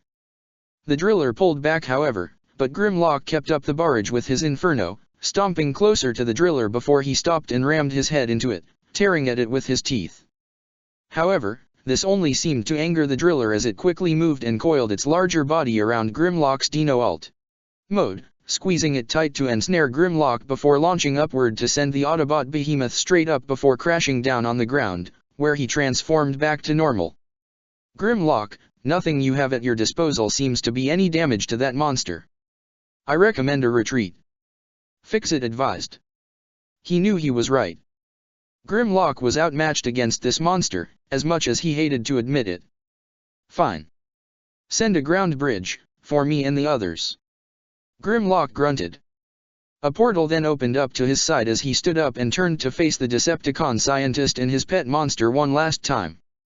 This isn't over, Shockwave. He ran into the ground bridge portal which vanished as soon as he entered. I agree. Shockwave said. A few seconds later, the Dark Queen and Dark Mordred flew up to rendezvous with him, along with Power, Order, and Land. Shockwave, the enemy has retreated. Anya reported. Refrain was lost in battle. An acceptable loss, as we have gained something more powerful. Shockwave said as the driller below him gave something of a moan that seemed akin to a purr. This mission was a success. After returning to Horai Island, Alice and Sarah were both placed in a decontamination chamber that cleansed off whatever kind of radiation that may have gotten on them. While Alice was only outside her nightmare for a short time, and Sarah was immortal, nobody wanted to take any chances. Their nightmare rays were also getting a more extensive decontamination in a separate area, being overseen by Perceptor. Both females stepped outside where Rax Hata, Fixit, as well as Grimlock were waiting. The decontamination was a success. There is no longer even a trace of radiation on either of you. Fixit reported with a smile. While we are certain you were properly protected, it wouldn't hurt to play it safe. Radiation is no joke. Rakashita added. Thank you. Sarah said as Alice nodded as well. Hey, kid. Grimlock spoke to Alice specifically. Sorry we can't help your friends. That caused Alice to look down. But we're not done. They're still out there and we will save them. I give you my word. An emotional smile fell on Alice's face. Thank you, Grimlock. And I know your friends are still out there too. You'll see them again. Grimlock gave a nod of approval, all the while Sarah couldn't help but think back on what just happened. What Marianne told me, that was the same message Anya relayed for Shirley, but it was different. She orange stars this time. What does that mean? Is Marianne working with Anya and Shirley's father? What is going on here? SHSH shock, wave. Wah, what in God's name is this, monstrosity? Bartley exclaimed as he and Arkvale bared witness to the newly arrived driller that moved about freely through the massive underground base that was the Geese Order, though the creature caused no damage to the surrounding area. Oh, such raw power, such ferocity, it is beautiful. Arkvale said with a maddened grin, causing Bartley to look at him with a horrified expression. The drillers serve as an effective weapon in the coming battle against the Autobots and the Black Knights. Shockwave said. It, combined with the unit operated by Lanfranc, should prove will render our position impenetrable, if the enemy should discover our location. Oh, by the way, thought you should know. Orange's signal went offline just before you came back. Arkvale reported, catching Shockwave's attention. Seems the old Margrave has finally kicked the bucket. Looks like stubbornness doesn't equal invincibility, No matter. Shockwave brushed off. The loss of Gottwald as well as Refrain are to be expected in this time of war, but with the acquisition of the driller, our forces have only grown. Meanwhile, in another location of the Geese Order, Anya, Sansia, Delk, and Lucretia had just been decontaminated to clean off any potential radiation that may or may not have touched them from their time in Chernobyl. The one that had overseen their cleaning was none other than Joseph Fennett. The man entered the room where the four girls were currently resting, reaching into his lab coat to grab a hidden remote and pressed a small button. There was a brief flash from the hidden cameras that lasted only 1 millisecond. We have 30 seconds before the feedback loop ends. Joseph quickly said. Jeremiah's signal went offline, which means he's now with the Autobots and the Black Knights. The message was delivered on our end too. Sansia added. And as it so happened, CC was the one who received it. I suppose it must be fate. Joseph remembered her all too well. That's it then. We've done all we can do. Now all that's left is to wait and hope. Anya said just before their time was up. Once 30 seconds had passed, the feedback loop in the security footage had ended, and Joseph went back to his role to see to the girls were all cleaned and healthy. Hope, Marianne briefly thought as Anya's eyes glowed briefly with a white ring. I had long since abandoned that, probably when I first met Charles and Vivi. But, maybe that was a mistake. Maybe all this world ever really needed, was hope. I'm just glad you were able to find it. Lelich. Nunnally. Chapter 24, Red Triage. The Grand Barrier Airship, which served as the mode of transportation for the Sigma team, flew through the cloudy skies above massive mountain range that was known as the Alps. Currently, the bridge of the ship was being operated by Toto with the masked wizard right beside her. "We've entered the Alps airspace," Toto reported to the rest of Sigma team via their comms. "We should arrive at the relic's location soon. No sign of any Decepticon activity yet. But be ready to be deployed at a moment's notice," Wizard told them. "It may be calm right now, but that can all go up in flames any second." "Roger." The rest of Sigma team, consisting of Maribel, Orpheus, Aldrin, Ashley, Sakia, Tink, Leonhardt, Markia, and Jean, all stood on the overhang bridge in the Nightmare docks, all their respective units right below them. "Comfortable there, Doc?" Ashley joked. Their only Autobot companion, Ratchet, was also present in the deployment area. But due to his enormous size, he had to be squeezed in with the rest of the Nightmare race. There was barely any room for him to move around, as he was currently stuck in between the Lancelot Trial and Lancelot Grail. Yes, I'm quite comfortable." Ratchet made no attempt to hide his sarcasm. "And please don't call me Doc. Everyone else calls you Document," Orpheus pointed out. "I don't see how this is any different." They heard Ratchet scoff before Orpheus noticed Sakia staring at him awkwardly. "What?" "Sorry, it's just, you look just like us," Sakia said. "I mean, it's like I'm staring right at her. Only, you know, you're a guy and she's a girl. That said, you're every bit as pretty as she is." "Sakia." Aldrin placed her hand on her face in embarrassment, while Orpheus simply looked unamused. "We are twins after all," he pointed out. "Well, not every twin scenario comes out with identical twins," Sakia pointed out with a grin. "Two very pretty identical twins. Honestly, if you wouldn't mind a bit of incest, you'd make some beautiful bab." Maribel quickly silenced her by clasping her hand over her subordinate's mouth. Okay, that's enough perverted thoughts out of you." She smiled apologetically to Orpheus. "Sorry, she's just got a very dirty mind. We've all known Aldrin for years, been through so much together," Tink said in a tone that was bit more understanding. "It's a little weird to see she has an identical twin brother." Both Orpheus and Aldrin looked toward each other and seemed to be in silent agreement. "Sorry if I'm making anyone feel awkward," Orpheus commented. "No, don't worry. It can't be helped," Aldrin assured. "Well, at the very least, I'm happy you two are starting to get along." Maribel smiled as she let go of Sakia. "And anyone who's friends with Aldrin, is a friend to the rest of us," Orpheus chuckled. "Ironic. Britannia's anti-terrorist unit making friends with somebody from a network of supposed terrorists. Yeah, the world's gotten even more screwed up than before," Ashley joked, earning some chuckles and laughs from several people present. "Speaking of which," he looked towards Marika. "Wasn't your older brother one of those pure-blood scumbags? Just wondering, how's it feel to be on the opposite side?" Jean stomped onto his foot. "Ow. What the hell was that for? You could at least try to be sensitive, you know," Jean scolded. "It's okay." Marika raised her hand slightly. "Guess it's best to address the elephant in the room. Kuel and I didn't exactly have the best relationship. We didn't hate each other, per se, but there really wasn't any love either." She looked away slightly. "Our parents valued our noble status above all else.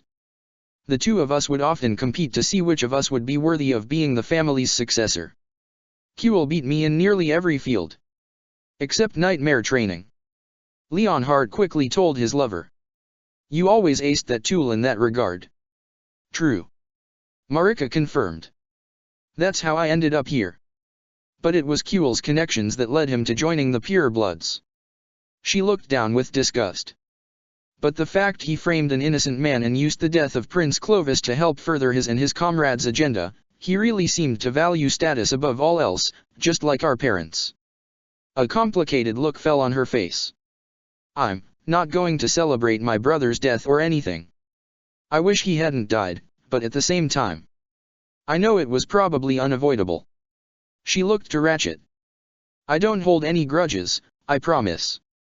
Ratchet gave a nod of understanding. So, changing the subject, what exactly can we expect to find from this Iacon relic? Tink asked Ratchet. Hard to say. The Autobot medic replied. Iacon was home to many ancient relics as well as Decepticon weapons of mass destruction. So about 50-50? Ashley asked. 50% chance of being an alien gun, and another 50 of being an alien star chart. Not quite the way I'd put it, but something along those lines. Ratchet confirmed. All the more reason to get a hold of it before Megatron does. Even if it isn't a weapon, knowledge can be power, especially when it comes to the ancients. And power can be very dangerous in the wrong hands. Jean said, looking down as she was instinctively reminded of her former leader, Shinhyaga Shang, and all the destruction he would have unleashed with his own power. That's why we're here. Aldrin said in assurance to her newfound comrade. To make sure that doesn't happen. And it won't. Orpheus agreed with his twin sister. We'll either get this relic or destroy it. Back on the bridge, all was silent as Wizard simply sat on the command chair while Toto worked at the operator controls. Neither of them said anything to each other, but it wasn't awkward for either of them. Toto just remained focused on her work, keeping an eye on the radar for any possible sign of enemy activity. Though Wizard would silently admit that it is rather ironic to see this girl again. She didn't know who was behind that mask, but he recognized her. Toto was a maid to the Zevon family and Oyagro remembered her very well. She grew up alongside Aldrin and they were practically siblings. After he took the head after he arranged for his sister's death, something that would haunt him forever, and Aldrin left to join the military, Toto followed without question. He couldn't help but admire the kind of loyalty and friendship. Even if Aldrin and Orpheus hated him at the end of all this and decided to kill him, he was at least glad they had real friends and family to depend on. However, Toto didn't particularly feel the same. Nobody else in the world knew the truth about her. The mission that Vivi assigned her to when she was only a child, the reason she had a geese, was to keep Aldrin and Orpheus from ever meeting one another, and if they did, she'd use her geese to wipe their memories of the event. But the more time she spent with Aldrin, the more she came to love her, the young Zevon treating her like family, and the more torn up she was internally. But now, given the state of the world and current circumstances, she felt greatly relieved that Aldrin could be with her brother, and she would no longer have the need to wipe their memories. In a way, she was glad the Decepticons destroyed Britannia and everything Charles and Vivi built, but she would still give her all to protect Aldrin and her friends and family. Suddenly, the alarm sounded. What is it? Wizard stood up from his chair. We have company. Toto revealed. Just outside the flying Grandberry, a sleek Reaper drone had flown at faster speeds, descending from the cloud cover and straight toward the massive airship. It then transformed to reveal the silent and dangerous Decepticon that landed on the top of the vessel. Soundwave wasted no time, locating the cockpit and quickly made his way over before extending two tentacles from his chest which stuck to the cockpit before sending an electrical surge into it. However, a series of turrets emerged from the sides of the hull around Soundwave before opening fire on him. He quickly deployed Ravager and Laserbeak, who immediately went on the attack. The former leapt to one turret to rip it to shreds with his fangs and claws before shooting at the turrets on his side while Laserbeak flew to shoot out the turrets on the other side. Toto struggled to regain control as Soundwave's electrical surges began to fry some of the Grandberry's internal systems. We've lost all defensive turrets. We have to get that con off our ship now. Wizard immediately made contact with the rest of the ship. Soundwave is here. He's attacking the Grandberry's hull. Get into your Nightmare rays and be ready for deployment. Sigma team wasted no time in manning their respective Nightmare rays and prepared them for battle, though Ashley seemed a bit less serious than the rest. All 10 of us just for one con. Doesn't that seem a bit overkill? Not that I mind. Do not underestimate Soundwave, Ashley. Ratchet told him sternly. There's a reason Megatron keeps him so close to his side. All the more reason to get him off my ship.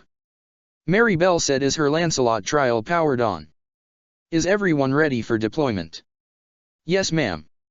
Aldrin, Tink, Sakya, Leonhardt, Marika, and Jean all reported at the same time. Ready whenever the rest of you are. Orpheus confirmed. Sorry Ratchet, but you might wanna hang on to one of our Nightmare rays. Maribel told him as the Autobot medic remained in between the Nightmare rays of Maribel and Aldrin. Sorry. For what? Ratchet asked in confusion. Toto. Emergency drop. Now. Maribel ordered. Roger. Dropping now. The bay doors suddenly opened, causing all 9 Nightmare rays, and the Autobot medic, to fall from the Grand Barry and into the open sky. As the Nightmare rays quickly activated their respective float systems, Ratchet, the only one who couldn't fly, gave a loud and startled scream. Fortunately, the Lancelot trial had caught him before he fell too far. That's why I told you to hold on. Maribel said. Duly noted. Ratchet confirmed as he clung to the Red Nightmare before they all flew their way to the top.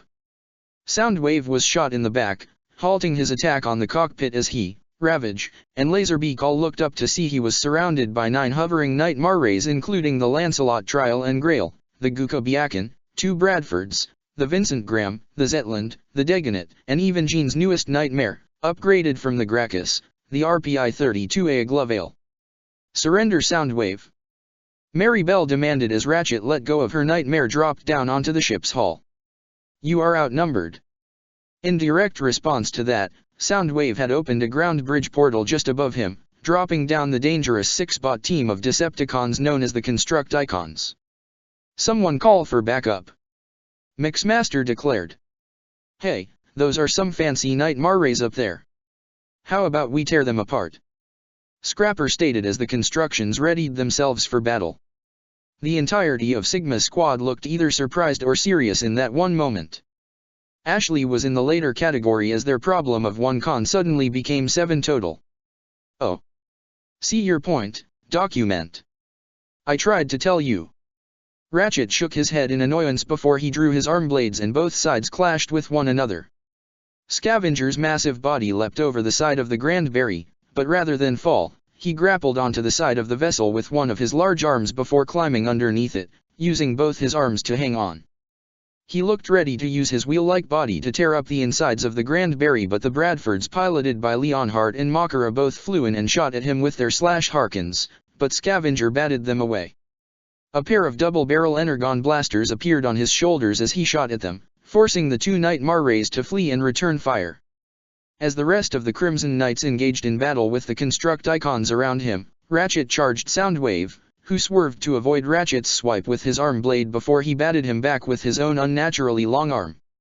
Ratchet took a bit to recover, but he was able to roll out of the way and avoid Soundwave's electric tentacles. When Soundwave shot said tentacles at him again, the Lancelot Trial landed in between the 2 Cybertronians to slice the tentacles away with its dual MVS blades. I got your back, Ratchet. Maribel smirked, something Ratchet returned with a smile. Thank you, Maribel. The Autobot medic nodded before he turned around at the sound of a growl to face the pouncing Ravage. Aldrin's Lancelot Grail swung its own blades towards Mixmaster, who danced around them easily enough before unleashing a stream of an acidic-like substance at her, which Aldrin tried to block by crossing her Nightmare's blades. She was shocked to see the swords already melting away before she discarded them, and tried to come in with her short-ranged sword blazer, but Mixmaster curved under that and smacked the Grail in the face to knock it down before he aimed his arm mixer weapon at her again. Let's see how fast that thing melts. Mixmaster said, only to get shocked in the back by the Biakin's massive armament arm right before the White Nightmare kicked him back. He would have fallen off the ship entirely, but the Constructicon leader was able to grab a hold of the side. Orpheus. Aldrin looked in surprise as she brought her Nightmare up.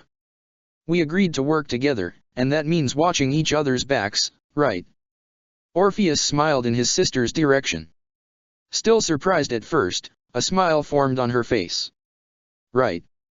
The Zevon twins stood together as Mixmaster pulled himself back up and charged again. Longhall tried to grapple onto Tink's Zetland, trying to see which of the heavier-duty units was the strongest. It almost looked like the large green Constructicon was about to crush the black and red Nightmare. Ah, I didn't know you cared. Tink joked before activating his Blaze Luminous Shield to knock Longhall off. Tink then focused a pair of missiles on the large Constructicon, firing and knocking him back, but Long Haul only skidded back on his feet a short bit before glaring at his enemy. "Oh boy, guy's big and heavy for a reason," Tink said seriously before he hovered his nightmare in the air to avoid the grapples of Long Haul once more. Hook flailed his hook-like weapon toward the hovering Vincent Graham, snagging onto its shoulder before pulling down to slam the Vincent Graham onto the hull of the ship, shaking up Sakia inside. "Oh, so you wanna play dirty, huh?" Sakia glared as she pulled up the Graham, quickly pulling up her nightmare's armored right arm to block the Hook slash before quickly drawing her wolf's tooth dagger to slice off the cable, severing Hook's weapon, much to his shock. "Well, two can play at that game." Scrapper rushed the Aglovale, trying to punch it, but Jean swerved around him to draw her nightmare's sword and try to bring it down onto him. But Scrapper not only ducked under it, he bashed his shoulder into the silver nightmare, knocking it back, but Jean quickly recovered, coming back to back with the Dagonet as it faced off with Bone Crusher. "So, I see you're having trouble, Jean." Ashley maintained his grin. "Pretty crazy to be on the defensive end for once. You got some kind of plan?" she asked. "Yeah, let's trade dance partners and see where that goes," Ashley said as the Dagonet leapt over the Aglovale, a sword in one hand and a gun in the other as Ashley shot at Scrapper, who crossed his arms to block it before getting sliced at and knocked down by a sword strike from the Dagonet. In the meanwhile, Jean followed her friend's lead and swung her blade at Bone Crusher, who tried to use his excavator third arm on his back to block it before he brought his knee into the Aglovale's chest to knock it up, but she quickly recovered and pulled her controls up to spin her nightmare up vertically and deliver a flip kick to Bone Crusher's face and knock him back. Mary Bell swung her Lancelot's Trial MVS swords at Soundwave, who ducked and blocked all her strikes with his arms, catching the next strike between his arm and side and slapped her red nightmare back with his tentacle. The former Brighton Neon princess tried to catch her breath a bit. "A tough guy, aren't ya?" she commented before charging forward again. Ratchet used his arm blade to bat away Ravage as he tried to pounce on him, but the robotic jungle cat recovered and began to circle around the larger Autobot like a wild predator, with the medic eyeing him cautiously. As Ravage walked closer towards Maribel's fight with Soundwave, Ratchet noticed something small and fast moving in on her position. "Maribel. Laser beak incoming at 43 degrees from your 6. Ratchet warned as Ravage pounced on him again, knocking him down. Ratchet held the jungle cat back as it tried to snarl and bite at him, but Ratchet was able to swipe him off. Maribel happened to hear Ratchet's warning and saw on her Lancelot's radar that there was indeed something incoming. She used one of her MVS blades on her right arm to slice at Soundwave, distracting him while using the Trial's left arm to fire a slash Harkin at the incoming Minicon, scoring a direct hit on its right wing and causing it to tumble midair, before falling from the sky and into the clouds below. "Guess you're gonna need another pet bird," Maribel said to Soundwave, who shot both his tentacles to push back the Lancelot Trial. Soundwave then made a brief observation of the battles around him, even scavengers down below. This battle seemed pretty even for the most part, but the defeat of their enemy was not his objective. They had to end this battle now and resume their hunt for the relic. Soundwave then transformed back into his drone mode and flew around the Grandberry's rear, concentrating all his fire on the starboard engine. It wasn't long before the engine caught fire, causing the whole vessel to begin tip over. "We just lost our starboard engine," Toto reported as the bridge began to tilt to the side, with her trying to hang onto the controls and Wizard doing the same on the command chair. "Can you stabilize it?" the masked man questioned. "No. This ship is going down," she replied. This prompted Wizard to grab her hand and pull her away from the controls. "Then it's time to leave." He ran out of the bridge, pulling the young girl right behind him as he contacted the rest of Sigma team. "The Grandberry's going down. Abandon ship." "Repeat. Abandon ship." "You all heard the man," Orpheus told the rest of his comrades. "Everyone off. Now."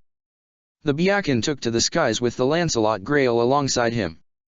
The Lancelot Trial grabbed a hold of Ratchet before flying off along with the Vincent Graham, Zetland, Dagonet, and Aglovale. Even the Bradford pair flew from the underbelly of the falling Grandberry.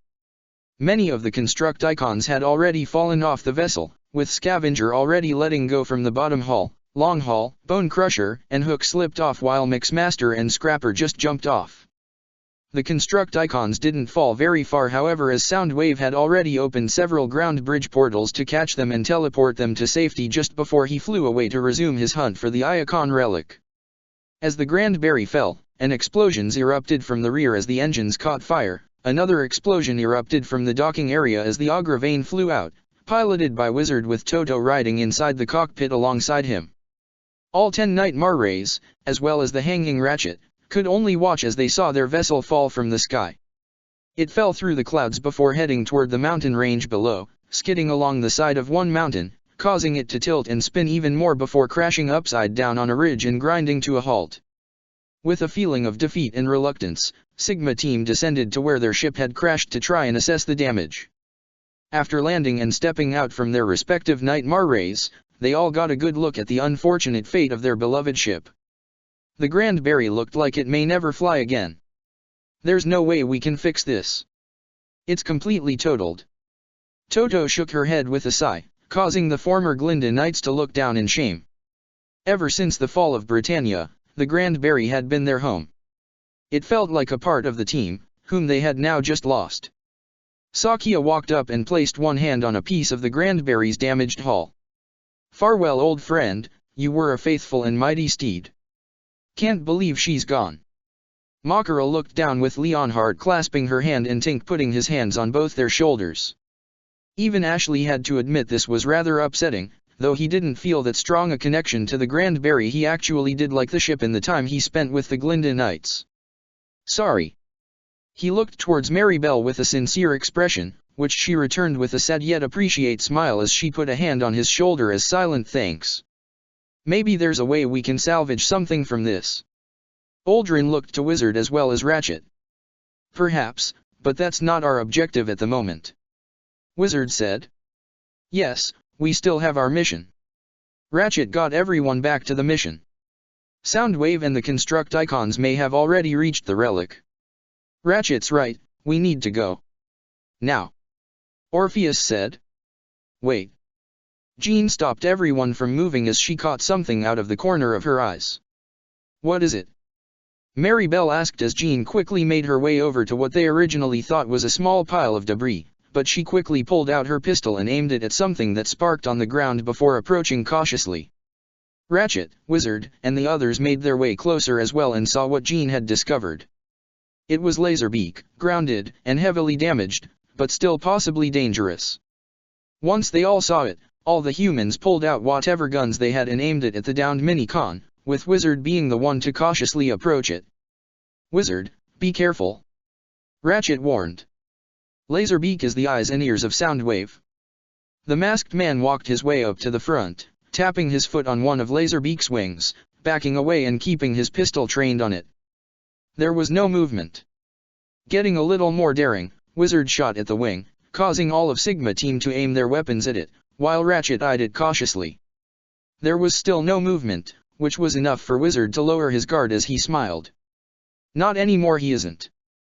The sun slowly began to set around the area as Soundwave's drone mode flew and arrived at the location of the coordinates for this particular Iacon relic, the flat top of a large natural arch on the side of one of the largest mountains. The silent Decepticon surveyed the area for a brief moment before activating his ground bridge portal again, allowing the construct icons to arrive as well. "Did you find it?" Mixmaster asked. Soundwave nodded in confirmation before pointing to the whole team, sending a message that Mixmaster understood. "Got it. Secure the site." The lead construct icon told his subordinates as they began to spread out around the area. "Keep an eye out for any bots and their human pets. They're still out there somewhere." "So, is it dead?" Marika asked cautiously as Ratchet took out his scanner to get a proper reading on the disabled Minicon. "No. Operating system appears functional, but offline," the medic informed. "The damage it sustained clearly affected its optic and audio receptors. It's blind and deaf." Orpheus smirked. "That's one less pet for Soundwave." "Nice shot, Mary. Expect no less from you." Aldrin threw one arm around her princess in congratulatory fashion. "Don't celebrate." Maribel broke off. "We didn't come here to cripple a Minicon, we came here to retrieve a potential doomsday weapon." "Agreed, We must retrieve the relic immediately. Ratchet said. Hold on a second. Ashley got an idea, stopping everyone from leaving. I've been spending some time with those wrecker guys back on Horai Island and they come up with some flashy stuff. This seems like a good opportunity to cause some damage. Care to elaborate, Azura? Wizard questioned as everyone gave him his attention. Bird boy here ain't dead, so old silent but deadly's gonna come back and find him, right? Ashley began. Why not slip in a little surprise? Let's say, a couple of live grenades. Pretty sure we can even get a few missiles out of whatever's left of the Grand Berry. The second that Khan puts his pet back inside and boom. No more sound wave. That might actually be pretty good idea. Tink said. I'm with Ashley on this. Jean was in agreement. Yes, the relic is important, but this could be an opportunity for us. Taking out one of Megatron's most irreplaceable henchmen, his surveillance chief no less, could deal quite the blow to the Decepticons. I'm not exactly in favor of assassination. Mary Bell was reminded far too much of the incident that took her mother and sister's life with this idea. But removing Soundwave from the equation does seem like a good idea. Even Ratchet looked intrigued by the idea. Why plant a mere incendiary device, when we could plant a more devastating bomb? What are you talking about? Marika asked as Ratchet walked over to the disabled Laserbeak. A virus. Ratchet explained as his right hand converted into his blowtorch tool, which he used to slowly and precisely open Laserbeak's outer hull and expose its inner systems. One engineered to pass from Laserbeak to Soundwave. Then directly into the Decepticon network, where it will transmit the contents of the Iacon database to us. Whoa, seriously? Leonhardt exclaimed as everyone looked in surprise. You do that? Sakia questioned. Why stop with just the database? Orpheus asked, looking rather eager himself. Think maybe we can use that virus to tap directly into the Decepticon network and download all their information? Their base locations, their weapons, everything. That would be too great a risk. Ratchet disagreed. We would run the possibility of Soundwave retracing the virus to Horai Island and learning all our secrets. Then perhaps all their information on the Iacon relics, specifically the ones they've already obtained. Wizard suggested. Such as the Forge of Solus Prime, or even any of these other active relics they may have retrieved and our comrades were unable to. Yes. I do believe that to be manageable. Ratchet confirmed. Risking one relic to obtain He-Rest is a worthwhile gamble. Seems a bit overly complicated for me and not as flashy, but if it means sticking it to those metal bastards, I can get behind it. Ashley was on board as well. This all sounds well and good, and I'd be willing to help you as well, Ratchet, but do we really have the time and capability to pull off that kind of programming? Toto asked. Not alone. I will require backup. Ratchet said with a knowing smile. Horai Island. Many Black Knight operators were currently within one of the operation towers on Horai Island, doing what they can to monitor the mission status of all the ongoing retrieval operations on Horai Island. The one leading it all was Nina Einstein. Things seemed to be going smoothly for the most part, though all their teams had engaged the enemy, there wasn't that much she can do other than hope they would succeed. Nina. She suddenly got an alert on her personal portable tablet. She quickly accessed it to see it was Ratchet contacting her. We have a situation. Meanwhile, the Constructicons had already managed to secure the perimeter of the location where the Iacon relic was hidden. Mixmaster and Soundwave both stood at the top of the archway as the former received a wave from Bonecrusher. The perimeter is secure, no sign of the enemy. Mixmaster reported to Soundwave, who nodded in acknowledgement before his own built-in scanners locked on the specified coordinates he had downloaded from the Iacon database beforehand. Found the relic. Soundwave nodded before proceeding to extend his tentacles, their tops spinning like drills before burrowing into the ground. Think you could use a hand? Digging stuff out is kinda what we do. Mixmaster offered, but Soundwave ignored him. I'll take that as a no. He shook his head. We're more than just muscle. Mixmaster thought to himself. Honestly, I think the whole reason he even brought us along is because we form Devastator. I do like killing Autobots, but I'm not just a killing machine. Back with Sigma Team, Ratchet had informed Nina of the situation and told her their plan. If you can write a source code for the virus, my scanner will translate it to Cybertronian script as it uploads. Ratchet, I can write the code, but if we want to keep this virus hidden from somebody like Soundwave or any other Decepticon, we'll need some kind of decoy. Nina explained, something the others heard as well. A decoy? What, like a second virus? Leonhard asked. I don't think we have time for something like that. An idea then came to Ratchet. Or something less complicated. And bit more flashy. He looked towards Ashley, all eyes then set on him as he came to the realization of what he was talking about. A decoy as in, we want them to find it, but it doesn't blow or take anyone out. Ashley asked for clarification. That's typically what a decoy means. Mary Bell teased.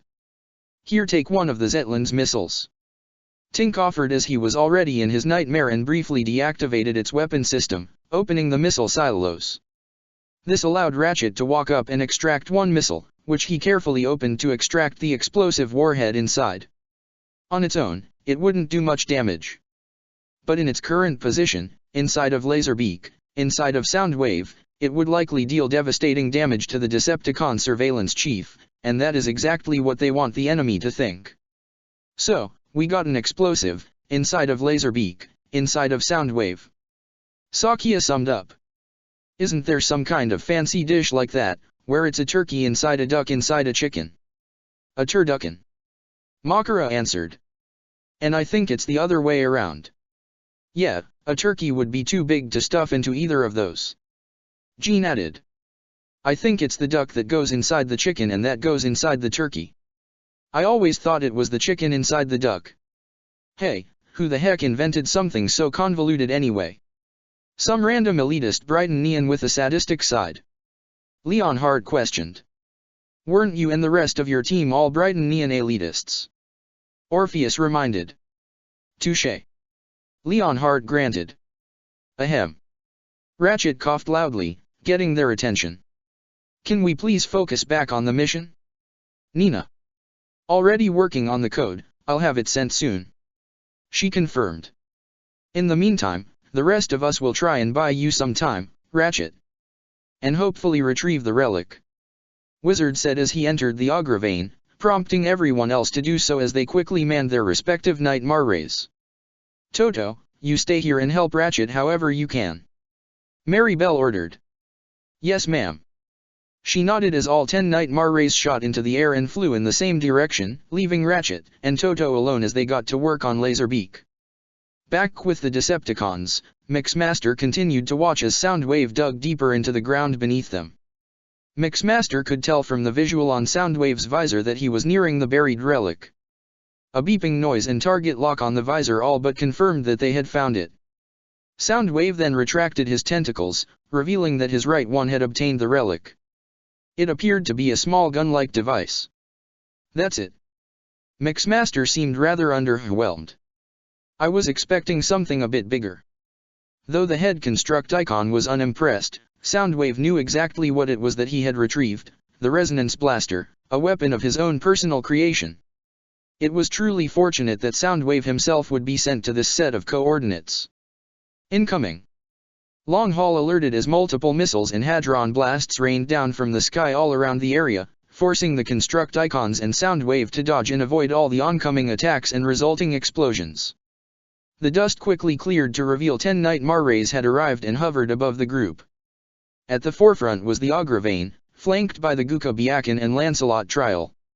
On the right side hovered the Dagonet, a Glovale, and 2 Bradfords, while on the left hovered the Lancelot Grail, Zetland, and Vincent Graham. It's them again. Those annoying humans. Mixmaster shouted.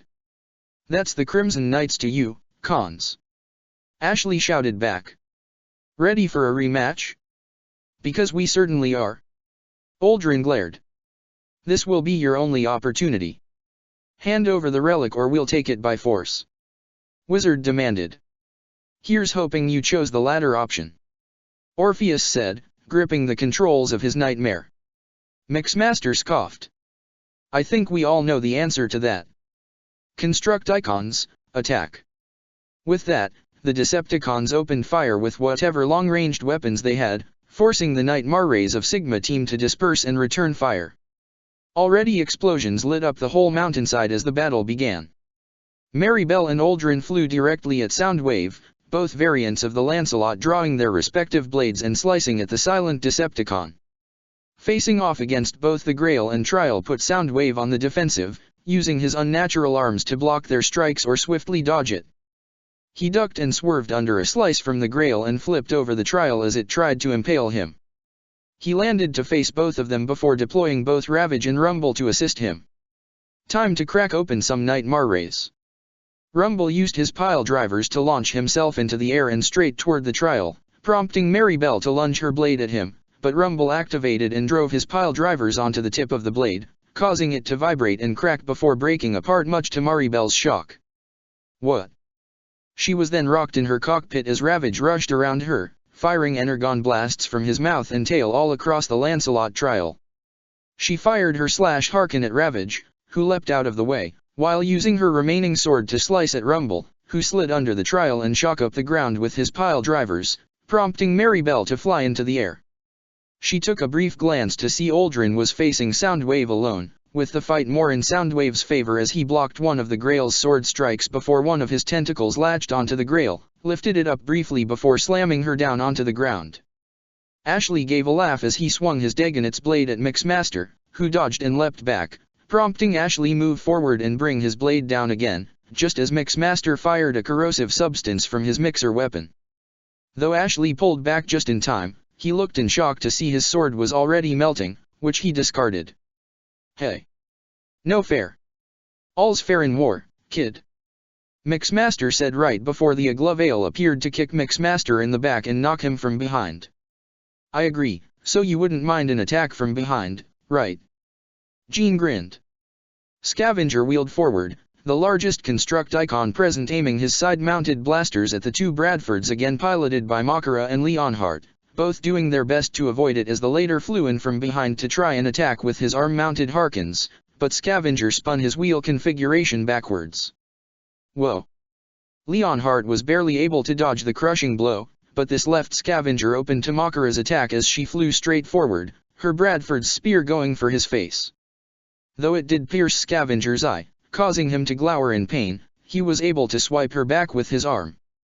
Orpheus drove his Biakin straight toward Bone Crusher, thrusting his electrical barrel device at him, but Bone Crusher ducked underneath the thrust and grabbed the Biakin to tackle and drive it into the nearby rocky wall, causing a brief rumble in the area that shook up Orpheus in his cockpit.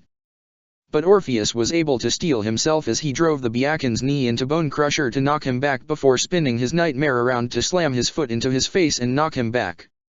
Hey there, big guy. Tinks Zetland faced off against Longhaul once more. Ready for a rematch? You need to ask.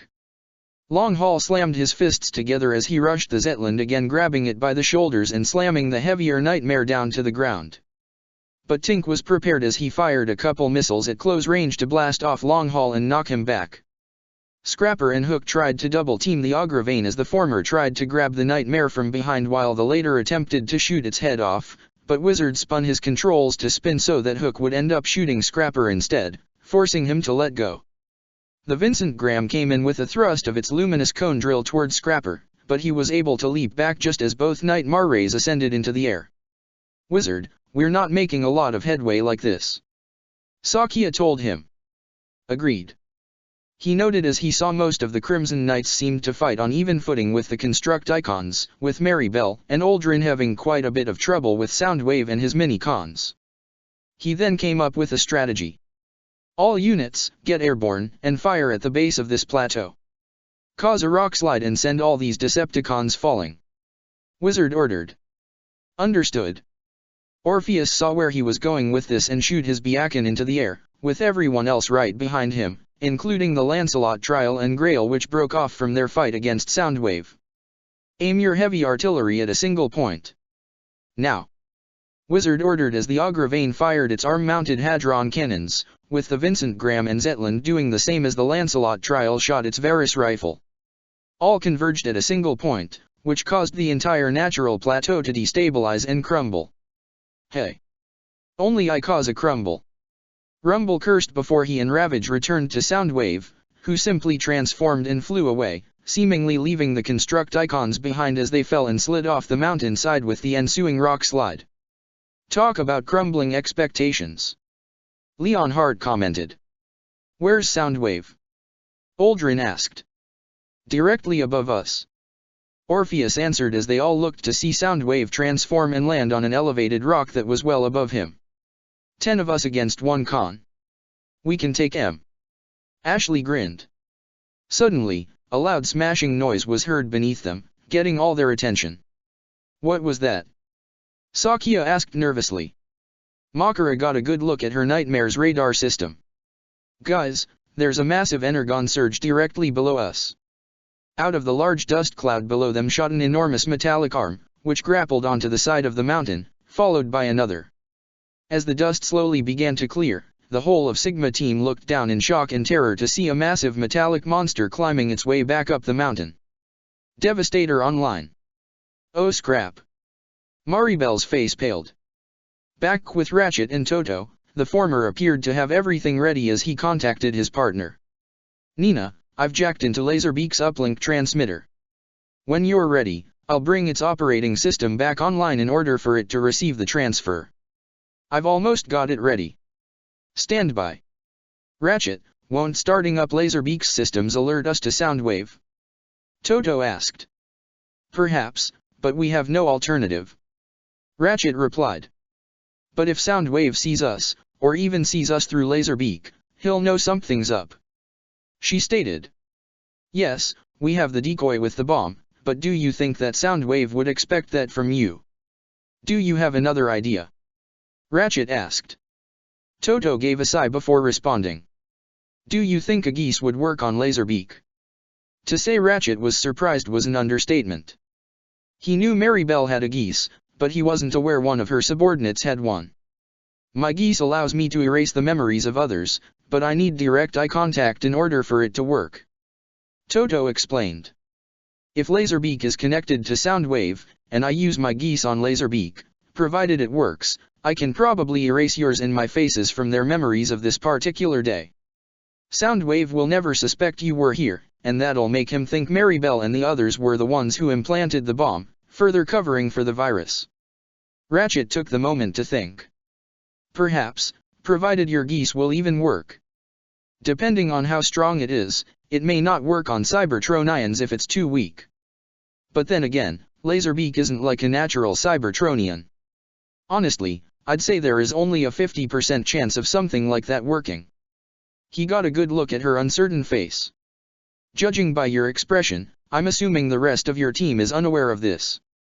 Toto only nodded in confirmation, looking down in shame. Was it Sarah or Vivi who granted you that power? Ratchet questioned. Vivi. She answered. It's a long story, and I don't think we have time to explain it. Ratchet simply shook his head with a sigh. I won't ask on the details, but you should tell your friends about this. You owe them that much. I understand. Now, let's operate under the assumption that your geese will indeed work on Laserbeak, and by extension Soundwave. Here's what you need to do. Ratchet began to lay out his instructions. Despite the obvious risks, this could still be a viable strategy in order to ensure the virus worked as intended. This could be the key they need to win this war. Devastator had climbed to the uppermost part of the mountain, using his enormous size and strength to clear away huge chunks of the summit, providing himself with some flat ground to stand on as the 10 Nightmare Rays of Sigma team fired their guns and even heavy artillery, but the large combiner simply blocked the attacks by holding up his arms, leading to minimal damage. We're not even making a dent in this monster. Jean exclaimed. Hey Mary, think maybe you can use your geese on that thing? Get it to work for us. Ashley questioned. I'll have to get in close. But I don't think it'll let me. Maribel replied. I can get you there, but you gotta be as close to me as possible. Orpheus told her. All right, the rest of us will keep Devastator occupied. Wizard stated. Spread out and hit from all sides, keep him from focusing. He was the first to attack with the Agravane, firing its arm-mounted Hadron cannons as well as all its missiles, with the Zetland providing additional bombardment from above. Devastator crossed his arms again, forcing him backwards slightly with the resulting explosion, but he stood his ground and prevented himself from falling. His left arm converted into a drill as he tried to lunge it at the two Nightmare rays, but they flew around and avoided it for the most part. The Lancelot Grail was next, flying in from behind and landing at Devastator's back before Uldren tried to plunge her sword into it, but Devastator shook his body wildly to shake her off before smacking his left arm to send the Grail flying. Though Uldren was able to stabilize herself, her Grail had taken quite a bit of damage. Sakia's Vincent Graham, with the Dagonet in a glove-ale, covering her, tried to come at Devastator from underneath. "Get him in the scrotum!" Ashley shouted as he fired his Dagonet's gun at Devastator's underside. "Really? You're making those kinds of jokes, now?" Jean exclaimed as she lunged her Nightmare's sword into Devastator's right leg as Sakia did the same with her Vincent Graham's drill into the left leg. "Hey!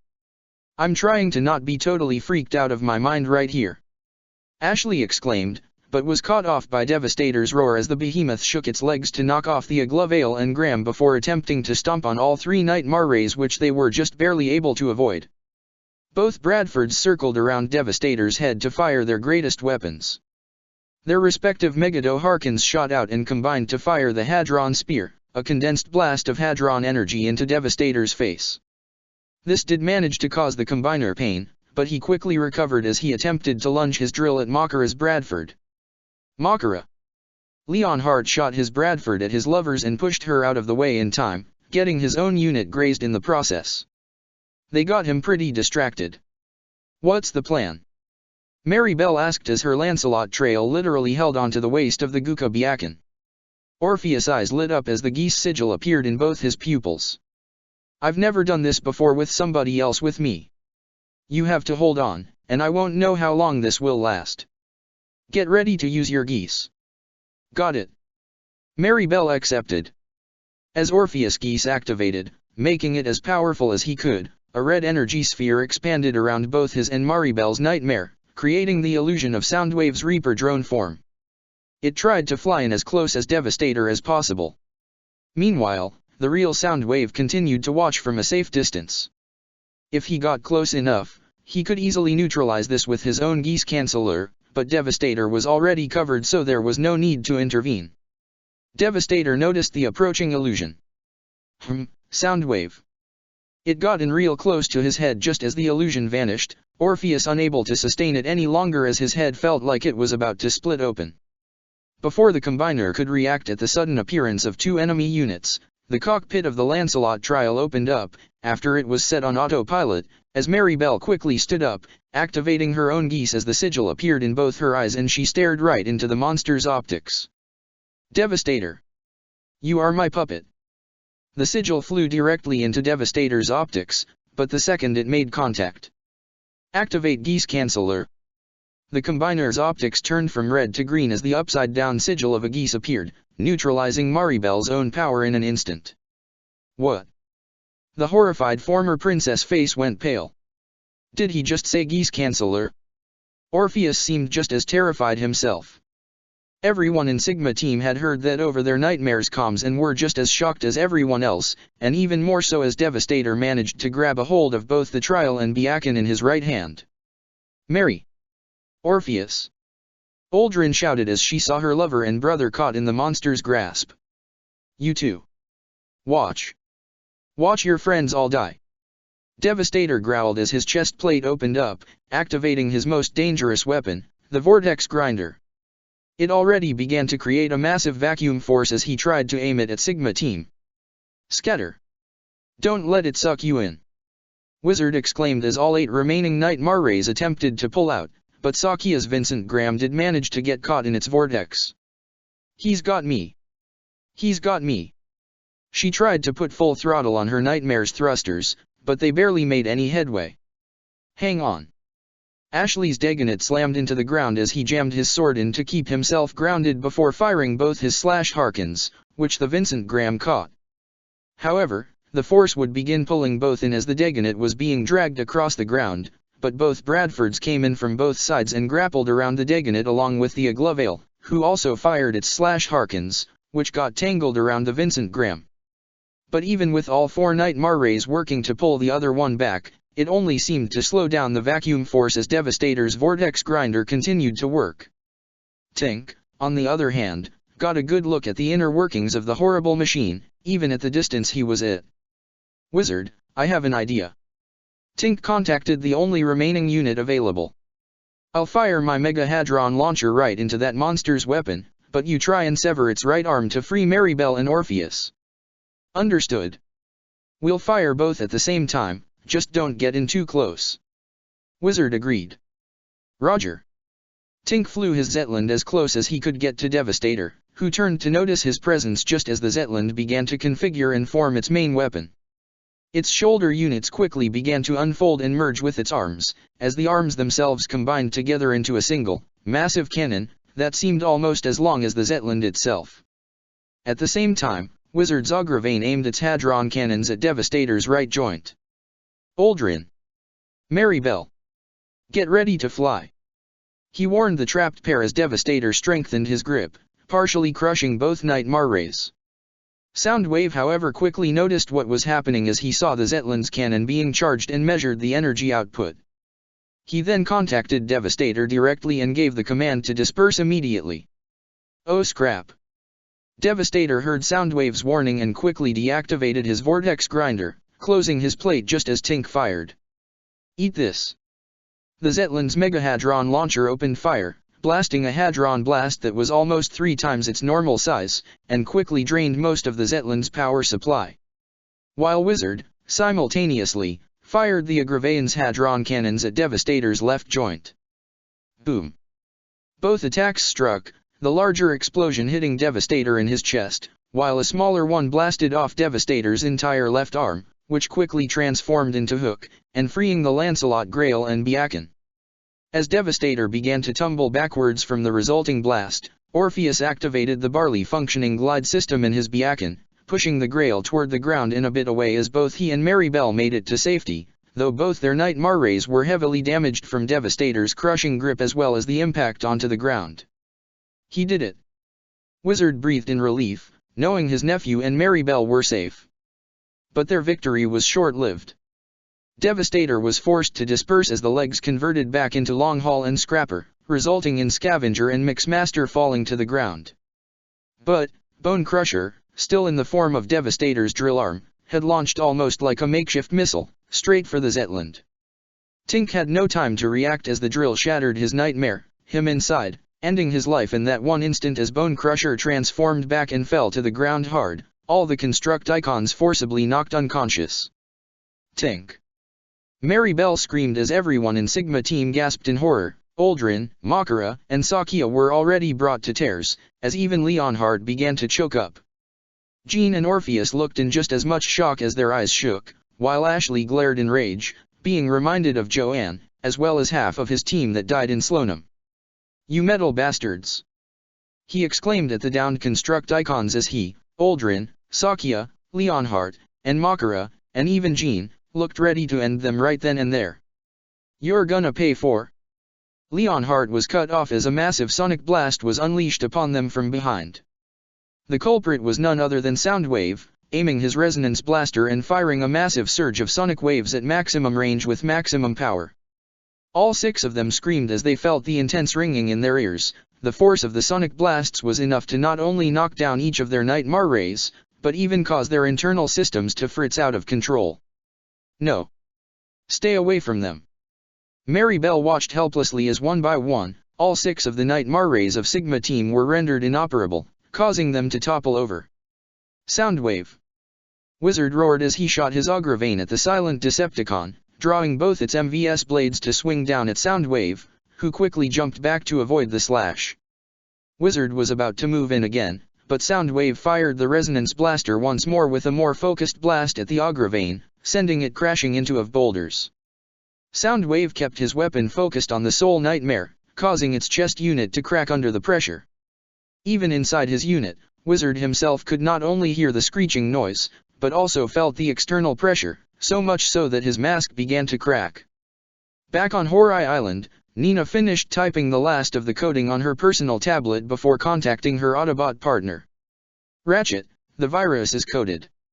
I'm uploading it to you now. With one button press, she began to wirelessly upload the virus to Ratchet's scanner on the other side of the planet. Looking at his scanner, Ratchet could see that he was indeed receiving the virus from Nina. He then looked towards Toto, who stood directly in front of Laserbeak. She nodded to him and he nodded back as he pressed the command to bring Laserbeak's systems back online and begin uploading the virus. Already, Laserbeak's wings began to flap, forcing Ratchet to hold it down and keep it steady. Not to prevent Laserbeak from flying away due to the damage it sustained, but allowing Toto direct eye-to-optic contact as her geese sigil appeared in her left eye. You will forget my face, as well as the Autobot named Ratchet. You did not see us on this mission, she said as the geese sigil flew from her left eye and into Laserbeak's optics. There was a brief flash of red as the optics turned back to normal. Toto couldn't explain it, but she knew that Laserbeak had been affected by her geese and Soundwave would be as well once he reunited with his Mini-Con. Orpheus had already pulled himself out of his nightmare, helping Maribel to do the same. The sound of a ground bridge portal opening drew their attention as they saw the unconscious Constructicons get pulled away by a vortex before it closed. Less than a second later, Soundwave appeared over them and aimed the resonance blaster at the pair. Do your worst, Con. Orpheus glared along with Maribel.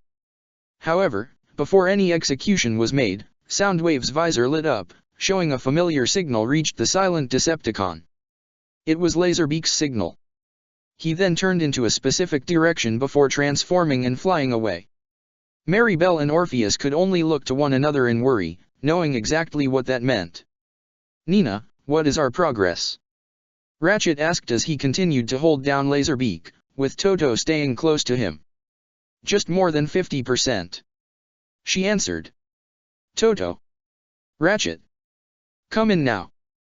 They both heard Maribel's call, and by the sound of her voice, it wasn't good. Maribel, I read you. What is it? Toto asked with concern, looking toward Ratchet who mirrored her expression. Our whole team is down, and Soundwave is heading your way. You probably have 2 minutes, tops. She exclaimed worriedly. Please tell me you got that virus in. It was true, Ratchet need only look in a certain direction, and even from the vast distance he was at, Soundwave was closing in fast. Nina. We're almost there. 76% done. We need to hide. If Soundwave sees us. Toto was already beginning to panic.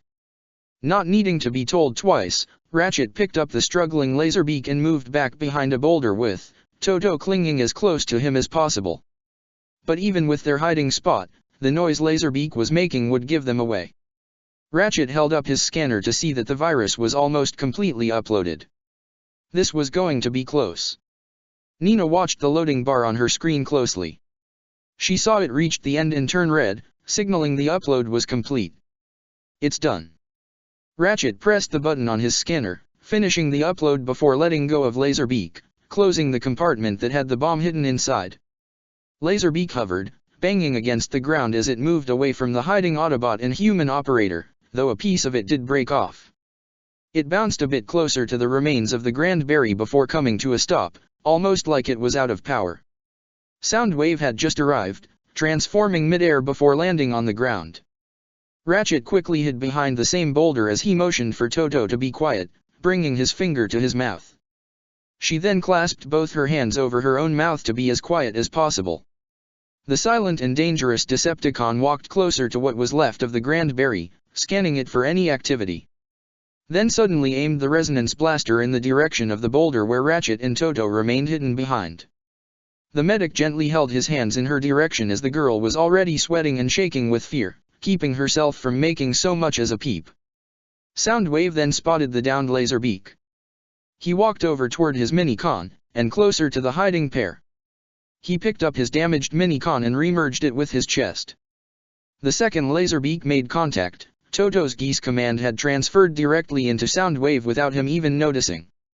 In that one instant before he even knew what had happened, any visual memory of Ratchet or Toto from this mission had been erased and he would never even notice. Soundwave then proceeded to walk away. Ratchet glanced from his hiding spot and looked towards Toto with a slight nod, causing her to breath in relief. However, it seemed that sound had caught Soundwave's attention as he turned back in that direction. He scanned for any further sounds before extending his tentacles, which slithered across the ground like a pair of snakes and close to that very boulder, curving and coming around from both sides. Ratchet noticed the one on his right, quickly raising his hand to keep it from being detected. Toto noticed the one coming from the left and above, causing her to clasp her hands over her mouth again as she scooted back against the boulder as the tentacle lowered itself past her and Ratchet. The medic heard a small cling of metal, noticing the piece of Laserbeak's wing that broke off bounced up slightly. He raised his left foot as the right tentacle came in to collect it, causing both tentacles to retreat back to Soundwave, who put the piece into himself before transforming and flying away. "He's gone," Ratchet said. Toto fell on her hands and knees, letting out several breaths in relief. "Oh my god, that was terrifying. Soundwave has taken the bait," Ratchet said before transforming into his ambulance mode and opened his driver door. "Get in. We need to get to the rest of the team." "Right." Toto got inside, allowing Ratchet to drive away at top speed. The Nemesis. After returning to the warship, Soundwave had reconvened with Megatron, as well as the recently returned Starscream, Onslaught, Steeljaw, and Schnee-Eisel, and had showed his master his prize. "Ah, the Resonance Blaster." Megatron looked upon the weapon he held with a grin. "Crafted by Decepticon scientists according to your specifications, for maximum sonic devastation. You have performed admirably, Soundwave." He then turned to look at the rest of his subordinates. "Which is more than I can say for Steeljaw and Schnee-Eisel, both of whom were somehow able to lose relics of the Primes to the enemy. Our humblest apologies, Lord Megatron." Steeljaw bowed apologetically as Schnee-Eisel performed a similar action. "There is no excuse to give. I failed, simple as that," the former Brighton Prince said. "I happened to retrieve the Apex armor, Master," Starscream boasted. "And that should more than bolster our already great power. That depends on how it's used, or rather who uses it." Megatron cast a glare towards Starscream, who only looked down with a slight growl, briefly making eye contact with Schnee-Eisel. "Our mission wasn't as successful as he had hoped," Onslaught said. "The amount of red energon we've recovered is barely enough for one dose as it is. Shockwave may find some use for it, but I doubt even he could reverse engineer enough to fuel our army." "Perhaps not, but I am certain Shockwave will put it to the best use he can," Megatron replied. "And he himself has returned with a rather grand prize himself, his hunt being a complete success. And 2 more decrypted coordinates remain in play, and I have every confidence that Knockout and my nemesis will." The door to the bridge suddenly opened, catching all their attention as they saw that it was none other than Knockout himself, his entire paint job still a complete and scarred mess, and he was still fuming over it. "Can you believe what those Black Knight brats did to me?" the Decepticon scientist exclaimed, but Megatron was far from interested as he loomed over him. "Did you retrieve the relic?" "No, Master," Knockout reported reluctantly.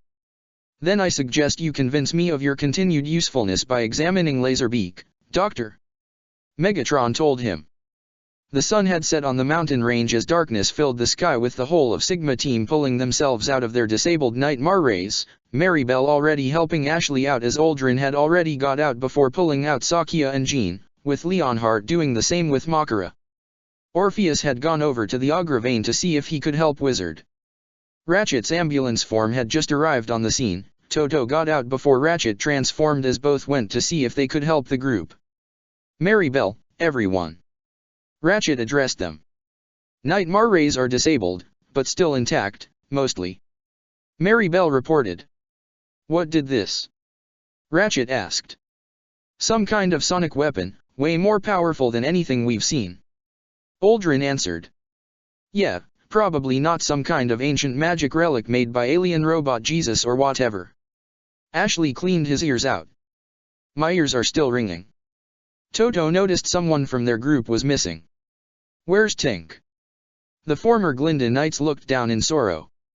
It didn't take long for Toto to figure out what happened, along with Ratchet. "I'm sorry." Jean apologized. She didn't know the man as well as the others did, but that didn't mean she wouldn't mourn him. Toto was already in tears as Uldren ran up to hug her childhood friend, crying herself. Even Ratchet closed his eyes in remorse. Please tell me that virus worked. Mary Bell hopped. Soundwave took the bait. Ratchet confirmed.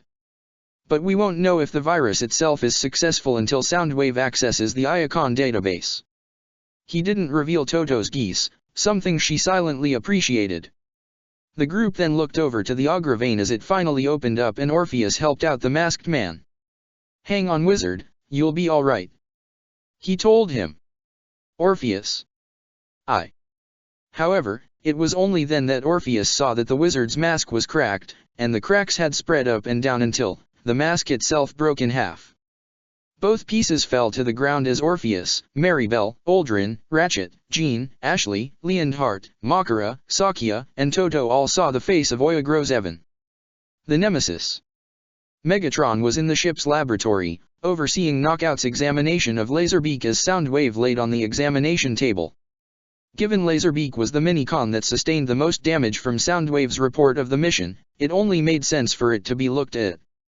Knockout held his scanner over Soundwave's chest, but he found an odd reading that only caused him to look in confusion. What is it? Megatron asked. An obstruction of some sort. Knockout replied, sounding a bit curious himself. Soundwave then stood up from the table, detached Laserbeak from his chest and into his hands, opened the compartment to reveal the makeshift bomb inside. It's a bomb. Knockout shouted in a panic as he ran to the corner of the room, threw himself to the floor and held his hands over his head just waiting for it to explode. Oh, that is clever. Megatron said in a tone that mixed impression and annoyance before addressing his cowardly scientist. Knockout, prepare to properly dispose of the obstruction. Seeing how he had no choice in the matter, Knockout took the bomb in his hands and ran out into the ship's hallways as fast as he could, while also taking care not to drop the explosive in his hands. Right after he left, Soundwave put Laserbeak back as Megatron spoke to him. Soundwave, if we are to maintain any advantage over the Autobots and Black Knights. Megatron was briefly interrupted by the muffled sound of an explosion from a short distance, accompanied by a scream from Knockout that sounded akin to a cartoon character. He paid it little more than a curious gaze before getting back on topic. Decoding the remainder of the Iacon database must remain your top priority. Soundwave nodded in understanding. Orpheus backed away as he saw the face of his uncle, the face that all had now come to see. Wizard, the masked man who led the anti-Britannian network known as Peace Mark was in reality, Oya Grozevin, head of the Brighton noble Zevin family. The Glinda Knights each had their own expressions of shock as they recognized this man, even if it was the first time they've met him or not. Ratchet winced, fearing this would happen. He was among the few individuals who knew Wizard's true identity. Who the hell is that? Ashley asked bluntly, not recognizing the man. You idiot, that's Oya Grozevin. Jean scolded him. He's the head of the Zevin family. Or rather, he was given that Britannia's gone now. I never paid much attention to all that stuff. Ashley shrugged nonchalantly. But for Uldren and Orpheus, it was a completely different story. Uldren remembered it all. She remembered her mother, Olivia, dueling with her uncle. Swords clashed fiercely as brother and sister sought to end each other's lives, something the young Uldren couldn't understand at all. Even as he cut her down and ended the life of her beloved mother. Stay on guard, Oya Gro. My death is not the end of your journey, but the beginning. My life has been wandering in the wasteland. Uncle Oya Gro, why? The anger and hate Uldren had for her uncle had never once left her body. It was the main reason she left her family to join the military, something Mary Bell knew as well and hated the man for it, even more so as Charles never did anything about it even though Olivia was a knight of the round. However, that anger and hate was felt twofold for Orpheus. He himself recognized that face. The face of the same man, dressed in black, who led a squad of Knight Marrays into the village that took him in as well as his beloved Yulia, only for that man to burn it all to the ground and kill her right in front of him. Do you hate me, boy? If you do, come and kill me. If you can. All those around me have a technique and talent beyond standards. We are Britannia's special forces. We are Pluton. If you are afraid, give up the fight. And devote yourself to an ordinary life. And as it turns out, the man he swore to kill and avenge Yulia, the man he hated more than anything, was also the same man whom he had respected and gave him purpose once again. Wizard was Oya-Gro? Before he knew it, Orpheus was seeing red as he gave a roar and punched his uncle across the face so hard, blood sprayed from his mouth as he was knocked down. He would have beaten him even further, but Ashley quickly came up to hold him back. Hey! Hey! Take it easy, man. Ashley struggled to hold the raging Orpheus back. You killed her! Orpheus shouted to the recovering Oya-Gro, who could only look down in shame. You killed her! You killed Yulia! You and your precious Pluton! Both Maribel's and Toto's eyes widened more than everyone else here. He was a part of Pluton. She truly had no idea about that. But then again, the children born and raised in the Geese Order shared no interaction with Pluton unless Vivi permitted it, and she had not received said permission. He was the one who killed Yulia. Maribel remembered Orpheus telling her back in Castle Weisswolf the fate of her sister and how she was killed by Pluton from the Geese Order. And as it turns out, the man who caused her beloved Aldrin so much pain was also the same man who took her sister away permanently. She too, along with Aldrin, were about to rush and beat Oya-Gro to a pulp, perhaps even to death, but Leonhardt, Makara, Sakia, Jean, and even Toto all tried to hold them back as well. Oz. Mary. Don't. Sakia exclaimed. It's not worth it. Makara shouted. He killed my mother. Our mother. Aldrin screamed out. Mary's sister. That's enough. All of you. Ratchet stomped his foot on the ground, halting everything as all eyes set on him. Listen, you all have every reason to despise him, some more so than others, but this is neither the time nor the place for it. Especially so soon after the fate of your comrade. Being reminded of Tink's death did bring the former Glindonites to a sorrowful calm, allowing them to release Maribel and Aldrin, gazing at one another with set expressions that also mixed with glares as they once again looked toward Oya-Gro as he pulled himself up and wiped the blood from his mouth. Orpheus looked ready to rip him limb from limb like a rabid animal, but Ashley still held him back. Look man, I get it. Trust me, I do. Ashley told him. But you gotta cool it. We don't even know what the hell's going on with this guy. Orpheus stopped struggling, but his rage hadn't left his body, even as Ashley let him go. He then turned toward Ratchet with an accusatory look in his eyes. You knew. The Autobot gave a single nod in confirmation. Who else knows? Optimus, Zero, Sarah, and only our most inner circle companions. Ratchet explained, which also consisted of Bumblebee, Kagaya, Toto, Ogai, Colin, Arky, Bulkhead, Rai, and Ironhide. Somehow that didn't surprise Orpheus, or even Aldrin and Maribel. Look. Oya-Gro finally spoke up, looking at all of them with an expression of grief and regret. The things I've done. I won't make any excuses, nor will I ask forgiveness. But I do plan to give you an explanation, at least understand why I did it. Just not here. Once we get back, and see if that virus worked. I'll tell you everything. And then, you can hate me as much as you want and decide what to do with me afterwards. Orpheus glanced back to his twin sister, who mirrored his angered expression as well as Maribel. The three seemed to come to a silent agreement. Fine. Orpheus accepted. But you are not sneaking your way out of this. If you try, we will hunt you down and end your pitiful life. Aldrin declared. And even if we hear everything, that does not guarantee your life will be spared. Maribel scowled. I understand. Oya-Gro nodded. Maribel turned toward her knights, with Makara and Leonhardt nodding to each other as they went over to Oya-Gro and stood close to him. They wouldn't restrain him, but they'd be keeping an eye on him to make sure he didn't try anything. Ratchet then accessed his comms. This is Sigma Team, we need a ground bridge to our current coordinates. Be certain to send a retrieval team to recover the Nightmare rays as well, they need extensive repairs. A ground bridge portal quickly opened for the team as they all entered, leaving the Alps behind. Back on the Nemesis, Soundwave immediately followed his master's orders and got to work on decoding the remainder of the Iacon database. His tentacles attached themselves to the console as he began to type, accessing the Decepticon network and Nemesis mainframe, beginning his work.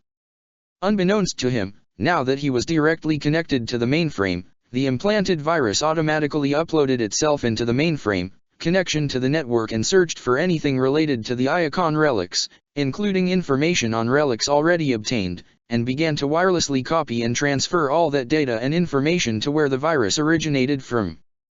As Team Sigma exited the ground bridge portal at Horai Islands outside Perimeter, a Black Knight retrieval team, headed by Ganabati, entered the very same portal right after them in the form of several large trucks in order to retrieve all the damaged Knight Marrays back at the Alps. Ratchet. Everyone. They all saw Nina running up to them with an excited look on her face. Look. She pulled out her personal tablet and typed in a few key commands to project a holographic display of Cybertronian script that Ratchet recognized immediately. The Iacon database. He looked in awe and surprise, along with everyone else. The virus worked. Nina said enthusiastically. The database and everything on the Iacon relics are downloading into Horai Island's mainframe as we speak. Ratchet gave a triumphant laugh. Nina Einstein, you never cease to surprise me. The girl looked away with a blush and bashful smile. She was immediately pulled into an affectionate headlock by Ashley and given a nudgie. Come here, you little genius. The redhead ruffled her hair, causing her to laugh as she tried to push him off, but Jean was able to pull them apart, but she couldn't help but smile. The rest of Sigma team couldn't help but smile with each other. Tink's sacrifice wasn't in vain. They may have failed to retrieve this relic, but they might just have gained the means to get all the others, including all those the Decepticons have retrieved. Makara leapt into Leonhart's arms as he twirled her around, both laughing. Maribel and Aldrin smiled to one another emotionally as they held each other's hands. Sakia of course interrupted their tender moment as she pulled them in close, but they still smiled, nonetheless. Aldrin then glanced to her brother, Orpheus, who merely smiled as he nodded toward her. Even Oyagro smiled at their success. He knew he still had a lot to answer for and would be on the receiving end of such anger and hate, as he so deserved, but he was still happy that they were happy, and that Tink's death truly wasn't for nothing. He then turned in surprise to see Toto smiling at him, looking toward him with genuine assurance, causing him to return the smile as well. Oh, believe me, Soundwave will provide the coordinates to the remaining relics. Megatron said to Starscream and Schneeisel as they walked away to let Soundwave work undisturbed. Yes, we are most fortunate to have him on our side, Lord Megatron. Schneeisel said. I can't imagine the damage he would inflict upon us if here in Autobot. Perhaps you would do well to take a cue from him yourself once in a while, Starscream. Megatron told his second-in-command. Primarily how to stay silent and achieve results. Just one triumph out of 100 failures on average does not mean you've earned my favor. He said before walking away. Once he was out of earshot, Starscream gave a growl before he slammed his fist into the nearest wall. I did achieve results, today. I've brought our forces the most durable armor in Cybertronian history, and this is the thanks I get. You need only endure it only a little while longer, my friend. Schneeisel told him with a sinister grin. After all, his reign is about to come to a just and swift end. Very soon. Another ground bridge portal opened on Horai Island, causing Ratchet, and the rest of Sigma team, as well as Nina, to look in surprise. One of the others' teams is back. Aldrin asked.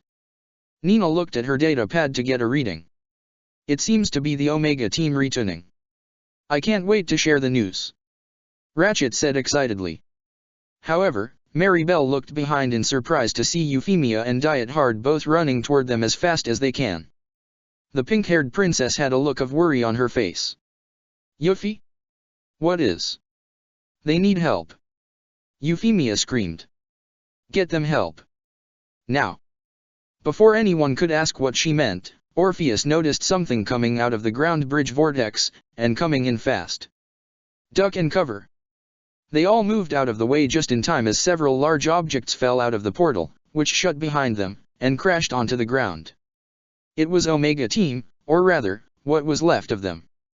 Bulkhead laid on his front, a large gaping hole in the back, Wheeljack was on his side, his right arm torn off, Ironhide was covered in steam and drops of lava, holding a critically injured Chromia close. Warpath landed on his back, his central cannon ripped clean out from his chest which was gushing energon. The only two Night Marrays were the Raiden and Galestine, the later had its entire lower half missing as Nonet climbed out of the cockpit, blood falling down from the side of her face. The Raiden appeared to be in even worse shape, despite being in one piece. It was covered in a sickly green-like substance, some of which appeared to be corroding or even partially melting away at the outer armor. But what stood out was a large slice into its central chest area, as though it had been stabbed by something. The cockpit opened to reveal Tamaki trying to pull out the horribly injured pilot. "Hey! Get this kid a doctor!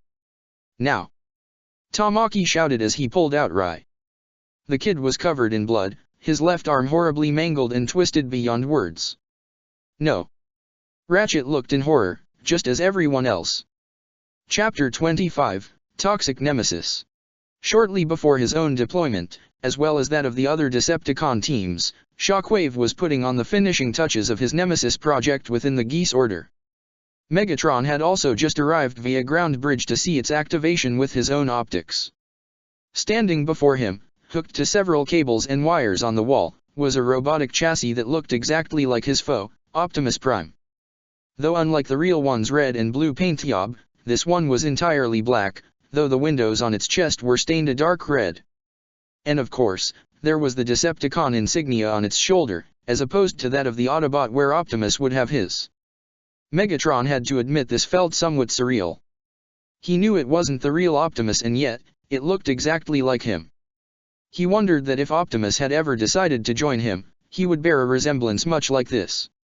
But he knew deep down that no matter how strong this carbon copy would be, it would still pale in comparison to the genuine article. "Everything is ready?" Megatron asked his top scientist. "Affirmative." Shockwave confirmed.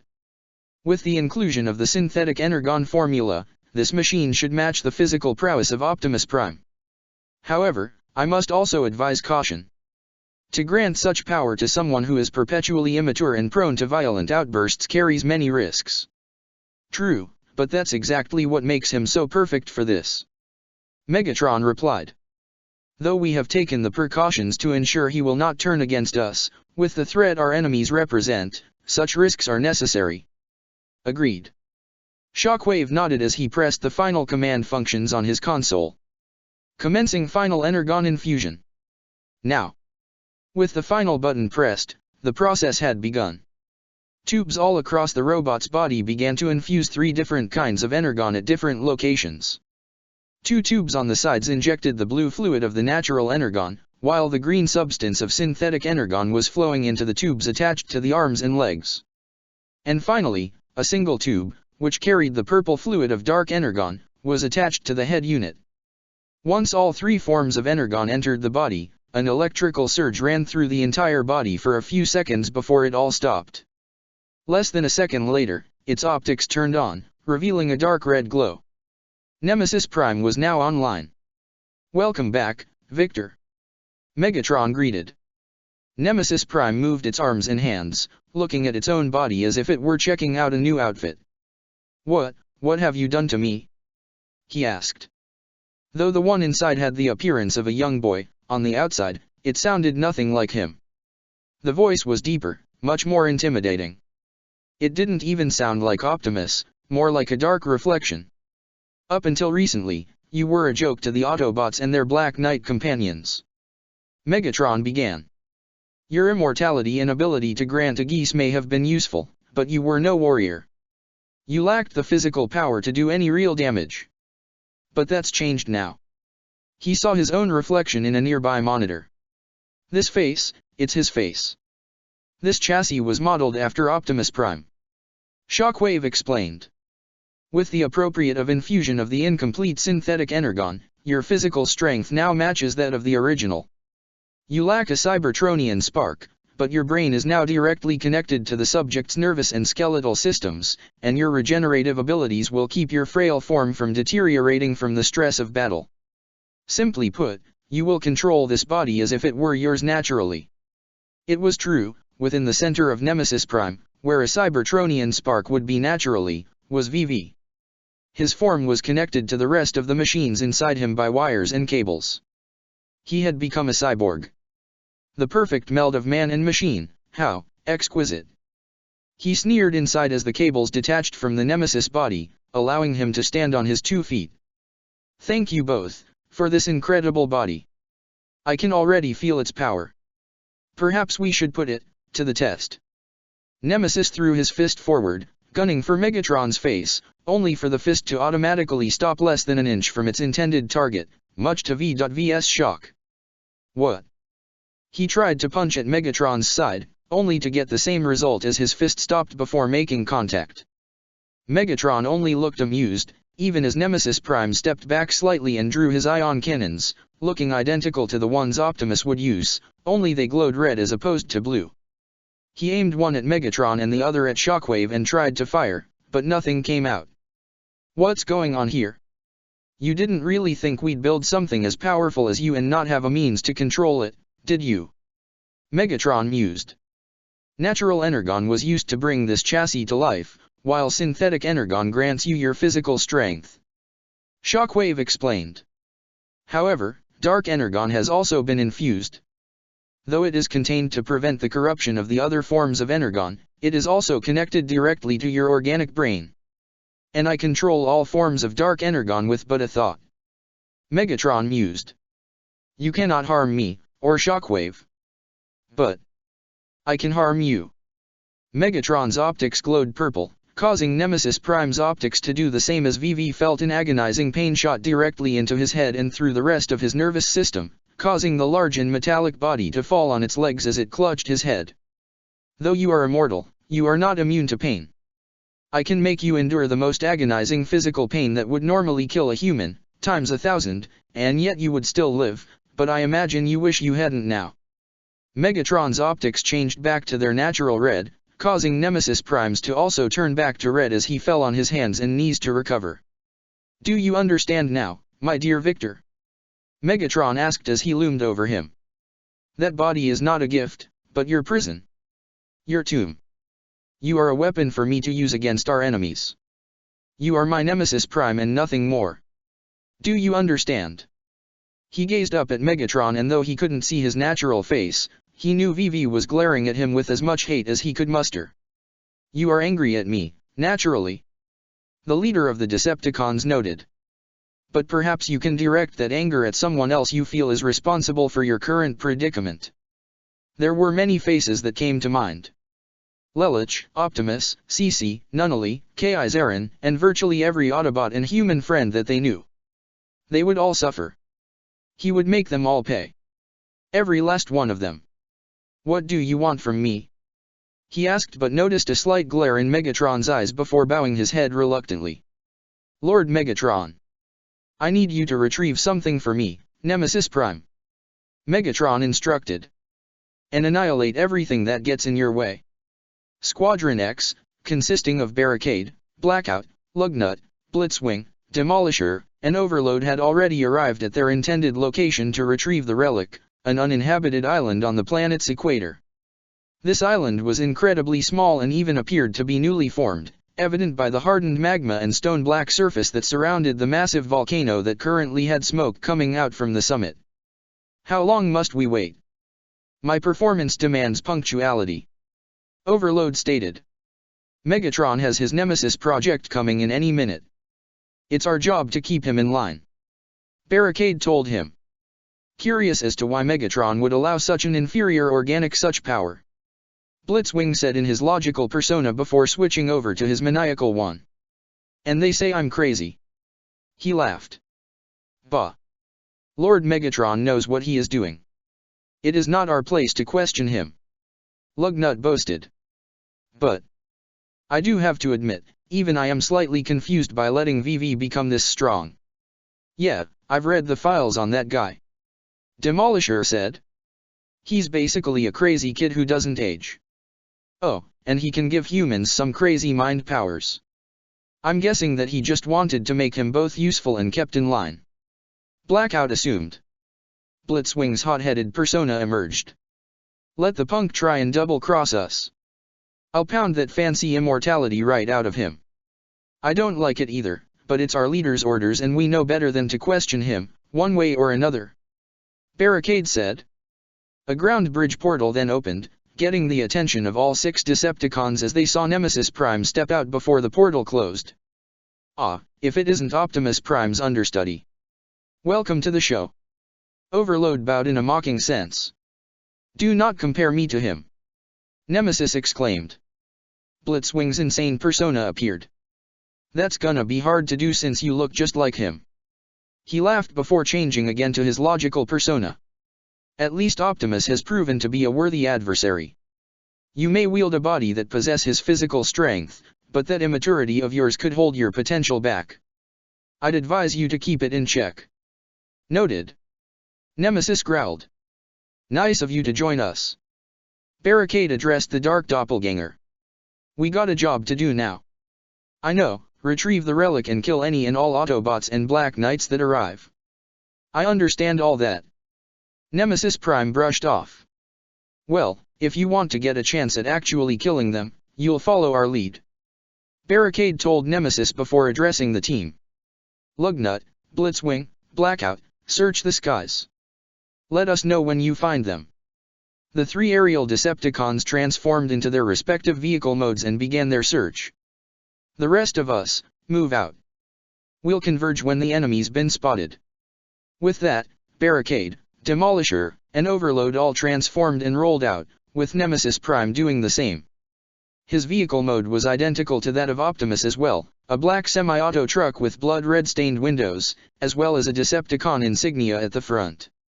Even though it was his first time, VV felt the ability to transform almost naturally. It was as if he had truly become a Cybertronian. As much as he hated Optimus, he had to admit, if this was the kind of strength he had every day, he could understand why Optimus was so worshipped. Now this power was his, and he would make sure that all his enemies and their loved ones would pay the price for their transgressions against him and his brother. As slowly and painfully as possible. Meanwhile, at another part of the island, a single ground bridge portal opened, allowing Omega Team to step out. This team consisted of Ironhide, Bulkhead, Rai, Wheeljack, Tamaki, Nonet, Chromia, Warpath, and Hotshot. The 3 Black Knights were in their respective Nightmare Rays, the Raiden, the Wrecker Akatsuki, and Gale's Chin Conquista. Welcome to the hottest place on Earth. Rai said in a joking sense as he, Tamaki, and Nonet were already sweating from the intense heat, even in their Nightmare Rays. Ugh. Smells worse than the barracks out here. Hotshot waved his hand in front of his face. That would be all the sulfur. Considering we're practically next to a volcano. Nonet said. I actually love the smell. Wheeljack took a deep whiff in. Reminds me of the time that we used the Khan's own bodies to cross a molten steam. Well, it wasn't as fun as blowing all those Khans to smithereens. Warpath recalled. Geez, this is hot. Tamaki complained as he wiped the sweat from his brow. When we get back, we gotta tell all the big brains to install some kind of compact air conditioners in our Nightmare Rays. We've got bigger things go on than feeling all comfy cozy, Tamaki. Ironhide told him. Tell that to my underwear that's already glued to my ass. He complained. You guys are lucky. That we don't wear clothes? Or that we can take the heat and cold better than you can? Chromia questioned rhetorically. Both, sweetheart. Alright, let's focus on finding the relic. Bulkhead stated.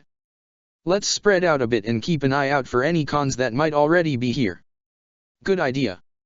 Rai nodded as the group went off in separate directions, but still kept a relatively close distance to each other, all to be prepared for a potential ambush the enemy might have set up.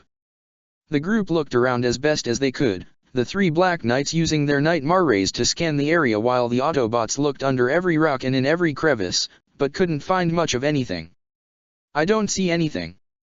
What about you guys? Hotshot called out. Nothing here. Warpath replied. Same. Wheeljack responded. Coming up empty. Chromia added. Scans aren't picking up anything either. Nonet reported. Ironhide then accessed his comms. Omega Team to base, we can't find the relic. Can you reconfirm coordinates? Hang on, I'm triangulating your position. A familiar voice responded that none of them were expecting. Yuffie. Rai questioned. What are you doing here? Thought you were overlooking all the incoming military forces. Bulkhead recalled. Yeah, no, for when the big battle comes. Back on Horai Island, Euphemia was at a control tower, overlooking a three-dimensional, holographic, map of the area that Omega Team had been sent to. Kagai is already taking care of that. Yuffie replied. She said I could monitor all the retrieval teams that are away. Well, are you able to reconfirm our coordinates? Ironhide asked. Yuffie saw the data and could confirm that this was indeed the location. Yes. That's the exact spot the retrieved coordinates pointed us toward. Well, something must have gone wrong, because we can't find a damn thing in this damn place. Tamaki said as he continued to sweat profusely. Seriously? Am I the only one who's roasting in here? Get over it, Tamaki. Ironhide told him. Focus on finding the thing that could potentially end the world. Nonet rolled her eyes at the bickering but noticed something on her Galeskin's radar. Hey guys, something's coming. I'm getting an odd signal our way. Is it a Decepticon? Chromia asked as she pulled out her rifle. Better be. Time to make some noise. Warpath slammed his fists together. I don't know. I don't think it's Cybertronian. Nonet answered. I've never seen anything like this. Hang on, I think I got a visual. Wheeljack said as Omega Team regrouped together to see a black semi-auto truck with dark red windows. It came to a stop before transforming to reveal a figure that nobody was expecting. What in the? Bulkhead questioned. Optimus. Hotshot looked confused. Not quite. That didn't sound like Prime. Wheeljack had already drawn his swords as Omega Team began to cautiously circle around the lookalike of their leader. Tamaki happened to spot the emblem on its shoulder. Shit, this thing's a con. He exclaimed. What? But I'm not picking up a signal. Nonet said as she scanned it again. And this thing's right in front of me. Ironhide aimed his cannons at the imposter. Who or what are you?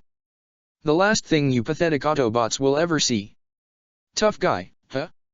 Wanna back that up? Warpath challenged. Nemesis Prime then spotted the Raiden and knew instantly who was inside it. K.I. Zarin. I'm glad you're here. Truly. Rai looked confused. How do you know that name? Your name. Your real name. Nemesis Prime sneered.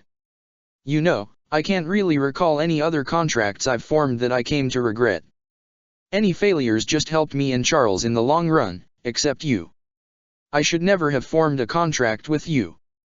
In fact, I should have killed you right then and there, instead of sealing you in that thought elevator. Rai's eyes widened in shock, his face instantly becoming pale. He even felt his geese flash, resonating slightly with the one who gave it to him in the first place. He knew who it was that was standing before him and his friends. V.V. In the flesh, in a manner of speaking. The immortal inside confirmed. Wait, what? Bulkhead exclaimed. That little immortal bitch who's stuck as a kid. Tamaki questioned. Charles Z.I. Britannia's brother. Nonet was just as shocked as her former prince. So, what's with the new look, kid? Trying to confuse us? Frame the big guy or something? Wheeljack questioned. I just wanted for you all to feel the utter despair of the one that you all admire so much, being the one to ultimately snuff you out. My hate for all of you cannot be put to words. I am your destroyer. I am the foe to all Autobots and Black Knights. I am, your nemesis. Nemesis Prime. He brought out his dual ion cannons and opened fire in all directions, forcing Omega Team to scatter and avoid the devastating explosions. Before they had a chance to return fire, more attacks rained down from the sky as Blackout, Lugnut, and Blitzwing's vehicle modes flew in. Autobots. Human pets. Prepare to be smelted alive. Blitzwing stated in his hot-headed persona before unleashing blasts of plasma, followed by missiles from Blackout's helicopter mode. Lugnut added to the resulting explosions by transforming, falling down, and raising his axe and slamming it down to the ground with enough force to crack it open. Cracks spreading all across the ground, reveal the magma underneath, and send most of Omega Team scat. Warpath skidded on his back toward a ledge and looked up in surprise to see Barricade, Demolisher, and Overload standing at the top of said ledge. Attack! Barricade ordered as he and his companions went on the offensive, engaging Omega Team in heated battle. Warpath transformed into his tank mode to gain some distance before firing at the trio, forcing them to split before Demolisher transformed into his own anti-air tank vehicle and engaging in a heavy weapons battle as their respective tank modes moved parallel to each other across the battlefield. Chromia tried shooting her rifle at the flying Blackout and Blitzwing, only to get tackled by Barricade and pinned to the ground where he attempted to punch her, but she rolled her head out of the way and was able to pull both her feet back and kick him off. Meanwhile, Nonet flew the Gale's chin in the air to intercept Blitzwing and Blackout, firing her Varus rifle at both of them, forcing them to dodge, but Blitzwing quickly transformed and aimed his shoulder cannons to fire at the rifle, knocking it out of the Nightmare's hands before Blitzwing, in his hot-headed persona, flew straight to the Gale's chin to knock it out of the sky with a powerful punch. Ironhide punched Overload to knock him down before blasting him back with blasts from his cannons, but soon met the helicopter mode of Blackout, who transformed to engage him in brutal combat as the large Decepticon produced his spinning rotary blade and sliced at Ironhide, scratching his chest and spilling some energon, but Ironhide was able to recover with an uppercut, followed by a blast from his cannons in Blackout's chest area and send him into the air before crashing into the ground. Tamaki gave a yell as he fired his Wrecker Akatsuki's heavy artillery at Lugnut, but the larger Decepticon rushed through the resulting explosion and tried to bring down his massive axe onto the shocked Black Knight, who was quick to eject just before his nightmare was completely obliterated. Tamaki's cockpit landed on the ground and opened up, but as he tried to pull himself up, he gazed in shock to see Lugnut looming over him. Fool! No one challenges the word of Megatron. In the name of the glorious Decepticon race, I shall.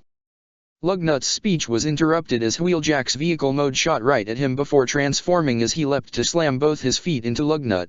The force was enough to knock him back quite a bit. You talk way too much. Wheeljack said as his face mask activated, drawing both his swords before going on the offensive against the larger Decepticon. Bulkhead fired both his cannons at the charging Nemesis Prime, who barreled through to slam his shoulders into the green Autobot to push him onto a ledge before Nemesis pounded him even further with multiple punches to break the entire ledge and send Bulkhead rolling across the ground.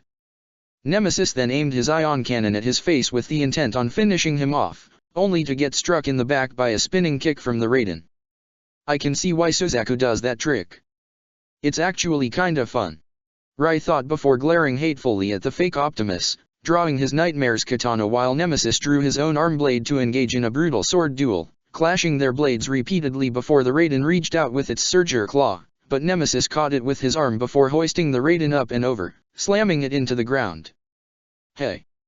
Nemesis felt multiple energon blasts struck him in the side and turned around to see Hotshot running right at him. You're nothing but a big phony. I'll take you on. He jumped onto Nemesis, and fired point-blank shots right into his face, causing Nemesis to groan in pain and annoyance before reaching to grab Hotshot with both hands, raise him up and slamming him down. He was ready to pummel him even further. You're going down, Faker.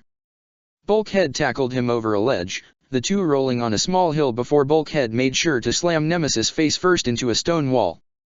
Bulkhead pulled away and wouldn't even give Nemesis a chance to recover as he brought out both his maces and slammed them onto Nemesis' back repeatedly. With a roar, Nemesis pushed himself back to knock Bulkhead off his footing briefly before turning around to deck the green Autobot in the face. Nemesis followed through with another punch, but Bulkhead was able to catch it, much to V.V's shock. What? No. No. You can't do this. Nemesis raised his free fist to slam it on Bulkhead's head before kicking him back. I have the strength of that worthless Prime. You can't stand up to me. He tried to charge him, only for Bulkhead to repeat the action as he raised his right fist, converted into a mace, and slammed into Nemesis' face before pounding him in the chest area with his other hand, then converted it into an energon cannon and fired a charged shot to blast Nemesis through a stone ledge. You might look like him, kid. Bulkhead said as he wiped some energon from his mouth. But you ain't got his guts. You're no Optimus Prime. Vivi growled from the inside of his new robotic body. I don't have his guts. Then how about I spill yours across the ground? He exclaimed before charging at his enemy again. Rai saw the predicament Bulkhead was in, glancing around to see the rest of Omega Team appearing to be locked in an explosive standstill against the enemy forces. We can't afford to drag this out. Gotta end this now. Rai happened to glance to his nightmare's right and see a large crevice where lava flowed underneath. An idea quickly came to mind as he plunged his Surger Claw directly into the lava. Everyone, get clear. Now. We got ourselves an eruption. Rai alerted. Ironhide happened to be close by as he saw what Rai was doing and knew what was coming. You heard the man. Fall back. Ironhide transformed into his vehicle mode and drove off, disengaging from the confused Blackout and Overload. Hotshot, Chromia, and Warpath all did the same as Wheeljack quickly scooped up Tamaki and transformed before driving off too. Even Nonet flew out of the way. Rai then activated his Surger Claw at maximum power, sending a powerful electrical current surging through the exposed lava, which traveled all across the magma underneath the area. This caused the molten rock to become more active and unstable as temperatures soared even higher. The Raiden pulled away just in time as multiple spouts of electrified lava shot out from all over the abandoned battlefield. Many of the Decepticons were knocked off their footing as the entire area broke off from the main landmass and flowed downhill from the streaming magma at intense speeds, preventing the Decepticons from transforming and escaping. Nemesis Prime looked in shock to see what was happening, which gave Bulkhead an opening to pound him in the face twice with his clubs and gave one final uppercut to knock Nemesis Prime into the sliding piece of land before it fell off a small cliff, sending Nemesis and the Decepticons of Squadron X falling before the large slab of land flipped and landed on all of them to bury them. Taking a moment to catch his breath, Bulkhead transformed and drove off to meet up with the rest of Omega Team. Back on Horai Island, Euphemia continued to observe Omega Team's progress on the holomap. Alright, I'm tracking your location and keeping an eye out for enemy activity. So far, no other Decepticon signals. Perhaps you could use some assistance. She turned around in surprise to see none other than Diet Hard Ride approaching. Mr. R. Ride? Yuffie questioned. Diet Hard, what are you doing here? Bulkhead questioned. I came here to monitor your mission, all the other teams are covered. He explained. Though it seems former Princess Euphemia has that covered, but I'd still like to provide a helping hand. I'd appreciate it if you would just refer to me as Euphemia. She told him. My apologies. Diet Hard replied. Here I thought old Brighton Neon Pretty Boy was off getting his beauty sleep. Tamaki cracked. Perhaps I was, and I was dreaming that I would finally get some respect from all of you. Diet Hard said. Yeah, keep dreaming, pal. Rai joked, earning chuckles from most of Omega Team, and even Yuffie herself suppressed a giggle, while Diet Hard chose to ignore. What is your current progress? He asked, getting to the mission at hand. Provided coordinates came up empty, but we may have a lead on the relic. Ironhide reported. Based on the terrain, I'm sure lava from an erupting may have carried it downhill. That's where we're heading. But wouldn't that burn it up or melt it? Yuffie asked. These relics are in containers that were built for interstellar travel, I'm sure a little lava's no big deal. Wheeljack brushed off. But you've already engaged the enemy. Diet Hard asked, having overheard what Euphemia said upon entering. Yes. Decepticon Squadron X came up out of nowhere, but they weren't alone. Nonet reported. That pompous little punk Vivi was also with them, and he's piloting some kind of knockoff Optimus body. Warpath added. V.V. There? With you. Euphemia exclaimed in shock, being the first time that she's heard this piece of info. What do you mean when you say he's piloting a knockoff Optimus body? Diet Hard asked for clarification. Exactly what he meant. He's got some kind of robot body now that looks exactly like Optimus. Hotshot pointed out. Except for the paint job. Tamaki added. His is all black. Least we can't get M mixed up that way. Little bastard even calls himself Nemesis Prime. Catchy. Diet Hard commented. But he's nothing like the real deal. Bulkhead said. He might pack a little extra strength, but the kid's still no fighter. Hey, Rai? Are you okay? Yuffie asked with worry and caution for her half-brother. She knew the history surrounding Rai and Vivi, and just the mention of him was enough to make Rai's blood boil. I'm fine, Yuffie. Rai assured. Like Bulkhead said, just because he looks like Optimus doesn't mean he knows how to fight like him. I sent him and his con buddies rolling downhill with a mini eruption, buried them alive. It'll take him a while to get out of there. Are you so certain? Diet Hard questioned. Immortality aside, if his new body is based off that of Optimus, I'd wager it is just as durable as the original, and we all know how much Optimus Prime can endure. All the more reason for us to find that relic and get out of here. Ironhide said. We should find it soon. Speak for yourself, old-timer. Next time, I call dibs on that fake Optimus. Warpath boasted. I still owe him a beatdown myself. Hotshot added. Priorities, guys. Nonet said with a partially annoyed sigh. With an explosion, Nemesis Prime emerged from the pile of rubble, having used his ion cannon to blast away all the rocks and stones that were piled over him. As he pulled himself out, Vivi glanced around to see the rest of Squadron X had already emerged as well. That did not go as planned. Blitzwing commented in his logical persona before switching over to his insane one. You could say it all went downhill. Get it? He laughed. Shut it, Blitzwing. Barricade scolded. We still got a job to do. Before we get to the relic, I think we should talk about getting rid of some deadweight. Blackout gestured to Nemesis Prime. Excuse me. He growled. Your performance was utterly distasteful. Overload said. At least Optimus performs with grace, while you act as if you are a child throwing a tantrum. Because he is a child.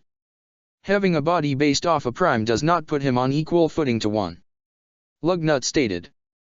I wield the power and strength of Optimus Prime. Nemesis exclaimed. But you're not good at using it. Demolisher said, going up to Nemesis' face. You are a sadistic little brat playing with power tools. Megatron gave you that power to be useful to our cause. He pointed at his chest. So, make yourself useful. Shut up.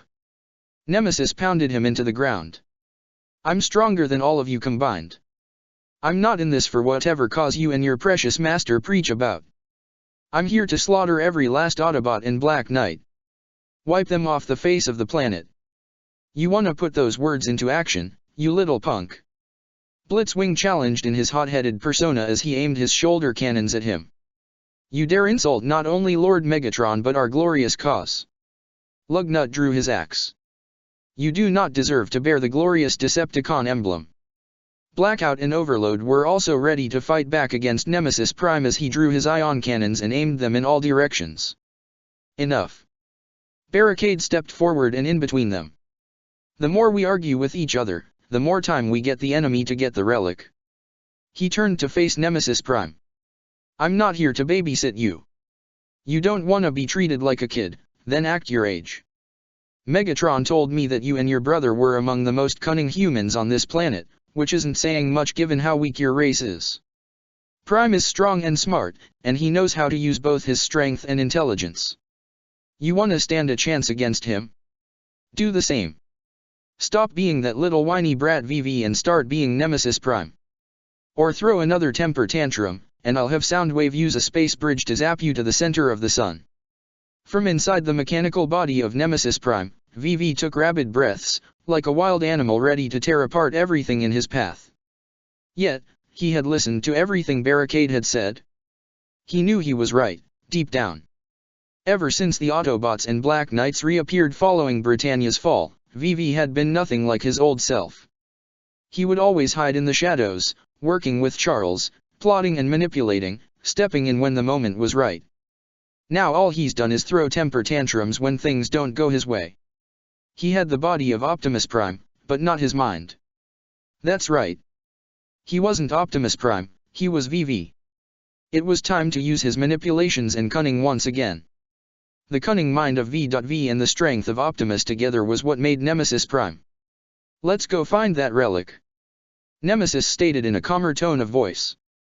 If it wasn't at the provided coordinates, it's possible that lava from an eruption carried it downhill. Barricade noticed how calm he was speaking and lowered his guard, prompting the rest of Squadron X to do the same. You may be right about that, Barricade granted. Then it would be logical to assume the Autobots and Black Knights have come to the same conclusion and are nearing the relic as we speak, Blitzwing said in his logical persona. If that is the case, then Act 2 must commence soon, Overload said dramatically. For the glory of Megatron. Both the relic and revenge will be ours, Lugnut boasted. With that, Squadron X and Nemesis Prime transformed into their respective vehicle modes and rolled out. Inside the black semi-auto truck vehicle mode, VV snickered evilly. This won't be like last time, K.I. Zarin. When I find you, I'll rip you to pieces and deliver what's left to Lelich. That should be enough to push him over the edge and get him to come to me. Once I slay him, that'll draw in Optimus Prime, and I will do what Megatron could not. I will end the line of the Primes. I may even take whatever makes Optimus so powerful and use it along with this body to restart Ragnarok. Megatron, granting me this body was the best thing you could do for me, and your greatest mistake. Omega Team continued to ride in their respective vehicle modes, the Autobots being on the ground, while the Raiden and Gale's Chin flew above them. As they moved on, the Raiden's radar gave a ping, alerting Rai. He looked on the screen to see his sensors lock onto something. Guys, I think I found it. He got the rest of his team's attention as the Raiden flew to its intended location, the Gale's Chin close behind. Both Nightmare Rays came to the spot, hovering above the Cybertronian container that held the relic within. Bingo! The Autobots arrived, all transforming, with Tamaki on Wheeljack's shoulder, as the Nightmare Rays landed. I'll get it, Bulkhead volunteered, already walking up. Everyone else, watch the perimeter, Ironhide ordered as the group kept an eye out for any enemies incoming. Be a lot more useful if I still had a nightmare, Tamaki grumbled. Sorry, man, Wheeljack said apologetically. Bulkhead tried to pry the container from its spot, but it seemed welded in there. Need some help, Bulk? Hotshot joked, just as Bulkhead pulled the lid off, with enough force to knock himself back. Nah, I'm good, Bulkhead said as he got back up and looked inside the container to see what the relic was. It was a sickly green crystal with some kind of corrosive vapor emanating from it. The moment his optics saw it, dread filled Bulkhead's body. Oh. What? What is? Ironhide walked up to the container, followed by everyone else to see what the relic was. What the heck is that? Tamaki questioned. Is that Energon?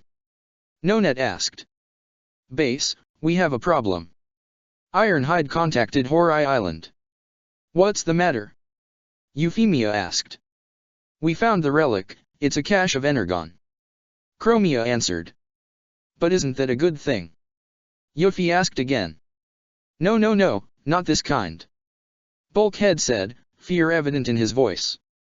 It's known as toxin. Causes nausea and dizziness upon contact, prolonged exposure weakens us to the point of paralysis. And then, it snuffs out our sparks. Wait. Toxin? Toxic Energon? Tamaki exclaimed. Like that freaky dark Energon stuff? No, that crazy goop can bring the dead back to life.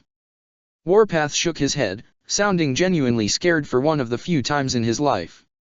This stuff just kills you. Slowly. It can't be any worse than being eaten alive by scraplets, right? Rai asked nervously. Oh no, it's way worse, Wheeljack said seriously. Trust me, kid. This stuff is pretty much the most dangerous substance on Cybertron. Well, then get away from it, Yuffie prompted. If it's really that dangerous, then the Decepticons won't want it either. I don't think so. They may want it even more. Diet Hard disagreed. What do you mean? It's poisonous, Yuffie exclaimed. Exactly, he replied. Think about it for a minute. Why would this toxin be sent away from Cybertron in the exact same method other Decepticon-made weapons of mass destruction were? It then dawned on Yuffie as her eyes widened in terror. Because they were able to weaponize it. That's exactly right. Ironhide responded. Megatron was able to somehow refine raw toxin, turn it into a biological weapon. I saw an entire army wiped out by this stuff. The way they went out. I wouldn't wish it even on my worst enemy. And I don't even want to think what this stuff can do to humans. Bulkhead added. There's no way we can leave it for the cons to find and abuse. Then bring it back here. We'll have a ground bridge. Yuffie suggested but was quickly interrupted. No. We don't have a safe place to store it. Chromia told her. This stuff is way too potent. We could risk bringing a deadly plague to all of Horai Island if we bring it back. Do you have a means to destroy it? Diet Hard asked.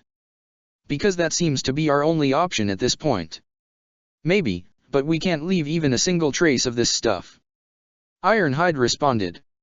With someone like Shockwave, he'd be able to make use out of the tiniest drop. Rai tried to think of a way to destroy it. He knew someone as sadistic and ruthless as Vivi would have a field day with something this dangerous. His immortality also meant he can do anything he wanted with it and not die from it. Rai's eyes happened to gaze through his cockpit's monitors, where he noticed the smoking summit of the island's sole volcano. I think I have an idea. Wheeljack, you got a grenade on you. You need to ask. The aforementioned Autobot smirked as he causally held a grenade in his hand. Blackout's helicopter mode flew through the skies, with the aerial modes of Blitzwing and Lugnut beside him. While airborne, they spotted the relic container where the heroes had originally found it. I believe we have found our target. Blitzwing said in his logical persona. Blackout to Barricade, we found the relic.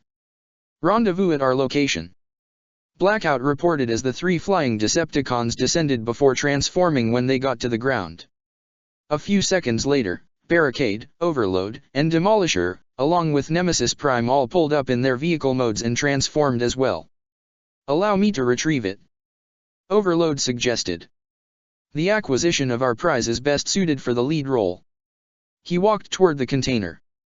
Does he actually think he's some sort of actor? Nemesis Prime had to ask, as this was getting a little annoying. Just roll with it. Demolisher replied. However, Barricade looked in suspicion. The relic was just sitting out in the open, and there wasn't any sign of the Autobots or Black Knights.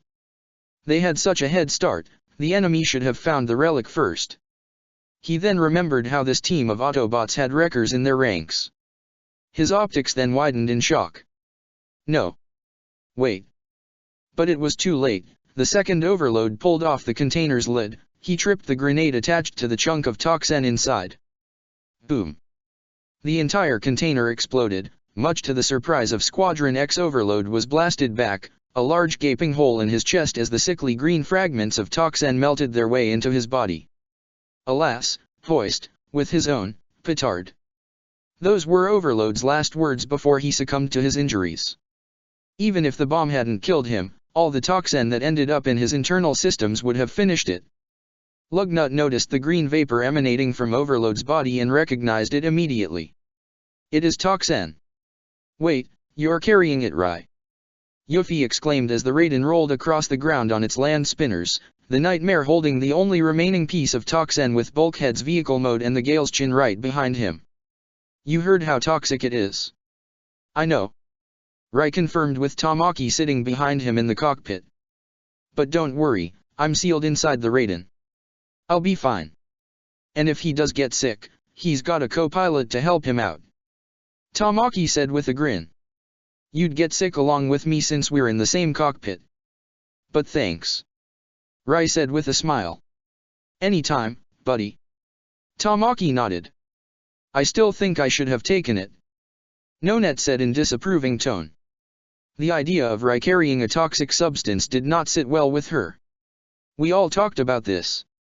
Rai replied. The Raiden is more advanced than the Galeschin, it has the lesser risk of poisoning the pilot and I am not about to let you get poisoned. I'm more worried about Bulkhead considering he's right next to me and has no protection at all. I'm alright, Rai.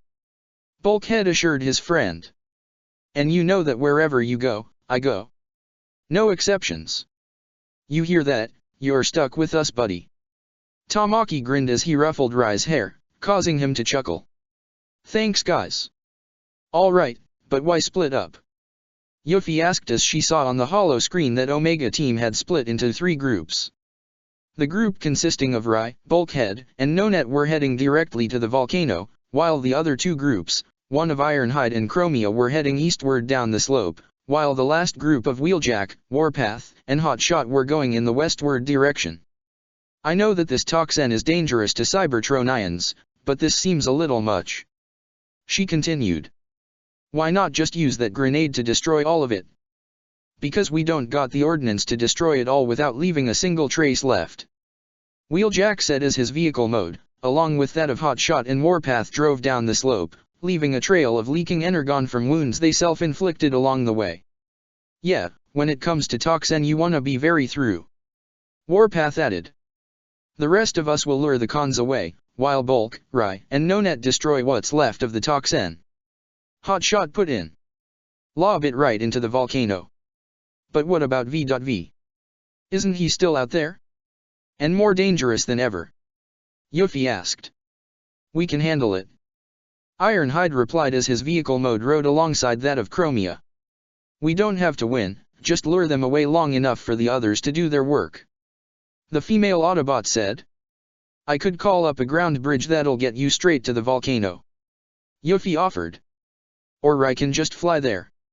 It would be faster. If we fly, we run the risk of getting spotted. Rai replied. And I want those ground bridges on standby for the other teams if they get overwhelmed. But...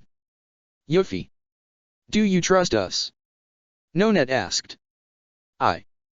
She took a deep breath, looking to Diet Hard of all people for any kind of assurance or advice. The way he looked at her told her that he agreed with their plan, though he didn't seem to like it either. I trust you. I trust all of you. Then trust that we know what we're doing. Nonet assured. It's risky, but it's the best way to ensure the Decepticons don't get a single drop of this.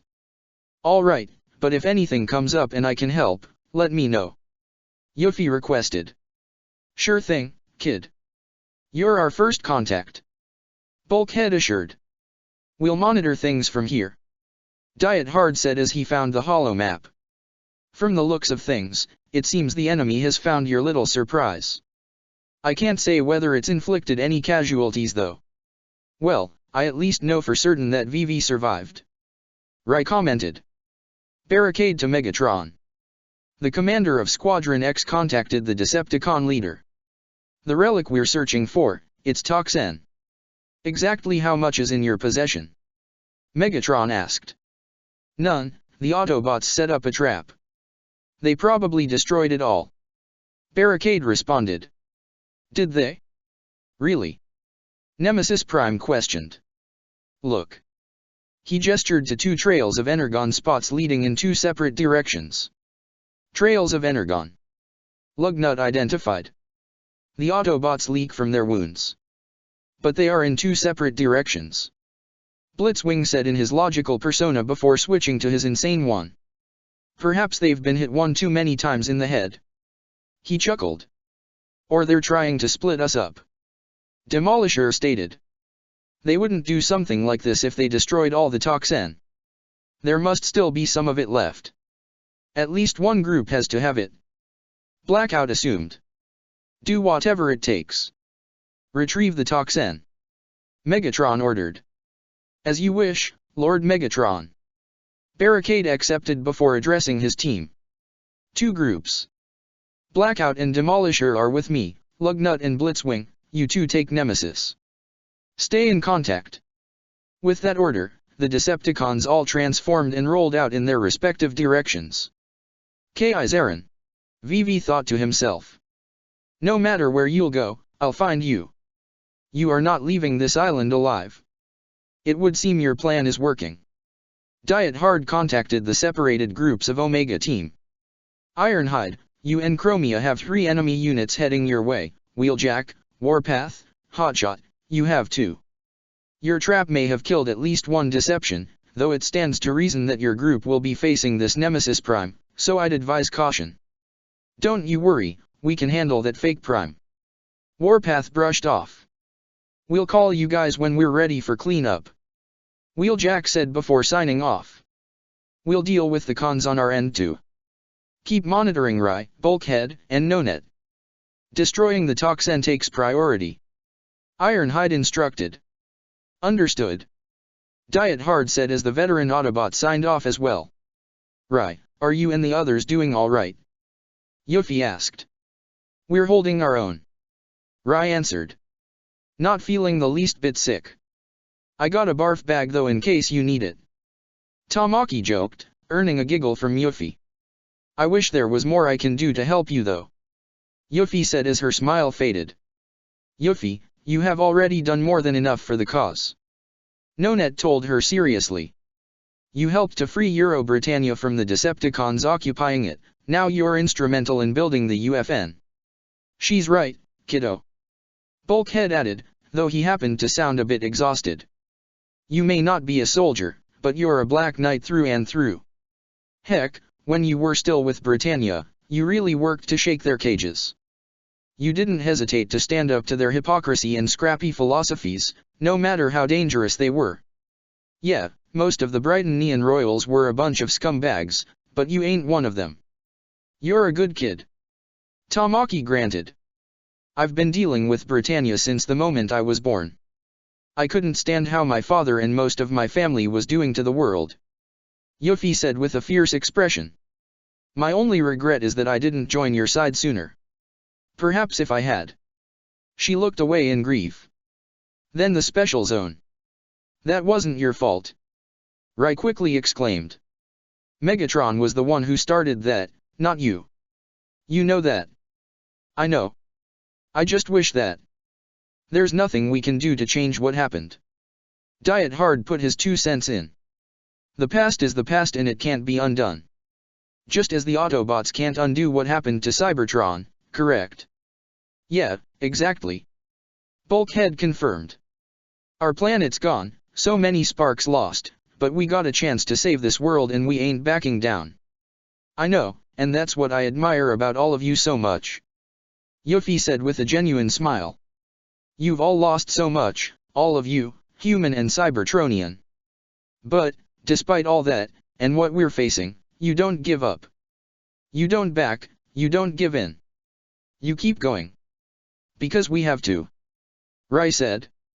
Because we have hope that there's light at the end of this dark tunnel. And I'm going to help all of you get there, even if I have to carry you there on my bare back. Yuffie stated with a fiery look in her eyes. Tamaki chuckled. Spoken like a wrecker. You'd actually make a pretty decent Zero. Being spoken of so highly and even directly compared to her amazing half-brother whom she admired and loved dearly, earned a happy smile and blush from the former princess. What about you, Diet Hard? What made you decide to be a Black Knight anyway? Nonet asked. The guy's a fanatic. Bulkhead said in a joking sense, though his tone of voice was sounding more exhausted. Said he wanted to document our shaking the world to its core, or whatever. I'm surprised he didn't start a religious cult around Zero or Optimus at this point. I've never been particularly religious. Diet Hard joked back. And I will admit, I'm something pretty fanatical. Who wouldn't want to be at the center of all this? A war between 2 alien robotic factions, and humans fighting alongside them as their equals. It's already an amazing story. See? Total fanatic. Rai laughed. But more than anything, I want to see you do the impossible. Diet Hard said. What do you mean? Tamaki asked. What you're all doing now, trying to unite all of humanity together. Diet Hard began. Ever since the start of human civilization, long before Britannia even existed, the human race has never been united. They've always waged war with one another for various reasons, justice, power, land, money, or just pure hatred. But now, with Zero and Optimus Prime at the helm, they don't just say they'll unite humanity to build an army against the Decepticons, they actually mean it. Those two genuinely believe they can bring humanity together, regardless of their differences, not just to end this war, but to bring peace throughout the entire world. And, as crazy as it sounds, I'm starting to believe it myself. Bulkhead gave an amused scoff. If you think it's crazy, then you know something's wrong. Diet Hard had a half smile before continued. Seriously. I want to be there. I want to see it. I want to see the end of this war, and humanity united under one cause, one banner. Not subjugated under another's power as Britannia tried to do and what the Decepticons currently aim for, but one united humanity with all standing as equals. It's the one that has never happened before. And I want to see it with my own eyes. I want to see a united humanity. Yuffie looked into his eyes and could see that he meant every word. He truly did want to see the world that Optimus and Lelouch strive for come to pass. It was what she wanted to. You will see it, Diet Hard. We'll all see it. We are going to stop the Decepticons, and we are going to win this war. Yuffie stated. Damn right. Rai nodded as he and his group were more than halfway up the volcano's slope. They would reach the top soon. However, he saw from his nightmares monitor that Bulkhead had stopped, his hands on his knees, trying to catch his breath. Bulk. You okay, buddy? Just taking a breather. Bulkhead took a second before pushing himself up. Even if you are not carrying it, the toxin is still affecting you. Nonet said. I'm fine, what about you, Rai? Bulkhead asked. You and Tamaki doing okay in there? Still feel fine. We're sealed in pretty tight. Rai brushed off. But what about the Raiden? Tamaki asked. This thing runs on Energon, right? What if that stuff gets corroded or something? Rai took a second to run a brief diagnostic, and saw a few alerts come up. Energon flow is disrupted a bit. Guess toxin can affect Nightmare rays too. He pulled on the controls a bit and they still felt normal. Motor controls appear to be fine. We should keep going. Let's pick up the pace. Nonet urged. I don't want to leave the others to fend for themselves for too long.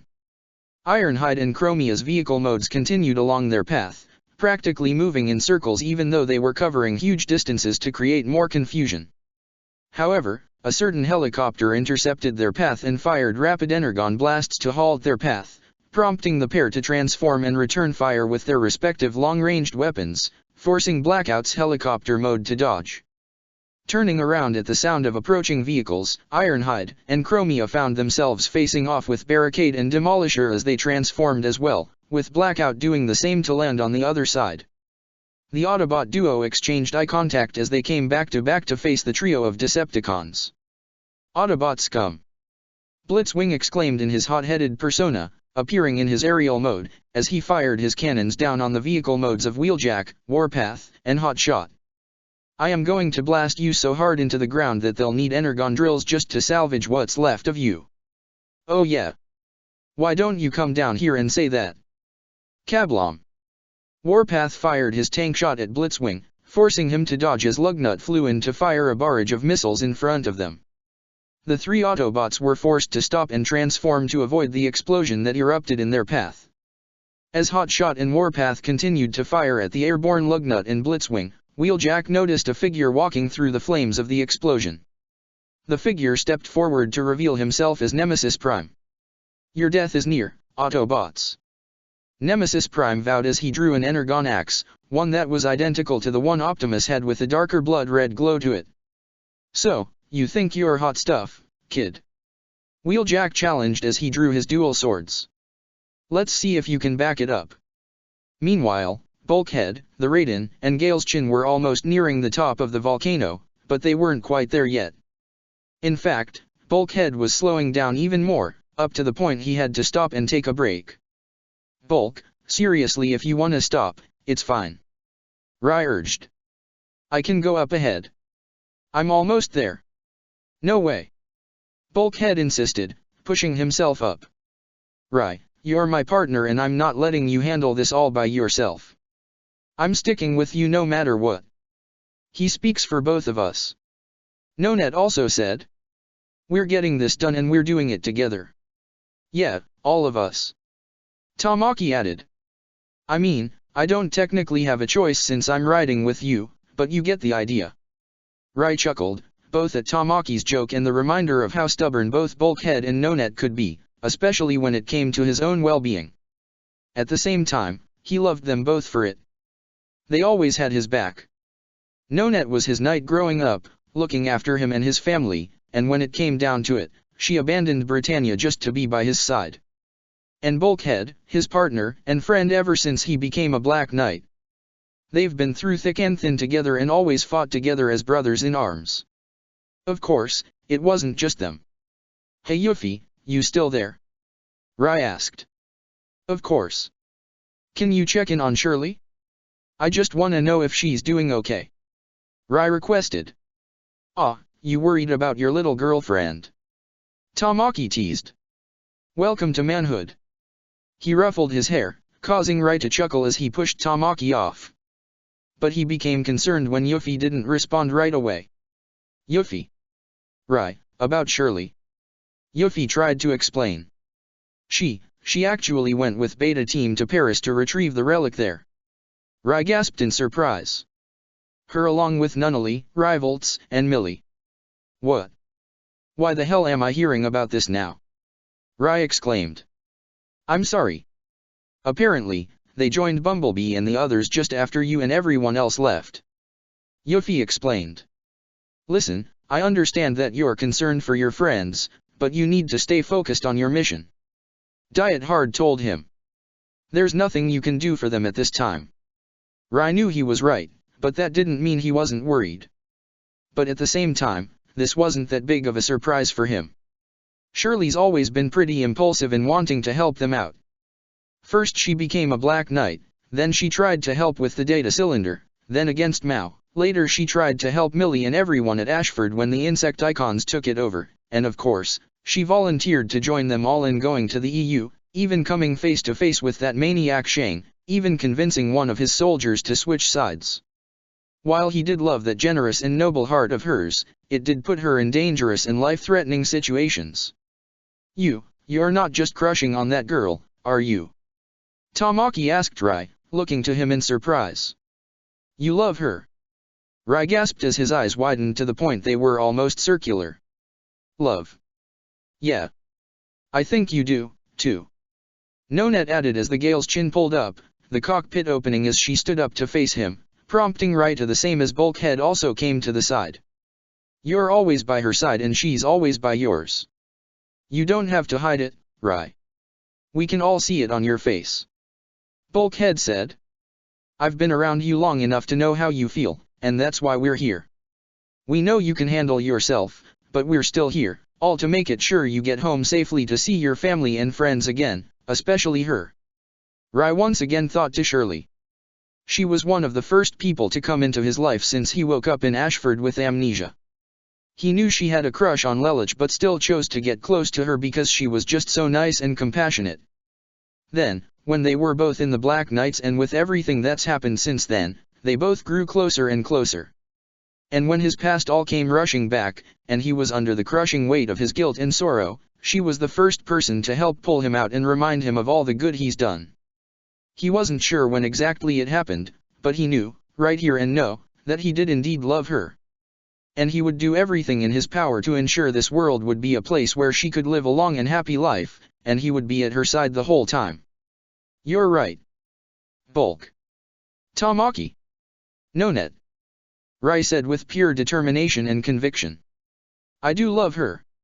And I will set this world right for her and everyone else that I've come to love. And we're going to stay by your side the whole time and make sure that you see that girl again and tell her exactly how you feel." Tamaki stated as Bulkhead and Nonet nodded in agreement. Rai then got back in his cockpit and closed it up, carrying the Toxin back up the volcano with Nonet and Bulkhead by his side the entire way. Chromia shot her rifle at Demolisher's shoulder cannons, neutralizing his heavy artillery, but this also left her vulnerable for Barricade to come in with a punch. He tried to get her while she was down, but she pulled up her rifle and slammed the back end of it across his face like a club before getting back up to deliver a kick, only for Barricade to catch her foot and slam her into the ground before throwing her toward a steam vent, which shattered upon impact, revealing a pool of lava underneath. Ironhide slammed his shoulder and arm into Blackout to push him back, but the larger Decepticon quickly dug his feet in to stand his ground before raising his fists to slam them down on the veteran Autobot's back and kick him away. Blackout then activated his rotary blades and was ready to slice him to pieces while he was down. Suddenly, Ironhide aimed his cannon point blank to not only obliterate Blackout's spinning blades, but his whole right arm.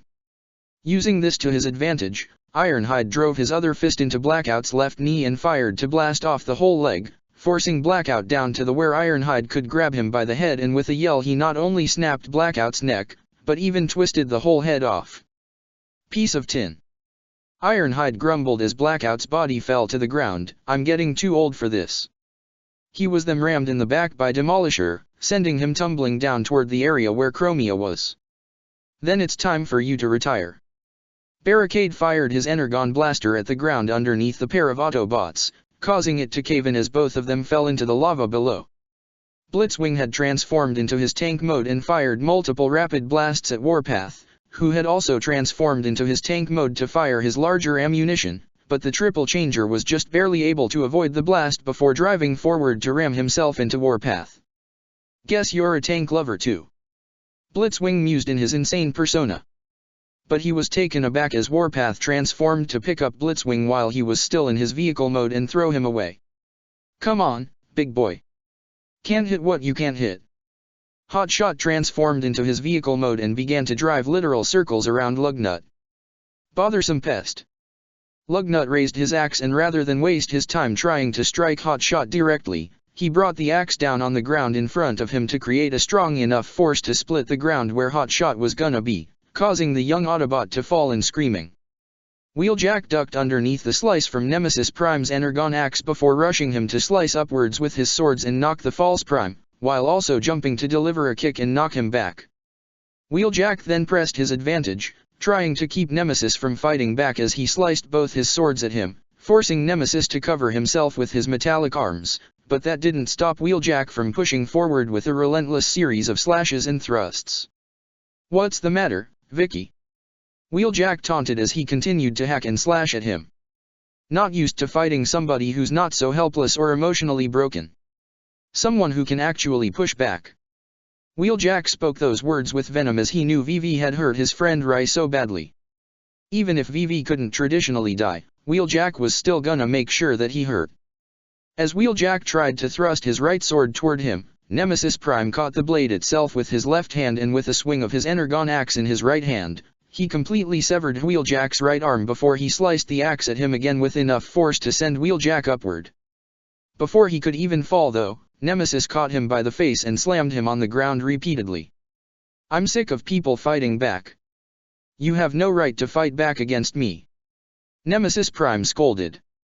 Warpath suddenly tackled Nemesis Prime from behind, forcing him to let go of Wheeljack as the red Autobot laid on top of him and began to pound him repeatedly. "We got every right, you self-righteous punk. Who the hell are you to say that we can't?" However, Nemesis Prime forced himself upward to push off Warpath. Before the red Autobot could recover, Nemesis stomped his foot repeatedly into his face before grabbing his chest cannon with both hands and violently tore it out. "I am the one who would have helped make a better world. But you fools all cling to the old one out of some outdated and false sense of justice, pretending to be heroes." Nemesis Prime threw the torn cannon away as Warpath laid in agony. He then heard Wheeljack's chuckle and turned to him with a glare. "What's so funny? Could you, maybe use a different voice, or something?" Wheeljack mocked. "I get it's meant to sound intimidating, but the way you rant off like a brat, it just doesn't match it." He gave a chuckle, even as Nemesis Prime brought his axe close to the wrecker's face. "Where's the Toxin? More importantly, where's Kaiseryn?" Nemesis questioned. "Try your mum's house," Wheeljack stated. "That's a human joke, in case you didn't know." Nemesis raised his axe in fury, ready to finish him off, with Wheeljack not even flinching. But then, he stopped himself and took the moment to think.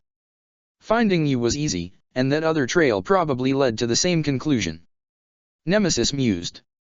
"You wouldn't have made it so easy if you were trying to get the Toxin away from us." His sense of logic caused Nemesis to turn around toward the volcano in the distance. "You were trying to lure us away. Huh, clever. For an Autobot. He then addressed his two teammates. Lugnut, Blitzwing, we're wasting our time here. Let's get to that volcano. It would be the most logical choice to dispose of the toxin. It seems we have indeed been tricked. Blitzwing said in his logical persona. What about the Autobots? They still live. Lugnut pointed out. Let them. Nemesis Prime said as he glanced at the brutalized Wheeljack and Warpath.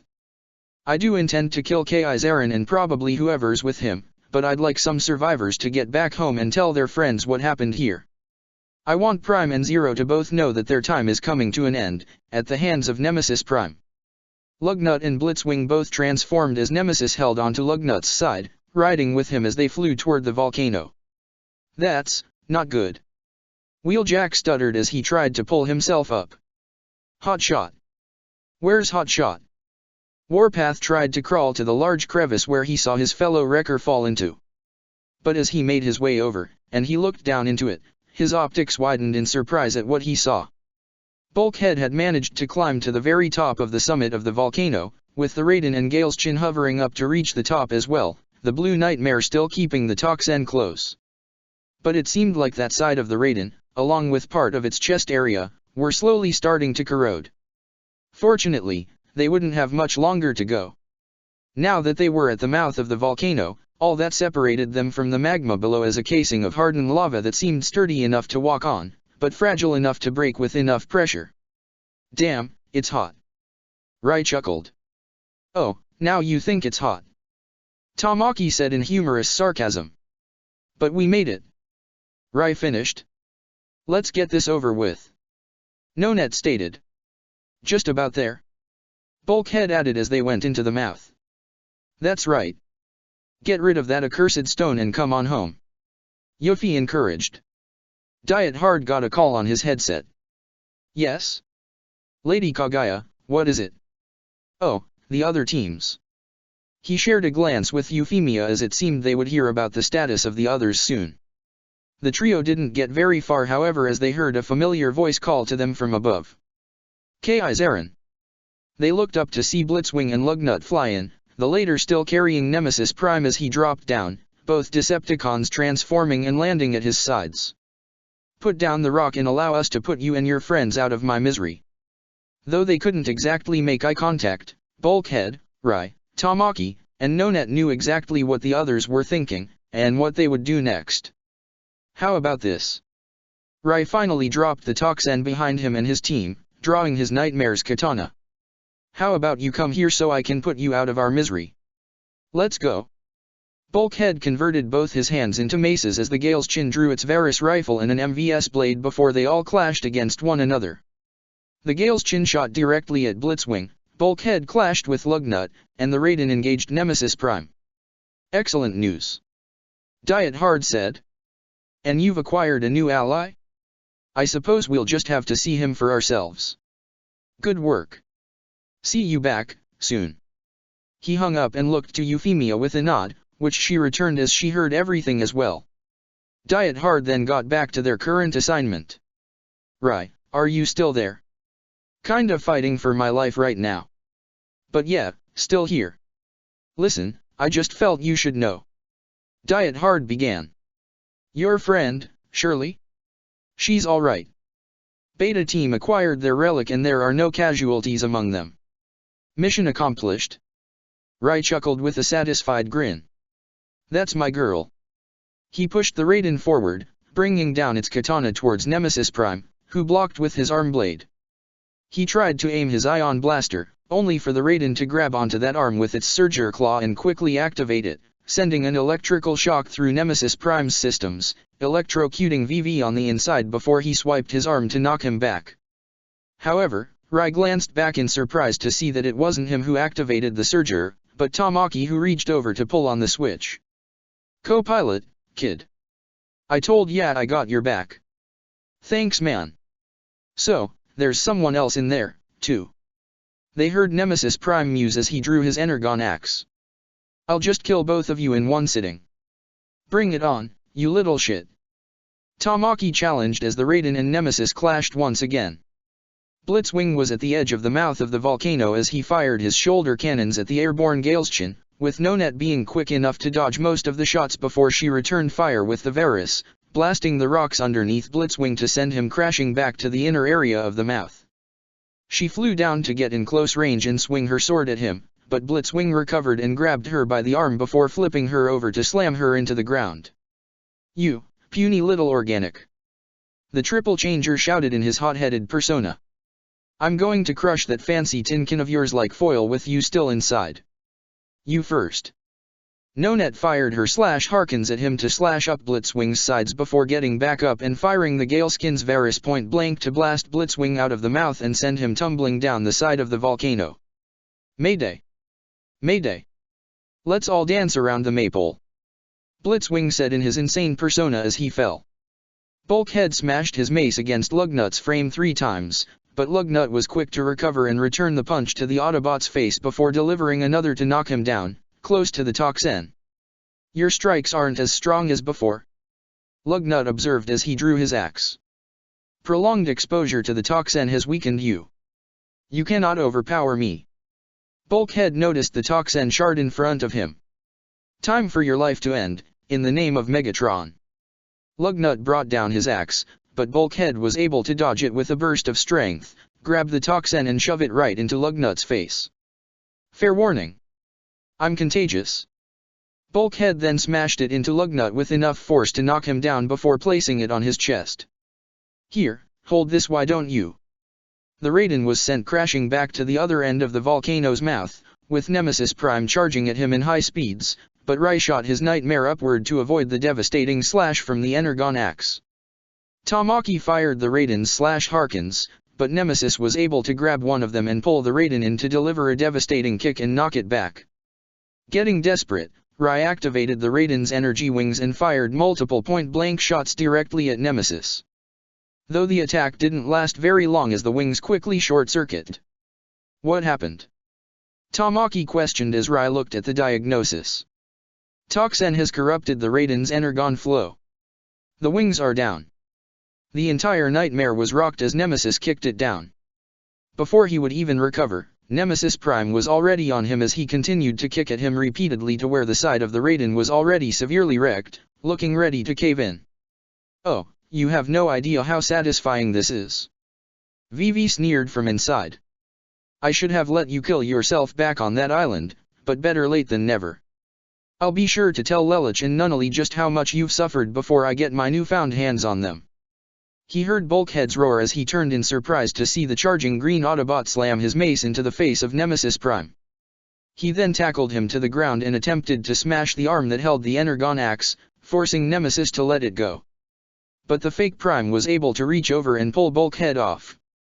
He then grabbed Bulkhead by his back wheels and slammed him headfirst into the rocky wall closest to him. As Nemesis turned around, he was greeted by the sight of the Gale's chin standing protectively in front of the downed Raiden. "Nonet Enneagram. Knight of 9, you're supposed to be by my brother's side, not one of his bastards." Vivi scolded. "Your life is forfeit to everyone but him. What right do you think you have to protect that piece of living garbage?" "I swore a loyalty to Kaiser'n first, but I failed," Nonet replied. "I failed Kaiser'n von Britannia and his family, but I will not fail Rai Kurugi. Not as a knight to a prince, but as a friend to a friend." Nemesis Prime scoffed. "You always did have a soft spot, something Charles overlooked. If you love your precious Rai so much, then die with him." He aimed his ion blaster just as the Gale's chin shot its Varus. Both bolts shot past each other as the Varus blast struck Nemesis's shoulder, while the opposing one obliterated the Varus rifle. Nonet gave a yell as she charged her Gale's chin forward, its MVS blade at the ready, but Nemesis quickly drew his arm blade and sliced at the Galeskin's midsection to slice it in half, both halves separated and rolled across the ground. The woman inside shook a bit from the impact as it hit hard, but she was still alive. She then gasped in fear as she saw Nemesis looming closer to her, having reacquired his Energon axe. "Die, you worthless excuse for a knight." Nemesis hauled his axe and was ready to bring it down onto her. "Nua." The Raiden shot forward with the last bit of fuel it had left, taking the axe strike right into its chest. Within the cockpit, Rai tried to push Tamaki back his right arm as the front of the cockpit quickly caved in on him, with Rai using his left arm to shield himself. Unfortunately, his left arm ended up getting crushed and twisted in the worst way because of this, with his head getting hit hard to knock him unconscious in that same moment. Rai! Tamaki exclaimed in terror as the youth fell back into his arms. Both Nonet and the barely recovering Bulkhead looked in shock and horror as they saw what happened.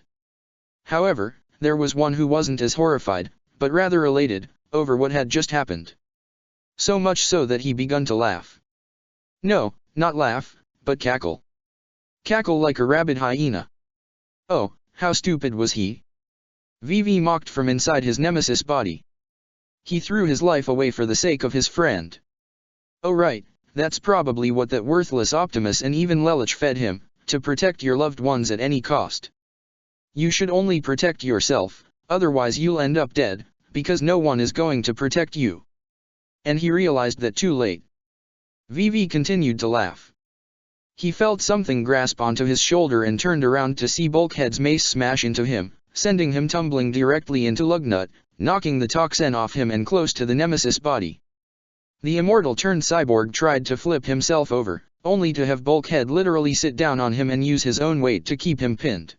Vivi looked to see not only the vengeful look on Bulkhead's face, but also the toxin that he grabbed and shoved right into his chest area, where Bulkhead was certain that's where V.V's real body would be.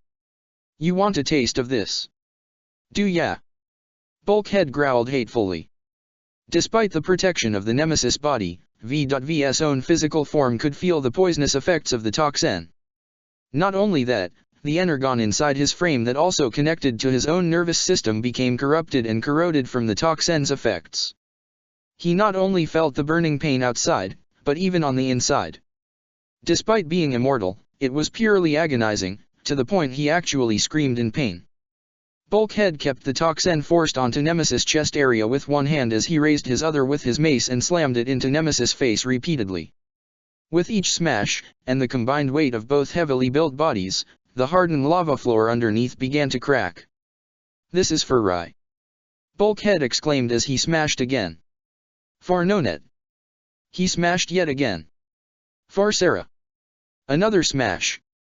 For everyone you and your evil brother have hurt, for everything! Bulkhead said with one final smash. The ground had finally begun to break underneath. Bulkhead pulled himself back in time to see Nemesis Prime and the toxin now fall into the newly made hole and into the magma below. Bulkhead stood up and limped over to the hole, looking down to make sure the work was done. He couldn't see Nemesis Prime, but he did see the toxin melt away and vanish in the molten rock. It was over. Yuffie! Diet hard, we need evac, all of us, and medical help. Rai's hurt real bad. Bulkhead contacted base. Euphemia acted quickly as she locked onto all three locations where Omega Team was scattered. Opening emergency ground bridge to these locations now. Diet Hard also got to work in contacting medical. Perceptor, we have multiple wounded coming in. Humans and bots. And tell me you have a means to treat potential toxin exposure. Ironhide was able to pull himself out of the lava, holding Chromia close to him, both smoking with the red-hot molten rock. A ground bridge portal appeared just below them, causing them both to fall in and to safety. Warpath and Wheeljack tried to help each other up, both just as injured as before as they limped to the ground bridge portal that just opened in front of them. At the mouth of the volcano, a third and final ground bridge portal had just opened as Bulkhead had to drag both the heavily damaged Raiden and Gale's chin in, with all three humans still inside. With as weak as he was, this was the most he could do, but he would get his friends and teammates to safety or die trying. However, he failed to notice a metallic hand emerge from the newly made hole and grasp onto the surface. This hand belonged to Nemesis Prime as he weakly pulled himself out, his metallic frame smoking hot from having been bathed in lava. Inside, Vivi, who was burning up on the inside from the superheated temperatures and poisoned energon from toxin exposure, glared hatefully at the retreating Autobot. He weakly aimed his ion blaster and fired the most powerful and charged shot he could give. The blast hit Bulkhead in the back with enough force to send him and the damaged Nightmare rays flying through the vortex, colliding into Ironhide, Chromia, Warpath, and Wheeljack. What was left of Omega Team fell out in pieces on the other side of the ground bridge vortex and onto the ground of Horai Island's perimeter, where Euphemia, Diet Hard, Nina, and the recently arrived Sigma Team looked in horror. Check the description for the links to the author.